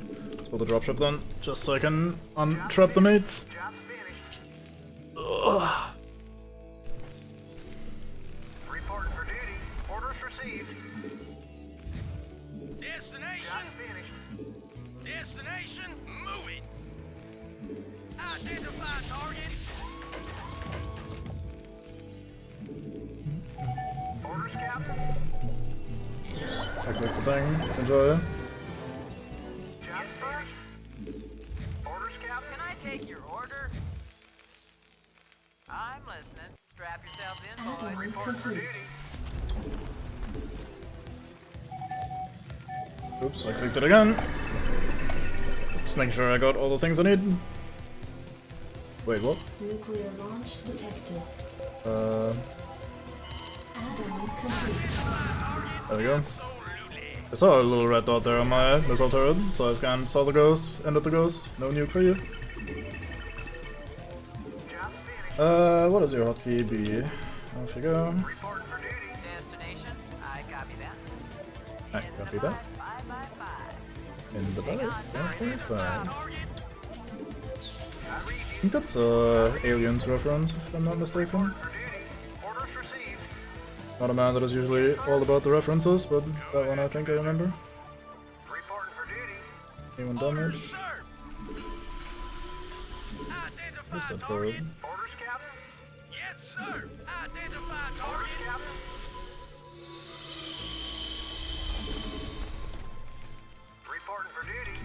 I guess I can try...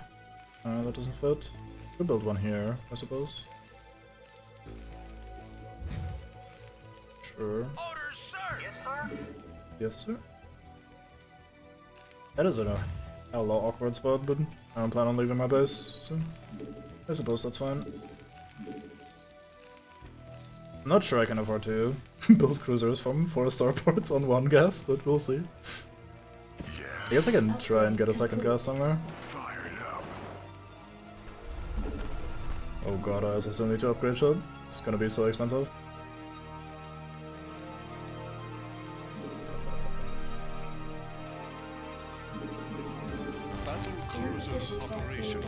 Battle cruiser operational. Receiving transmission. Set a course. Job finished. Report for duty. Right away, sir. You know what, let's go scout a little bit. How about this guy with the vulture? Seems like the right man for that. Oh, is that it? No problem. Yeah, I'm going. Right. Yes, sir. I read you. Do I have another vulture? Yeah, let's go scout with this one. Add-on complete. I like that I actually got myself 4 starports already, because obviously I'm gonna be able to pump fucking battlecruisers out of 4 starports on one cast. Absolute idiot. Now that you lift off so I can actually move us. Upgrade complete. Alright, Mr. SCV, let's go see what you can find. We found a marine in a really mean spot. Receiving transmission. There's my... Go ahead, HQ.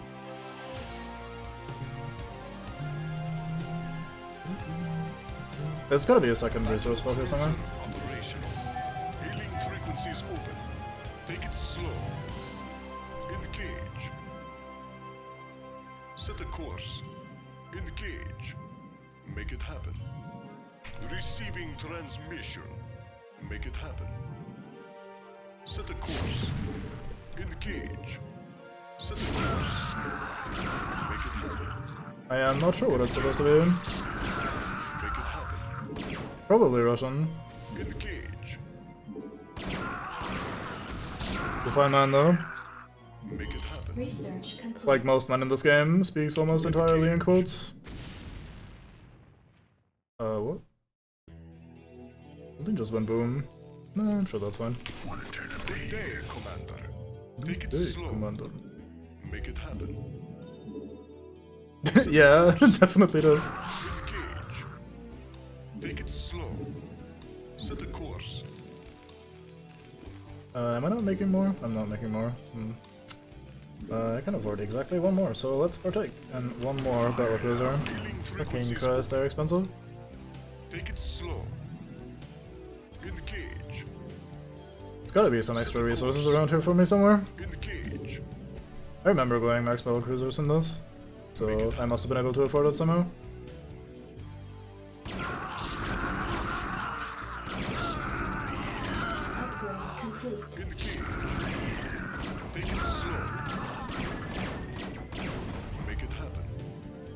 Set a course.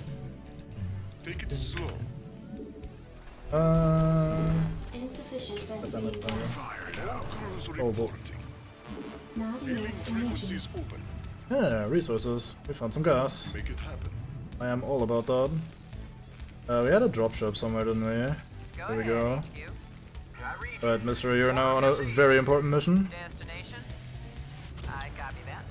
Go here and then unload here. I hope that works with the queued orders. It seems to work. Alright, cool. Crews reporting. So, there's a research that we got, which is this one, the Yamato gun. I thought it was called the Yamato cannon. Oh, interesting. Anyway, this thing has mana for exactly one ability, and it is the Yamato gun. So if we find this battlecruiser again, we can show this off. Take it slow. The enemy battle cruiser. In transit HQ. Orders, Captain? Can actually put that all the way in the corner here. That is very sneaky. I approve. Go ahead, HQ. Let me go back here and grab some of these. Right away, sir. Roger that. I don't need 3, I only need 2 actually. Orders received.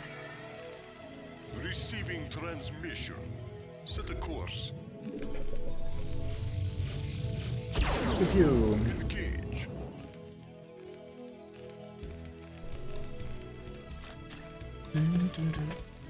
Upgrade complete. Good day, Commander. That is very expensive. Huh?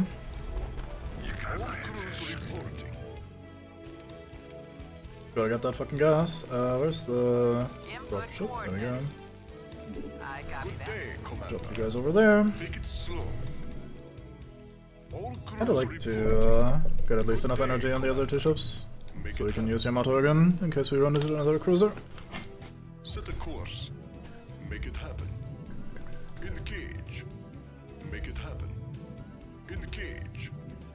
Take it slow. Set a course.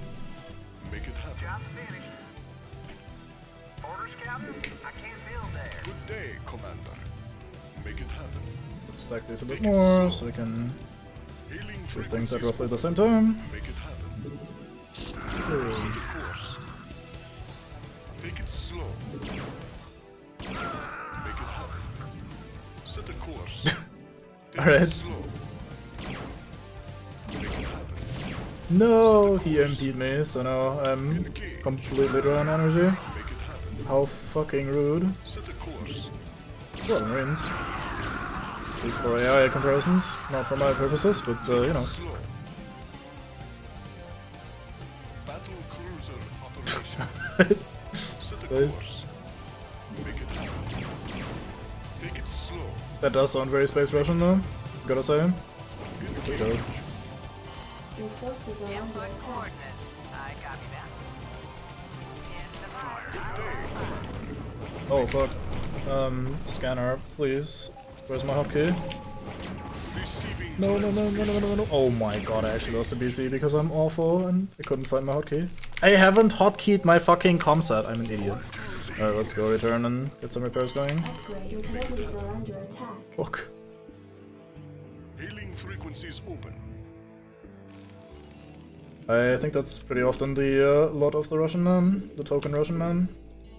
All crews reporting. Engage. Fucking become died by them. Set a course.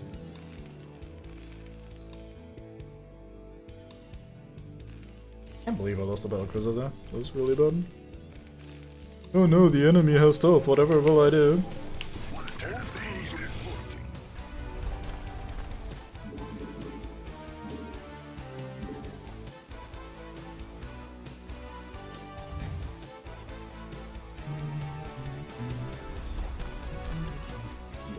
The final upgrade that would have been fine, I'm sure. I read you.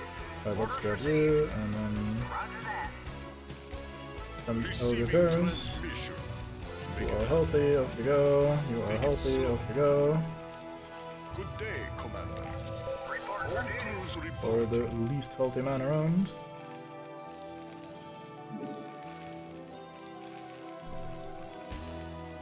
Take it Off slow. you go. Receiving transmission. Add-on complete. Set a course. Where are you going? Good day, Weirdo. Hailing frequencies Orders received. Roger that. Report for duty. Back to work with you guys. Fuck, where's the gas mate? Orders, Captain. Base is under attack. How dare you attack me? You got my attention. All crews reporting. Standing by. Weirdo. Good day, Commander. I got out-tanked. Take it slow. Let's show the man why tanks are not the solution to everything. Good And day. instead of this battle cruiser that are the solution to everything. Make it happen. Report for duty. Roger Report that. for duty. All crews reporting. Yep, they are anti-air turrets. But they also serve the purpose of being detectors, so seeing invisible units, which is quite nice. Yes, sir. Receiving transmission. Engage. I'm impressed that they actually placed a single gas here without making a big base out of it. Make it happen. It's kind of a decent amount of foresight, especially for this campaign. Good day, Commander. Take it slow. Engage. Make it happen.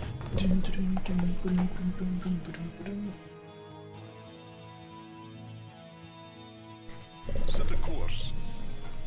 Engage. Make it happen. Alright, body, don't fail me yet. Still need to shoot some Terrans. Engage. Make it happen. Engage. Goodbye, all my energy. Engage. Make it slow. Go for it. Make it happen. Battle cruiser operation. Receiving transmission. Engage. Fucking science vessel. Your forces Very are under rude. attack. Frequencies open. Make it happen. Set a course. Engage. Take it slow.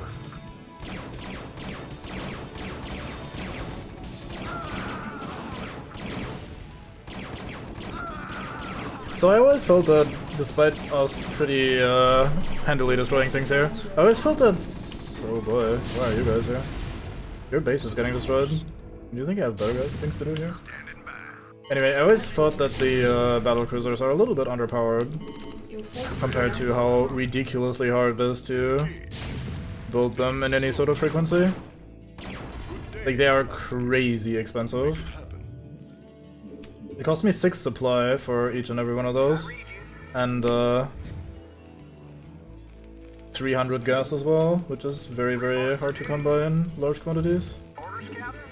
And then you get a unit that is very slow and can only hit single targets, and especially that second fact is very crippling. Set a course. That being said, I was always the kind of player to just build a shit ton of marines and shoot everybody. So I guess compared to marines, nothing is gonna be ever relevant in terms of like efficiency, because they're like the cheapest units with the highest DPS. But that always kind of sat wrong with me, the idea that you could have your big man unit, like the biggest man you could build, and your biggest man that you can build will then get absolutely destroyed by a bunch of super cheap units. Right, dog? Right, Botsbot? How dare you? Frequencies open. Receiving transmission. Engage. Hailing frequencies open. Make it happen. I read you. Right away, sir. Good day, Commander. Set a course. Battle cruiser operational. Take it slow. Set a course. Input coordinates. Yes, sir. Buckle up. Good day, Commander. Receiving transmission. Hailing frequencies open. Take it slow. I'm not actually sure what the best way of repairing these guys efficiently is. All crews report. Since you always just kind of have to For duty. Orders received. Affirmative. repair them one at a Hailing time. frequencies open. Rainer here. Good day, Commander. Let's not accidentally send Jim out to his death. Make it happen. I'm glad you're enjoying it. Reporting. Good day, Commander. Battle cruiser Yeah, it's been a long ass time since you last played or saw this. hailing frequencies open. Make it happen. Alright, that should be more than critical mass though, so now we should be fine. I've also done all the upgrades. How much do you get again? 3 per upgrade, man. Frequencies open. That is a lot. Set a course. Good day, Commander. See, a wise man would probably bring a single science vessel to solve other detection problems. An unwise man just relies on one scanner that's gonna run out of energy soon. Sadly, I am only one of these things.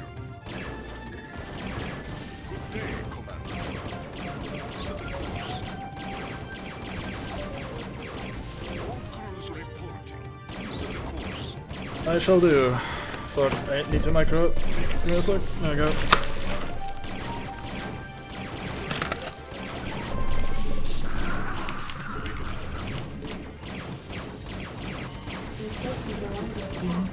Oh fuck. Oh fuck, there's a lot of them. Okay, I think in StarCraft 2, when you have multiple units that have the same ability and you use the ability, it will only use one at a time. So if I wanted to use 2 Yamato cannons, I would have had to press the Yamato gun. If I wanted to use 2 of those, I'd have to press the button twice, and every time I press it, I'd order one of my mates to do the ability. In this game, it seemed like it ordered everybody to do the ability, because suddenly 5 fucking cruisers decided to Yamato this one poor guy.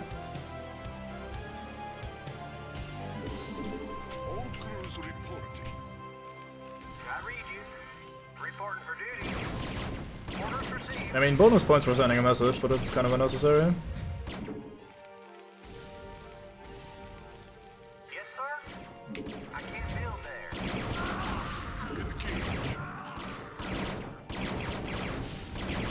Hailing frequencies open. Good day, Commander. Good day, Commander. All crews reporting. Good day, Commander. All crews reporting.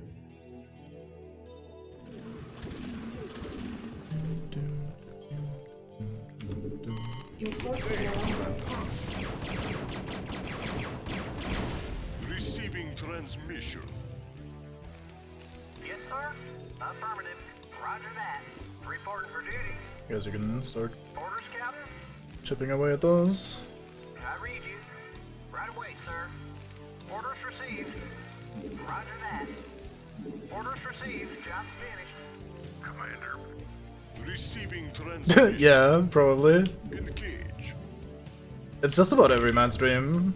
Especially for, like, silly Russian accents. Everybody loves to make a silly Russian accent. Battle cruiser. One of the most common ones. I would say, anyway. Good day, Commander. Receiving transmission. Yeah. Wien has some really good voices, but I don't think Russian Mate is one of them. Hailing frequencies open. Receiving transmission. His Snake is really good. Good day, And Commander. the Colonel as well, to an extent. Receiving transmission. Hailing frequencies open.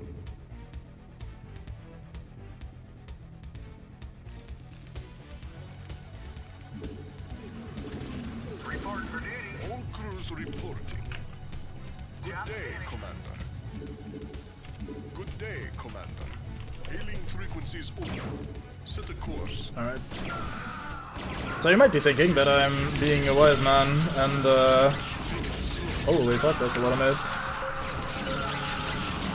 Being a wise man that is using battle cruisers for a change, just to mix things up a little bit and get to enjoy other units instead of just Marines, even if it's only ones. Sadly, I have to admit that I have a hidden agenda. God damn, he has a lot of ghosts. Your forces are under attack. He also has a lot of units in general, holy shit.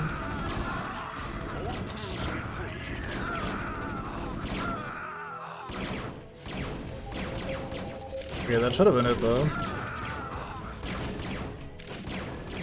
Receiving transmission. Let's pull you back a little bit. Set a course. Hailing frequencies open. Receiving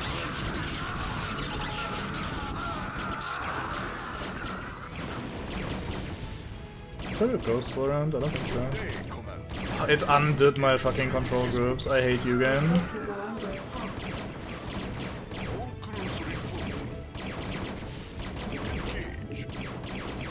So one of the reasons I wanted to go battlecruisers here is not just because battlecruisers are fun and it's something different, but also because the final bits of this mission can only be reached by air units, and instead of fucking around with some dropships, I get to actually fly over there and just kill things. Your forces are under attack.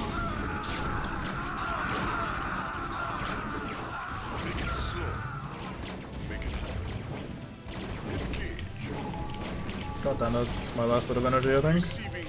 He ended that battlecruiser, I hate you. Receiving transmission. Make it slow.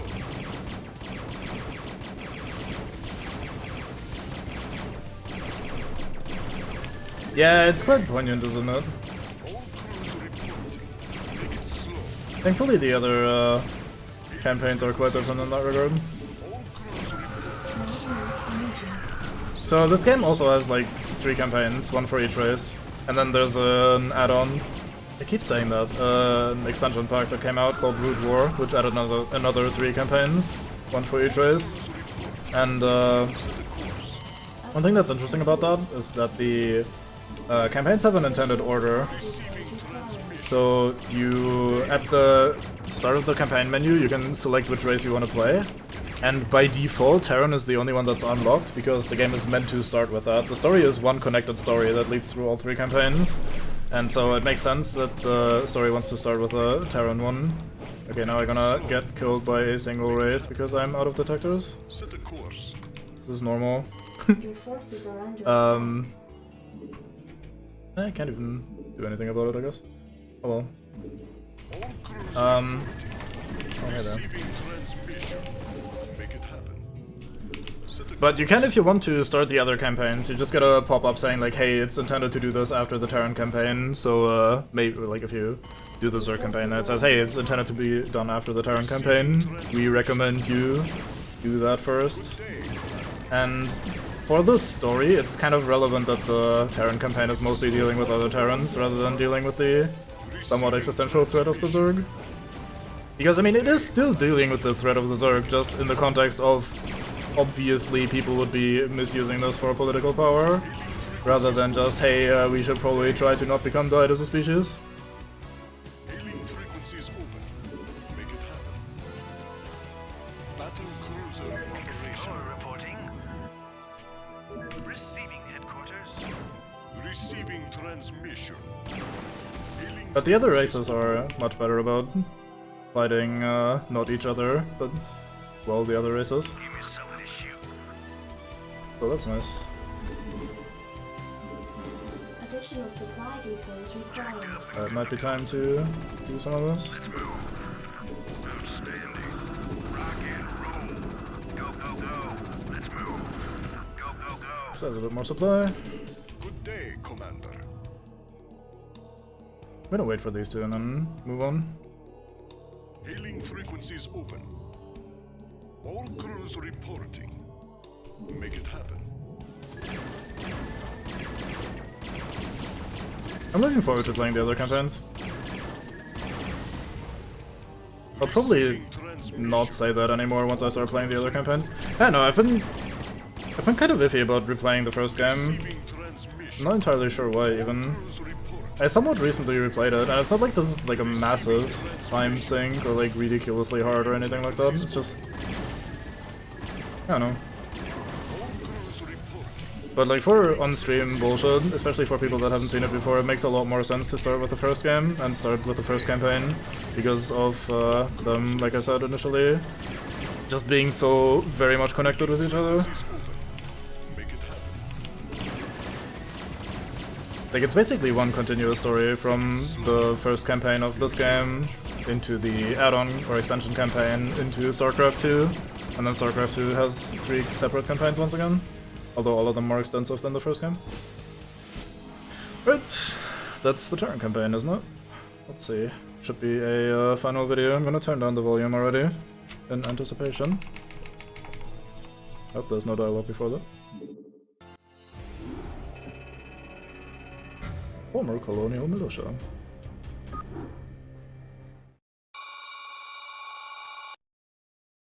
Foresight, goddamn.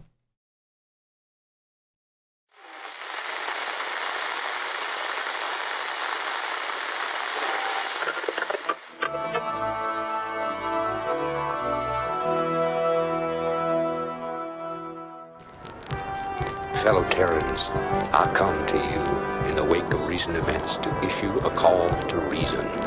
Let no human deny the perils of our time. While we battle one another, divided by the petty strife of our common history, the tide of a greater conflict is turning against us, threatening to destroy all that we have accomplished. It is time for us as nations and as individuals to set aside our long-standing feuds and unite. The tides of an unwinnable war are upon us, and we must seek refuge upon higher ground lest we be swept away by the flood. The Confederacy is no more. Whatever semblance of unity and protection it once provided is a phantom, a memory. With our enemies left unchecked, who will you turn to for protection? The devastation wrought by the alien invaders is self-evident. We have seen our homes and communities destroyed by the calculated blows of the Protoss. We have seen firsthand our friends and loved ones consumed by the nightmarish Zerg. Unprecedented and unimaginable though they may be, these are the signs of our time. The time has come, my fellow Terrans, to rally to a new banner. In unity lies strength. Already many of the dissident factions have joined us. Out of the many, we shall forge an indivisible whole, capitulating only to a single throne. And from that throne, I shall watch over you.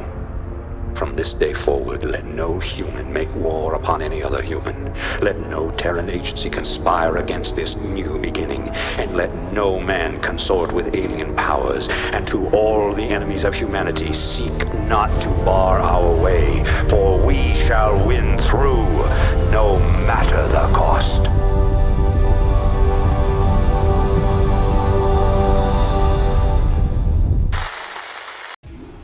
Shut up, Megs. Goddamn. Alright, there we go. That's the Terran campaign done. I think it's... Was it 10? I thought it was 8 missions, so guess I'm dumb. Next will be Zerg, but that shall be tomorrow. And then afterwards we do the Protoss, which is hopefully the day after tomorrow. Unless something weird happens. Look at this beauty. Goddamn. Anyway.